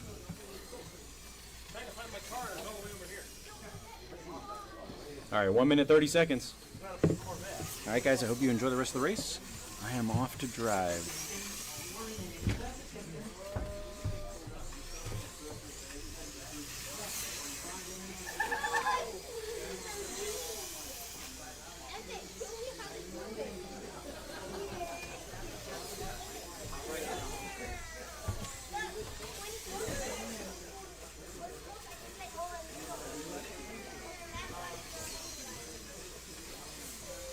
Okay, we are coming into heat 6 of this 16-car round robin.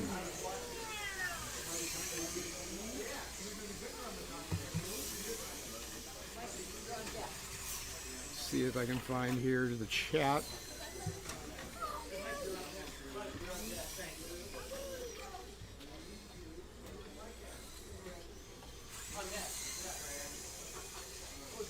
NSR Corvette is doing well from John D. What is the Scale Auto? The Scale Auto is a Viper.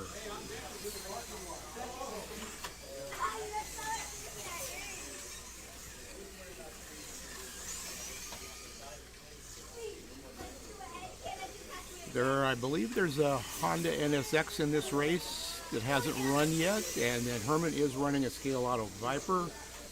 There are a couple racers sideways.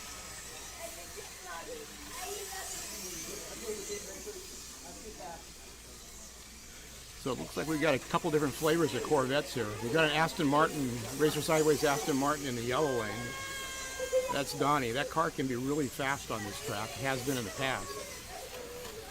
It's a much shorter guide lead, so if you can get it hooked up, it goes through the carousel and the donut. It goes through really fast with a short guide lead.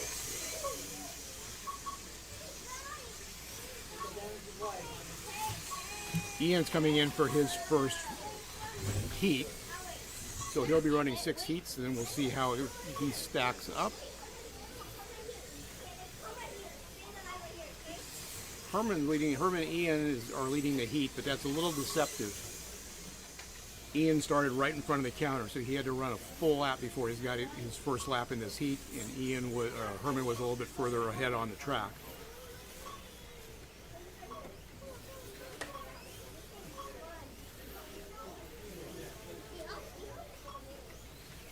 Ian running a Corvette C8 also.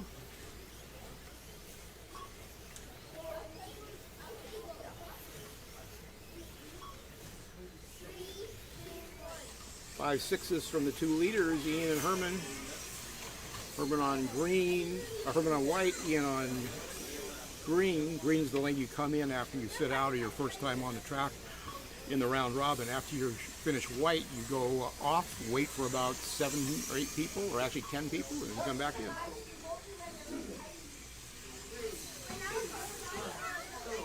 John D. Scale Auto Callaway, I've got to double check, but I'm pretty sure yes. I think that is a current GT3 car, as I recall. The Scale Auto people tell us that the BMW M8 is the car that's been, they say it's been dominating in Europe, but that's on plastic track, so it can be a whole different ballgame. The other reason a lot of people run the Corvettes is at the end of the year, we're going to have a Professor Motors sponsored NSR race that's Corvettes only. So it'd be the same rules as we're running today, but Corvettes only. C6, C7, C8, take your pick.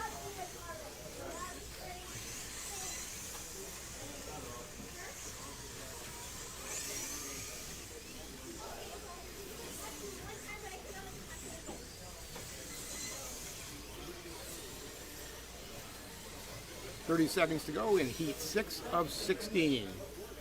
If you weren't with us before, we do the last race of the day is just a big round robin. We sort the results, and we have a podium for pros and a podium for experts.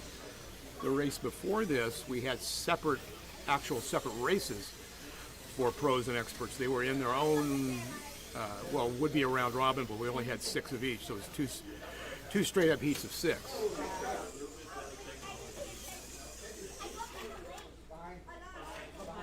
And I don't know who Ian took out. It must have been Ian's fault.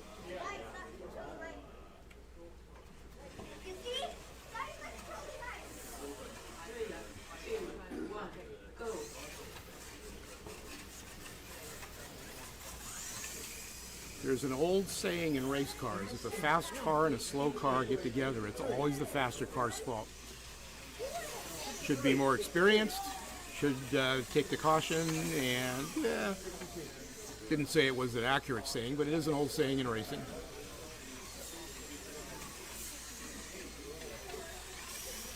My favorite saying in racing is, what's the difference between understeer and oversteer? Understeer, you see the crash.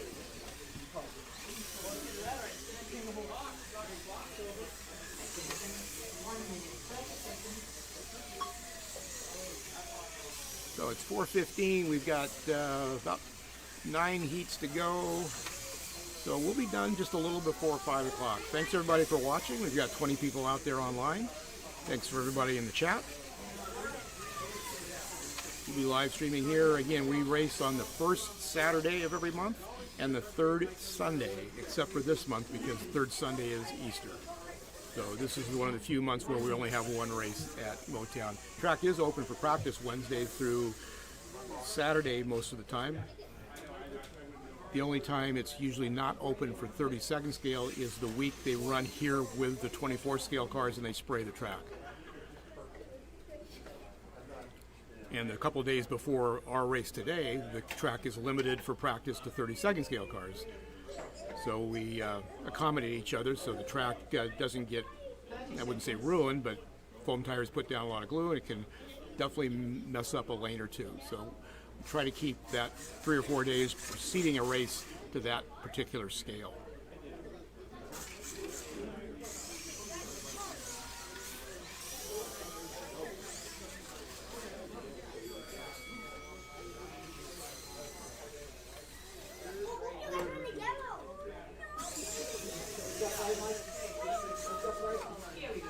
John D, is Ian actually Ian Douglas? That's the name he goes by, so yeah, it is Ian Douglas. You can tell by the earbuds in the ear.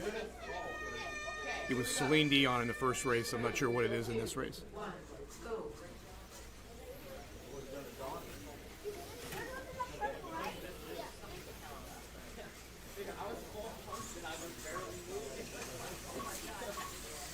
We did meet a guy from, I believe, Australia at the Slot at Nationals, Ian Rice. So those of you that out there that are watching from Australia, you may know him.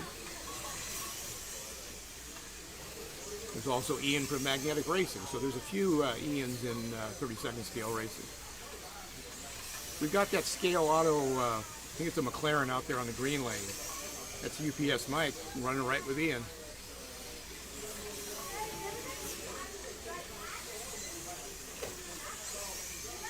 And just as I say that, he hits the wall.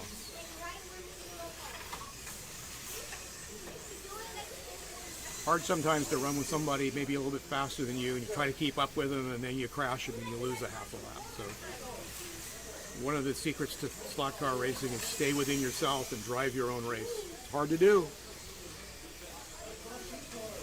but you'll do better. You'll turn more laps. See, Marty's in the chat. Hey, Marty. Marty, you should have got the Miata. I'm not sure. I think I sent it on Monday, so it should be there by now. Scale Auto's coming out with a Mazda Miata in 24th scale, but it's this type of car. So I hope we can race those here. We'll see. We've got so much on our plate with all the racing now in Northern California. Back to the racing. We're a little past halfway. Hard to tell who's ahead or what because it's a round robin. Ian's leading the heat with a 5.69.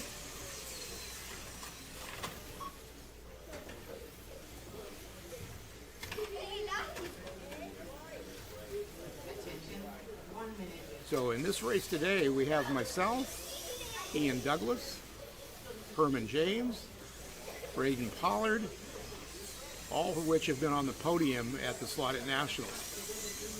So anybody out there from Southern California, I like to rub it in a little bit. If you can win at Motown, you can win anywhere. So that's the state of club racing. We've got that good a field and quality of drivers here, so it's tough.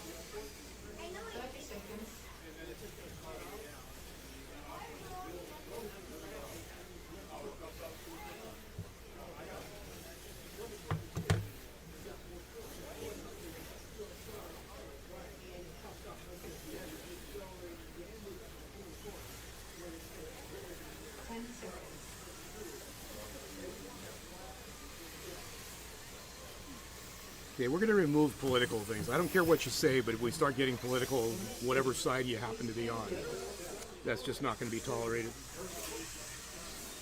Ian Rice did an amazing job from John D at Electric Dreams. He did. First time there, I really thought he was going to be in the A main. He was that fast and that good. And it was a pleasure to meet him.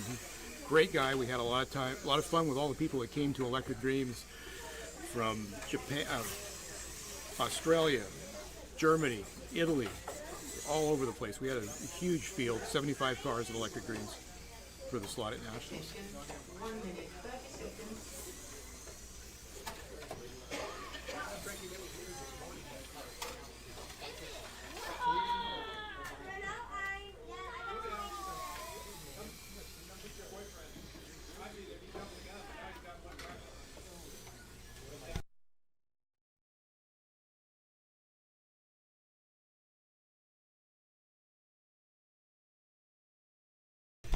Yeah, I just asked Ian. He was listening to the Celine Dion in the last race, and I think he did better in the last race comparatively than this race.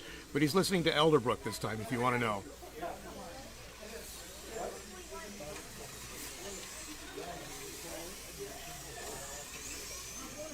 I think I'll tell him. I think Celine was faster.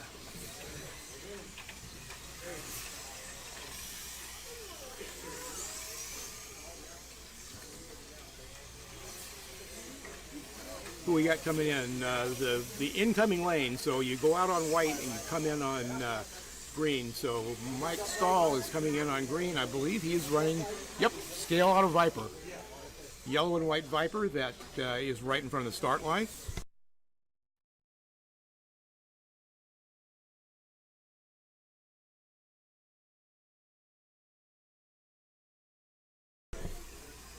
The body on that car was on the podium at Electric Dreams. I'm not sure what's underneath it. The Electric Dreams rules are a little bit different, so the car wouldn't be legal here. But that's the body he ran. So I forgot about Mike. So there's another podium finisher in one of the bigger races. Mike is fairly new to this form of slot cars. He went to the Worlds in ISRA 24 scale in Italy last year. So he's a top-notch racer, getting the hang of this. So we've got a Scale Auto Viper on green. We've got a Racer Sideways Aston Martin somewhere. Ian's in the C8. Looks like an older variation of the Corvette in red, orange. So good variety. GT3, we have now allowed different brands, just like we do in Can-Am. Group C is a spec type race, slotted cars only. So here we typically have a variety of NSR, Racer Sideways, Scale Auto.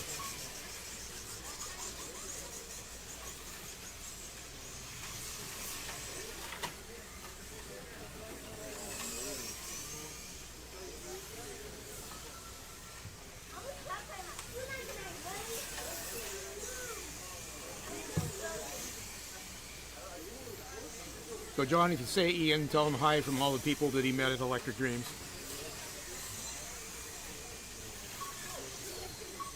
I know we get it a lot, like if you live in California, you must know these guys, even though they could be 500 or 600 miles away, and obviously Australia is a pretty big country, so never quite know where people are from within the country or within the state here. Minute to go. Donnie's holding down the lead, but that's a little misleading because he's run more heats than everybody else. He got his lap. He got his lap. He got his lap.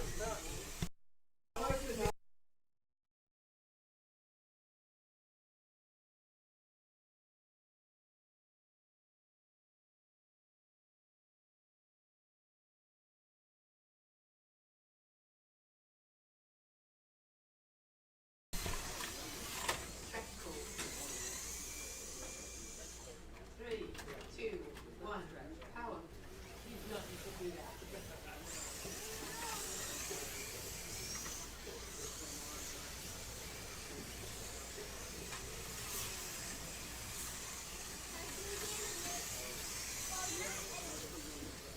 That McLaren, the scale auto car, is on the blue lane. UPS Mike, we're in 5.7, so that car's running fast. Oh, there's the Aston Martin. The Aston Martin's on the white lane. We've got two scale auto cars, racer sideways cars, different brands.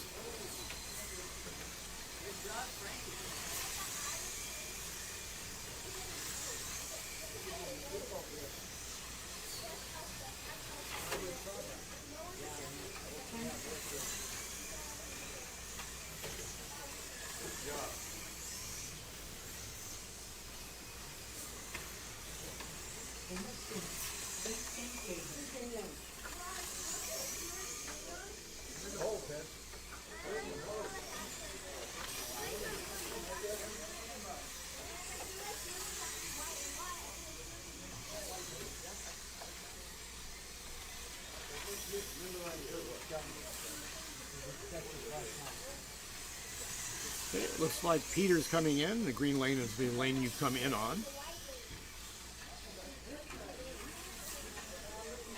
And he's got another one of those Corvette C8s. I see two of them out there. There's one on yellow lane and purple lane. Those will be moving.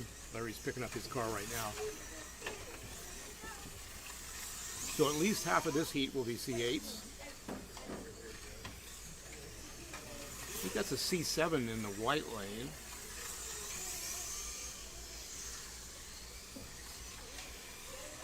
UPS Mike's going to purple, and he's in that McLaren racer sideways. 1 minute.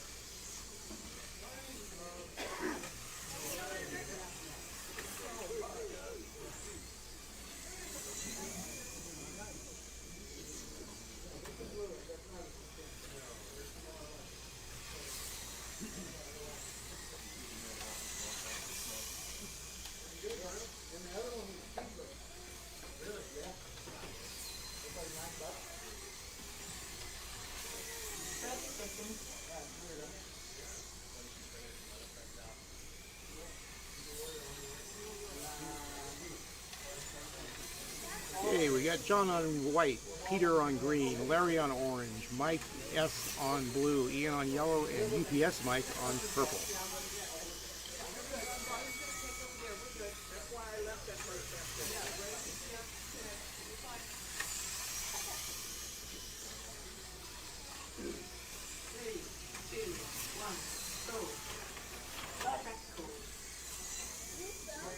And we had the green lane pop the slot. You got to watch it on. And these are the rules for these are a little different than a lot of places run. The rules kind of evolved out of what Electric Dream started.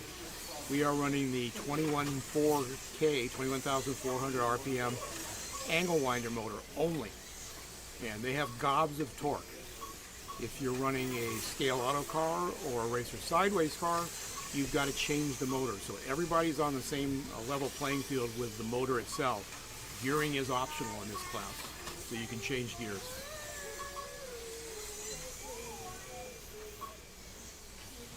We're going to be start racing the hypercars in May, and we're doing pretty much the same thing. You have to run the motor that comes in the hypercar.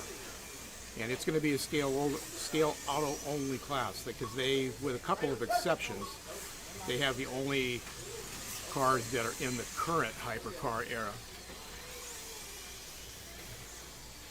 So it's going to be a spec class, very much like this class. Gears open, motors spec.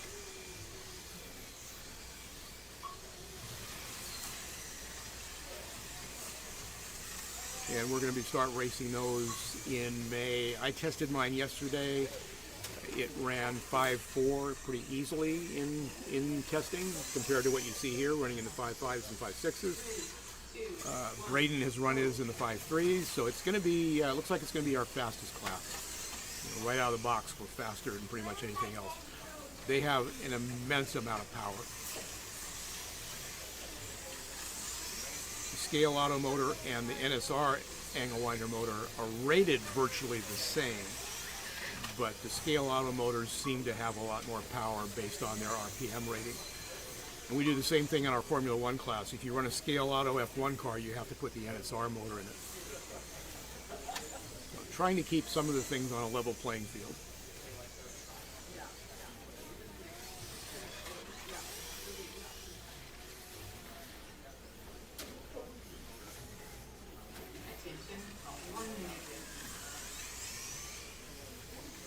Yeah, the NSR McLarens have kind of gone out of favor, not because they're bad cars, just the Corvettes have taken over. And like I said, we're going to have a Corvette race at the end of the year, so a lot of people are buying those cars now with that in mind. I talk about the Mosler. One of the reasons most clubs ban the Mosler is because a lot of people think the body is a little squished, and it is definitely lighter. It's, I think, 3 or 4, maybe almost 5 grams lighter than a lot of the other GT bodies.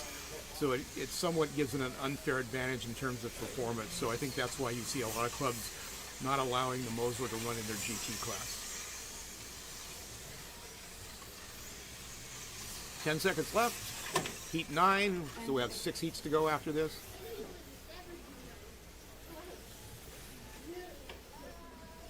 Or 7 if you count right. 30 laps, yeah, 30 laps, John D. 30 laps is hard to come by on this track. If you can do it, you're right up there.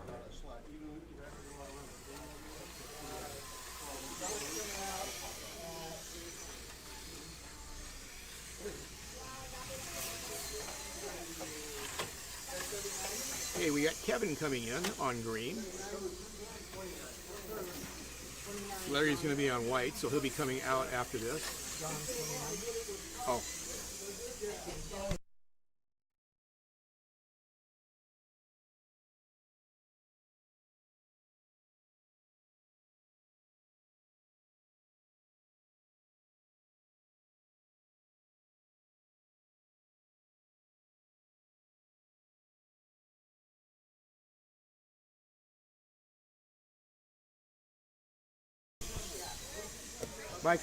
Michael D., you're on deck.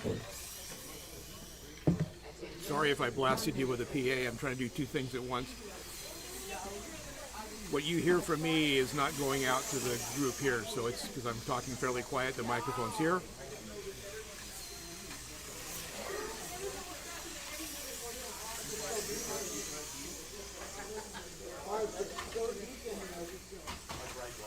The other thing with these long can angle winders, they have a tremendous, excuse me, a tremendous amount of torque. So they are a handful to drive.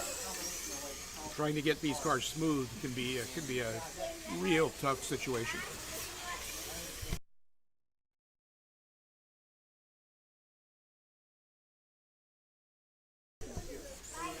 So here we go with heat 10 of 16. Kevin coming in on green, and that's that Honda or Acura, if you want to call it, Honda NSX, depending on what part of the world you live in. Starting right at the start-finish line, around the donut, down the straightaway for his first laps of the race.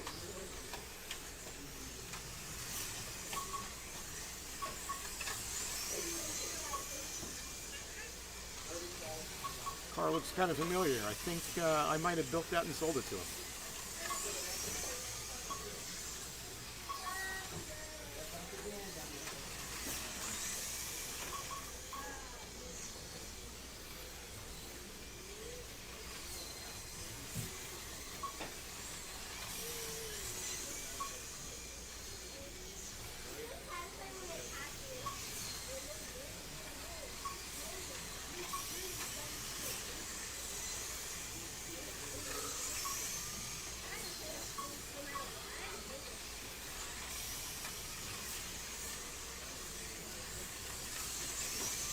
Okay, computer shows Larry in the lead, but again, that's because he's run more heats than the other drivers.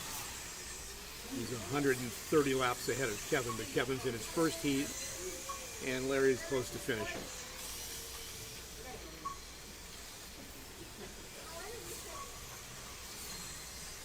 John D., thank you very much for the compliments. I think we're doing a pretty good job here at Motown. Mark did some commentating, Ian did some commentating, and I've done some. So we kind of take it as a team approach.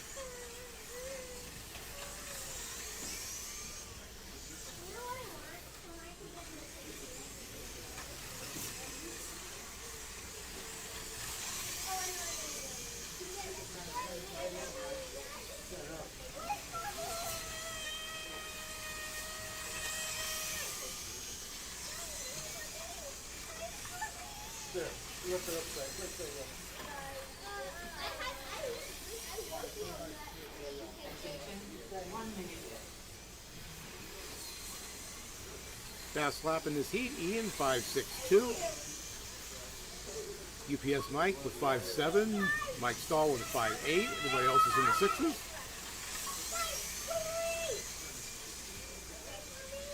Well, John D., I appreciate it. I didn't do it. Somebody else must have done it. So the computer system that runs this, the control center, is 20 feet away from me, so I have no control over that, let alone I wouldn't know how to do it if I was there. So if you're looking at the overall feed, I'm up in the upper left. If you're looking towards the drivers, I'm to the left of the driver's panel up in a little stand.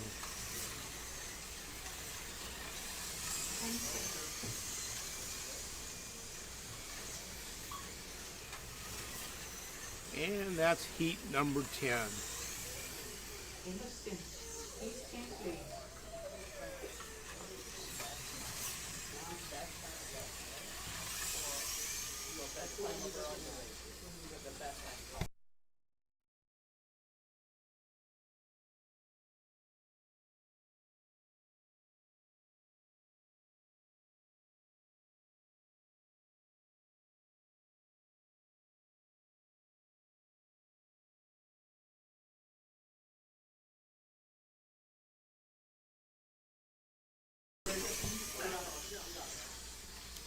Okay, you saw us doing the zone corrections after a full race, but in this race now, Larry just finished his 6 heats. There's a lot more to go, so we do a zone correction as each individual car finishes the race.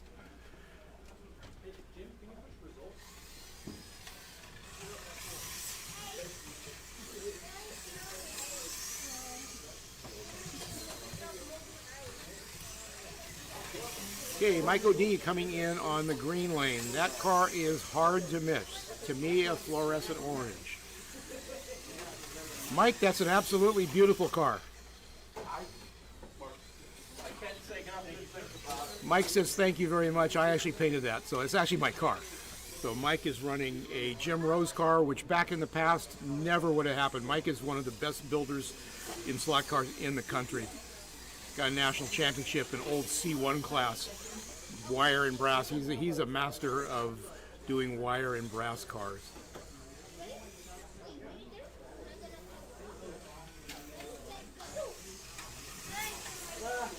In fact, if I tell the truth, back in the day, he used to drive Ian Douglas to the races because Ian wasn't old enough to drive. So that's how far back a lot of us go.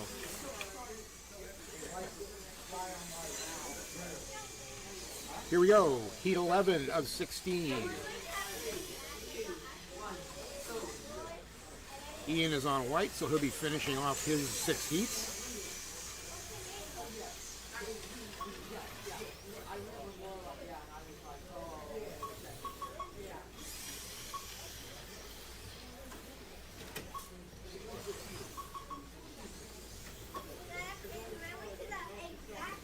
Back in the day, Mike O'D and I used to race Eurosport a little bit. He could build them. Couldn't build one to save my life, or I could assemble one. I couldn't build one very well. So I ran a lot of his cars back then, so it's pay it forward kind of thing. So that bright orange and white Corvette on the green lane.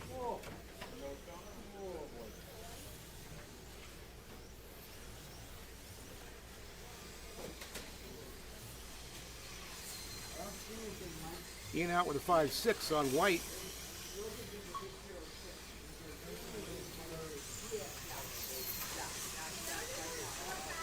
We've had one track record today in this race. Herman ran a 5.65 on the white lane, so you see that over there on the right side of the scoring monitor. So we know all the lap records from this class on each individual lane.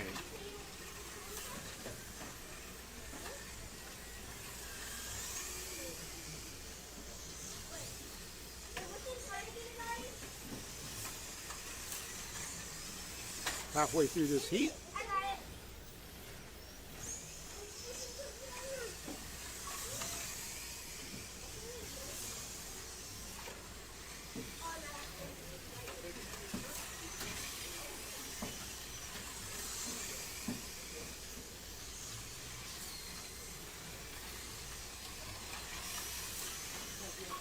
you're used to wood track racing.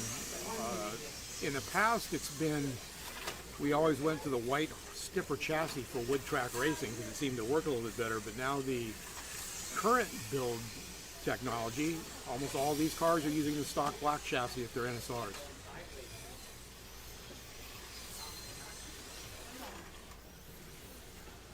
A little over 30 seconds, Ian working on lap 181.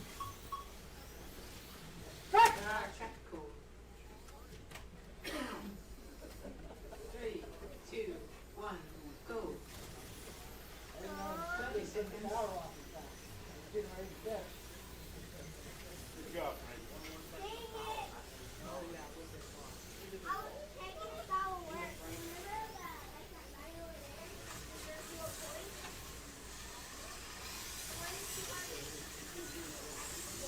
And we're almost done with heat number 11. 5 to go after this. And Ian's going to come by and finish, looks like, with 186 laps.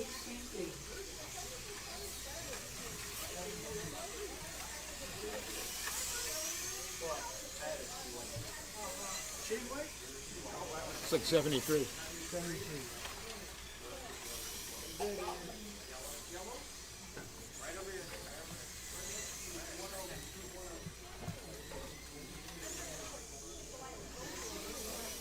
Okay, Ian is done.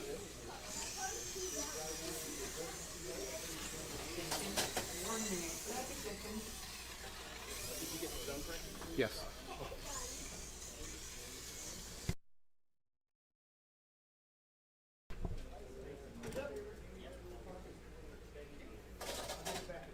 So overall, it's Ian with 186, Herman with 183. I think that'll probably hold as first and second, but you never know. You got some fast cars still on the track. Attention, 1 minute.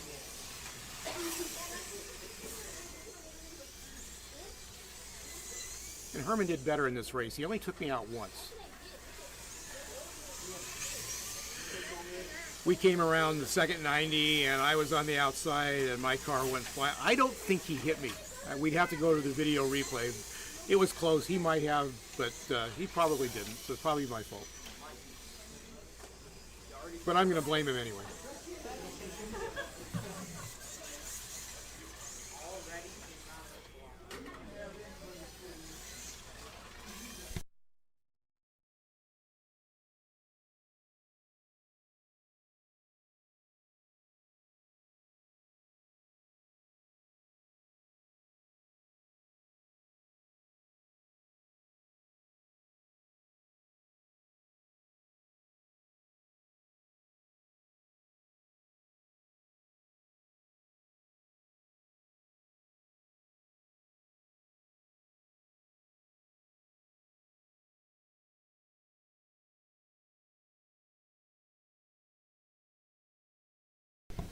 All right, in the revolving door of the coverage here, Ian is back in the booth.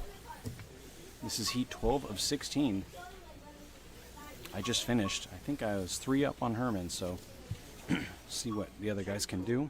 3, 2, 1, go. All right, your current heat leader is UPS Mike, followed by Mike Stahl, then Peter, Kevin, Ted, and OD.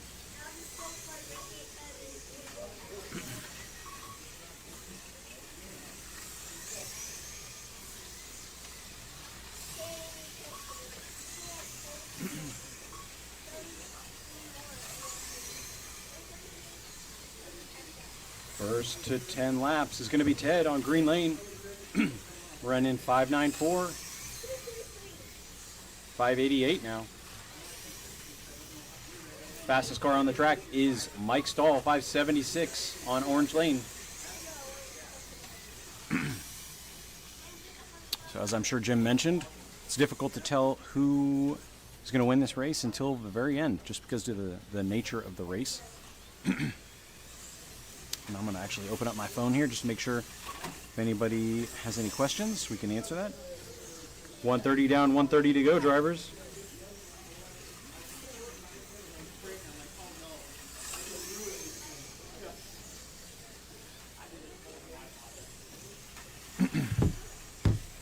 Thank you, Mr. 3Bean Raceway and Mr. Marty Ford. Appreciate that. I was feeling a little tippy out there. I did just make a change right before the race to put some tape on the bottom of the car in the front of the pod to soften to dampen the movement, but I'm not sure if that was the right move or not, but it clearly worked okay. But definitely some optimizations I could make to that car that would make it a little better. I think these cars need a lot of weight in order to be really comfortable. All right, 30 seconds to go. Your heat leader is Ted, 26. Mike Stahl, 25. UPS Mike, 24. Kevin, 24. That's Kevin coming off in the donut there. It's going to cost him a little bit.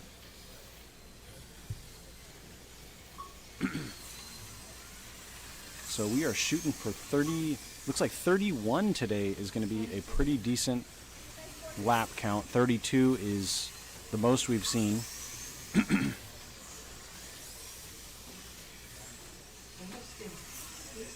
That's it. Farley is, or sorry, Frankie. Frankie coming in on green. UPS Mike going out. Braden is on deck.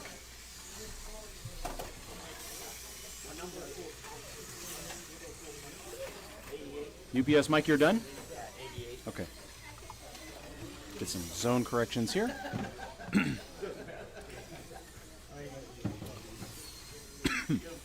All right, so the first three to finish.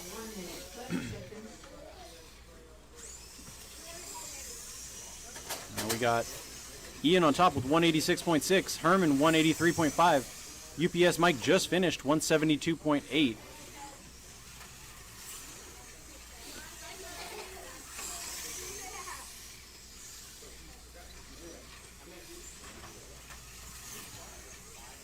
I think Jim is still coming back, so it's difficult to tell how many heats people have.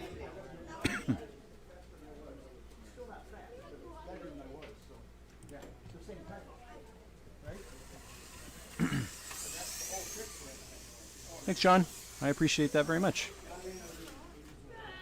Mike OD, the car's not in. There you go. All right, 40 seconds to go. We got Mike Stahl on white, Frankie green, Peter orange, Ted blue, Kevin yellow, Mike O'Donnell on purple.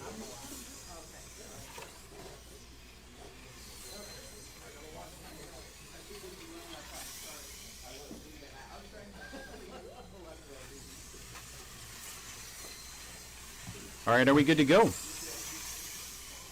Oh, we're waiting for, oops, I did it again, Mike. Or Larry. All right, driver's power is coming on. This is heat 13 out of 16.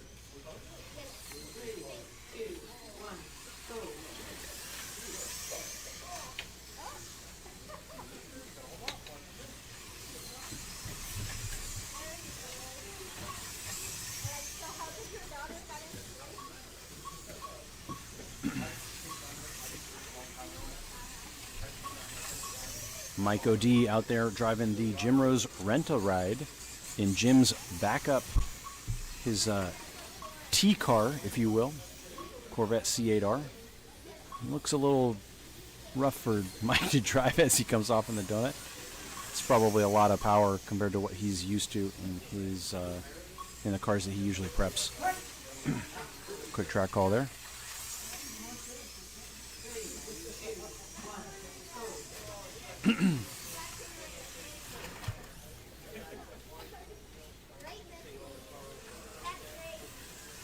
All right, heat leader is Ted right now. On blue lane, coming around first to 10 right now, Ted. Next to 10 is Frankie. Then Mike Stahl.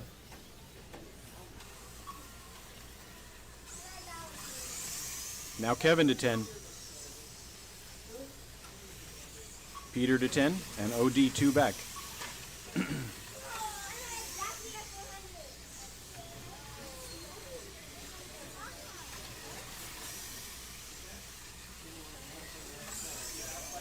All right, let's see where people are at 1:30.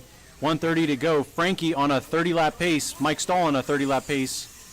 Ted maybe on a 31-lapper.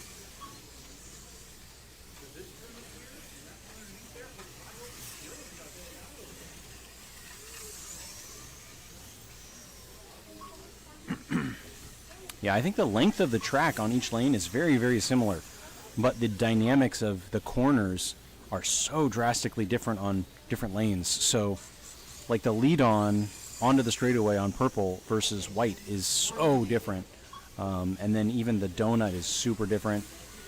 You know, so when other people are going, 80% throttle, you're going 10% throttle on the different lanes.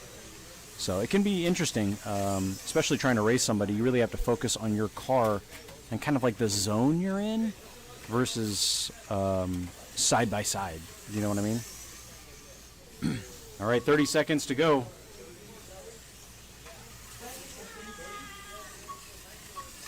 Ted leading the heat with 26. Frankie close behind, 26. Let's see who gets 31. Oh. Ted flying out there.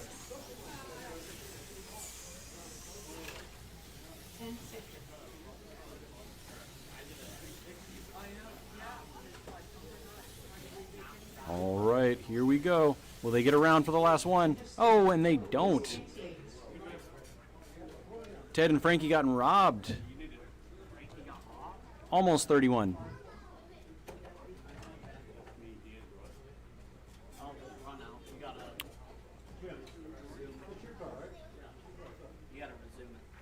That wasn't me, though.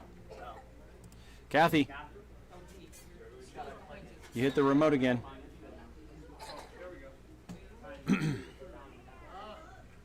All right, Mike Stahl, you finished with 70? No, 70. You're in 70. I see what you're doing. I see through you. What's going on? It's a secret Weber. Is that a relation to Mark Webber? A reference to Mark Webber? 1 minute, 30 seconds. Mark Webber. All right, let's see how Mike Stahl finished. Mike Stahl is going to move up into third spot there, just past UPS Mike. So I do have the overall results up on the screen right now.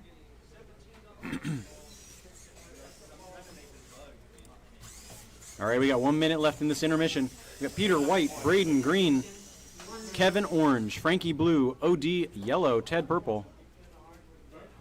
Mike, how do you feel about Ted being purple and you being yellow? Just fine. Mike feels just fine. He says that Ted can have the purple nickname. No. No, he says no. No way.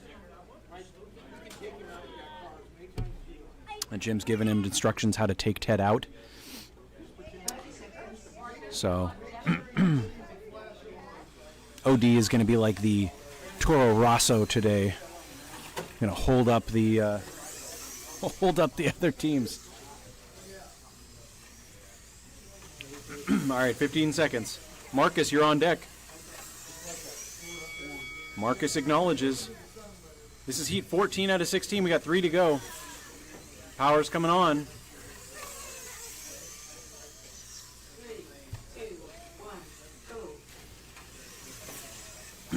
And we're off. It's been a pretty great day of racing. The weather out here has been incredible. I wish that, one of the awesome things about Electric Dreams, and it's kind of a downside as well sometimes with track conditions, but they have that door, the roll-up door that opens up, and it's just like incredible being at the slot car track, but then also having that open garage door. Again, for track conditions, it can be very difficult, but just as an overall experience, it's pretty amazing. And that weather is very much like what's going on outside right now. So it's been a really nice day. Good day of racing. The track's been pretty good. It's been tamed. Sometimes we can get in here and the track can be so sticky. It's just like the cars are on Velcro, and you can hear it as they go down the straightaway. They just sound like they're fighting. That's because we race big cars on this track too, and so there's kind of a delicate balance between making sure the track is prepped for rubber tires as well as for foam tires. It's difficult. It's very difficult. Jim's gonna put the car behind the lap counter here. That was Frankie, so that's not gonna help Frankie out. All right, just after 1 minute, your heat leader is Braden, followed by Ted, and then Frankie. Coming up on 1 minute and 30, you'll see who is doing what.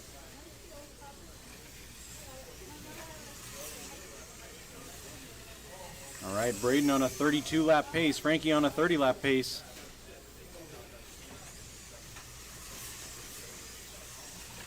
That's going to cost Ted.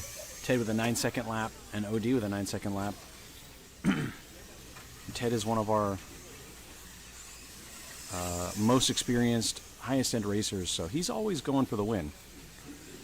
He's a very good sport, but he wants to win just as much as anyone.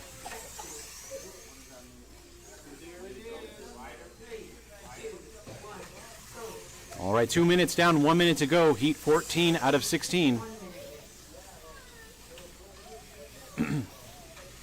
Your heat leader is Braden with 22 now.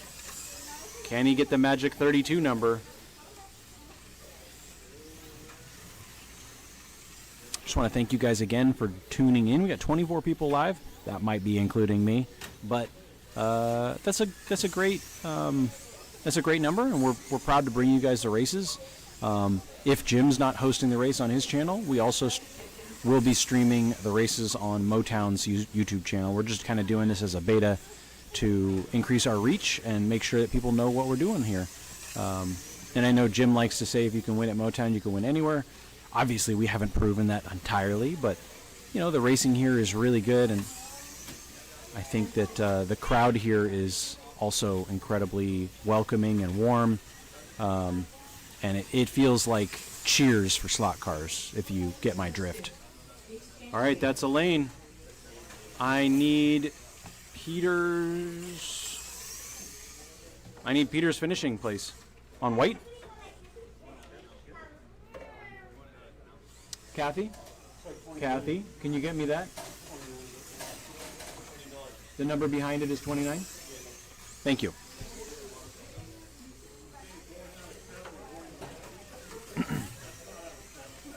All right, 30 seconds down, 1:30 to go. We got Kevin White, Marcus Green, Marcus back in, OD orange, Braden blue, Ted yellow, Frankie purple. Braden's going to finish with a 31.5 that heat. That's a solid heat total. Frankie with 30.09. And Ted with a 30.28. We'll check the results.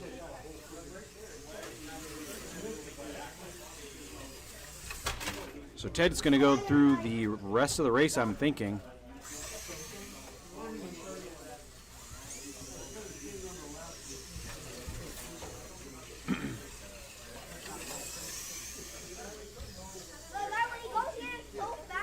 Hey Brett, welcome to our stream.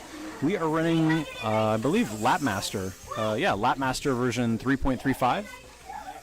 We just got it installed. Big thanks to Mark Pollard, the owner of Motown, who upgraded all the computers and timing systems across all the tracks, put in multiple monitors, put in all this live feed technology, He's investing a lot of money and time to make this the best place we can race. It's been really awesome to see, and we're in great hands. All right, 10 seconds. Kevin white, Marcus green, OD orange, Braden blue, Ted yellow, Frankie blue, purple. Here we go, heat 15.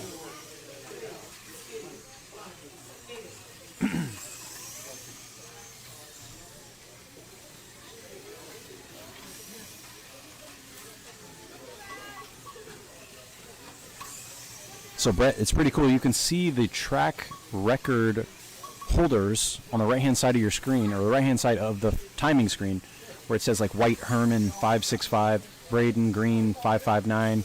Those are the track records for this class. So the Lapmaster remembers those, and it keeps those for reference anytime you're up there. So if you get a track record, your lap time is up there for all eternity until someone beats it, which is really cool.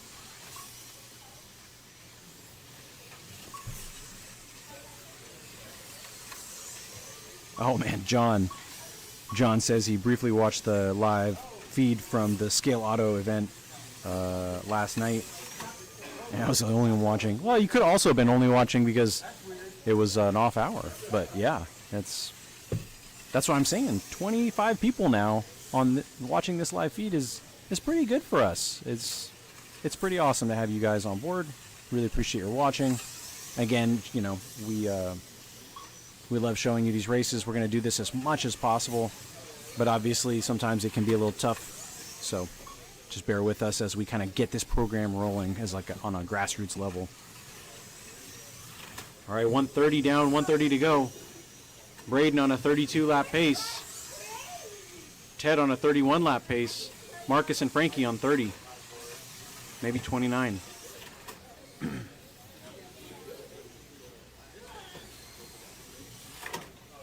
Your heat leader is Braden, coming around for lap 20 on blue lane.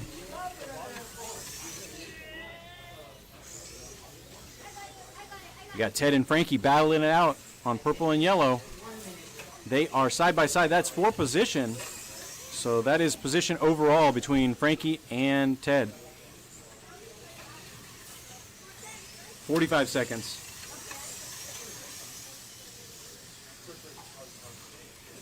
They are running almost identical fast times. Looks like Frankie's falling back just a bit.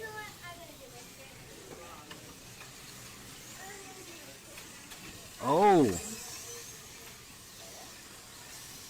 30 seconds.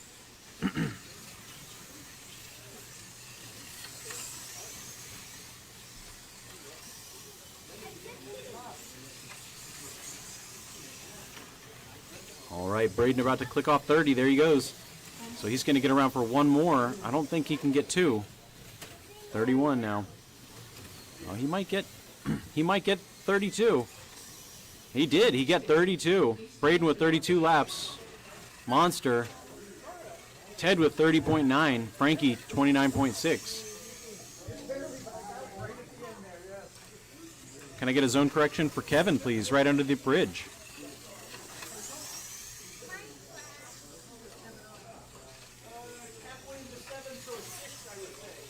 6? Okay. That was kind of crazy. I saw Mike and your car both move after the power went out. All right, so let's check the overall result here.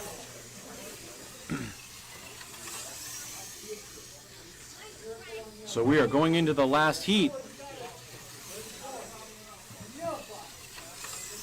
Braden is going to need a 30-lap run to catch Herman, 31 to pass him. He's going to need a 33-lap run to best that other dude.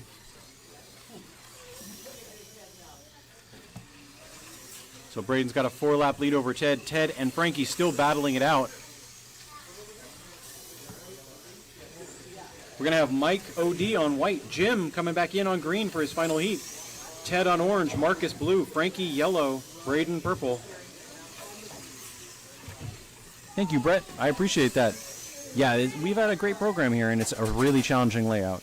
This track is, I think, like well over 35 years old, maybe 30 years old, and it was built in, I believe, Monrovia for Uncle Cal's Raceway, and it's had some major events, some national championships, some Western States championships, raced everything from production 24 cars to Euro Sports to now 132nd scale cars.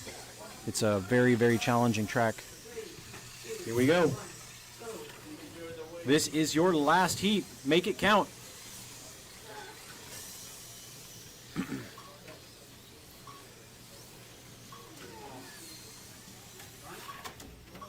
Oh man, that's going to cost Ted right there. Already early in the heat.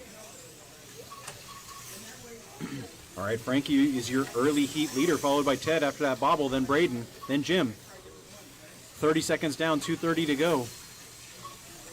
You are shooting for 183 to get that second spot, 186 to get that first spot.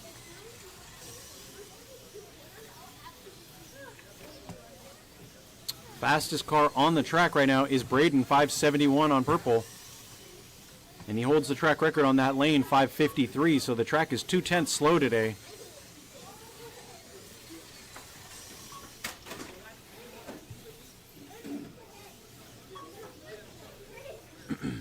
All right, 1 minute down, 2 minutes to go. Frankie, your heat leader.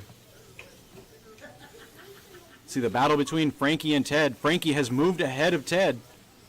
They are almost side by side.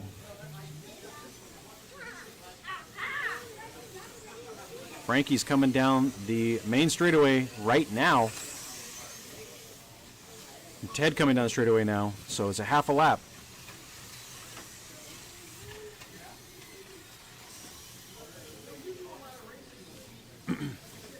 Frankie 3 laps behind Braden.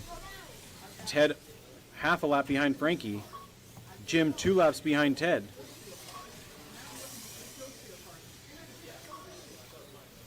Let's see who's to 21st. It's Frankie 21st. Frankie's on a 31 lap run here.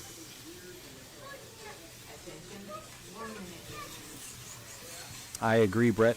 We have a couple of young guys. 2 of them are not here today, but I think Dylan and Ryder, they're very young. They're, in their early teens, maybe 10. It's great to have them, and we try to foster as much as we can. Obviously, we're still at a slot car track. It's we try not to go too crazy, but definitely Braden is going to be a racer to reckon with. All right, under 30 seconds. Braden now 180. Frankie 177. Ted 177. Jim 176. We got just over 10 seconds. Braden now 182. Is he going to get to that second spot? Ooh, that's going to cost Braden there. Frankie with the off. We got 6 seconds to go.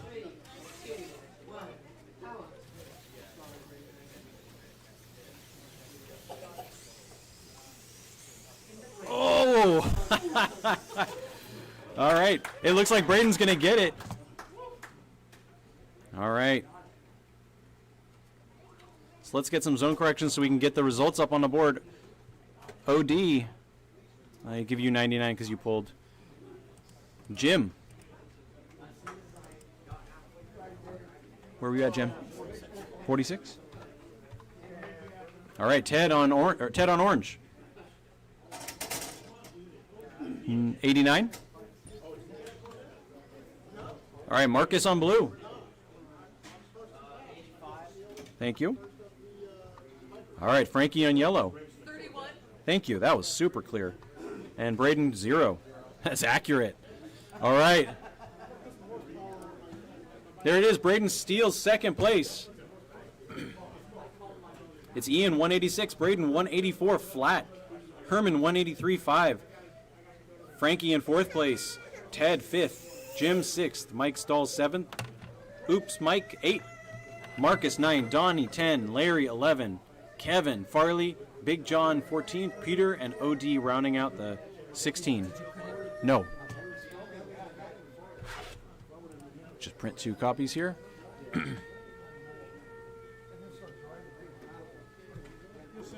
Braden definitely turned up the wick there. He got super lucky. I thought that track call was going to cost him. All right, guys. Thank you so much for watching.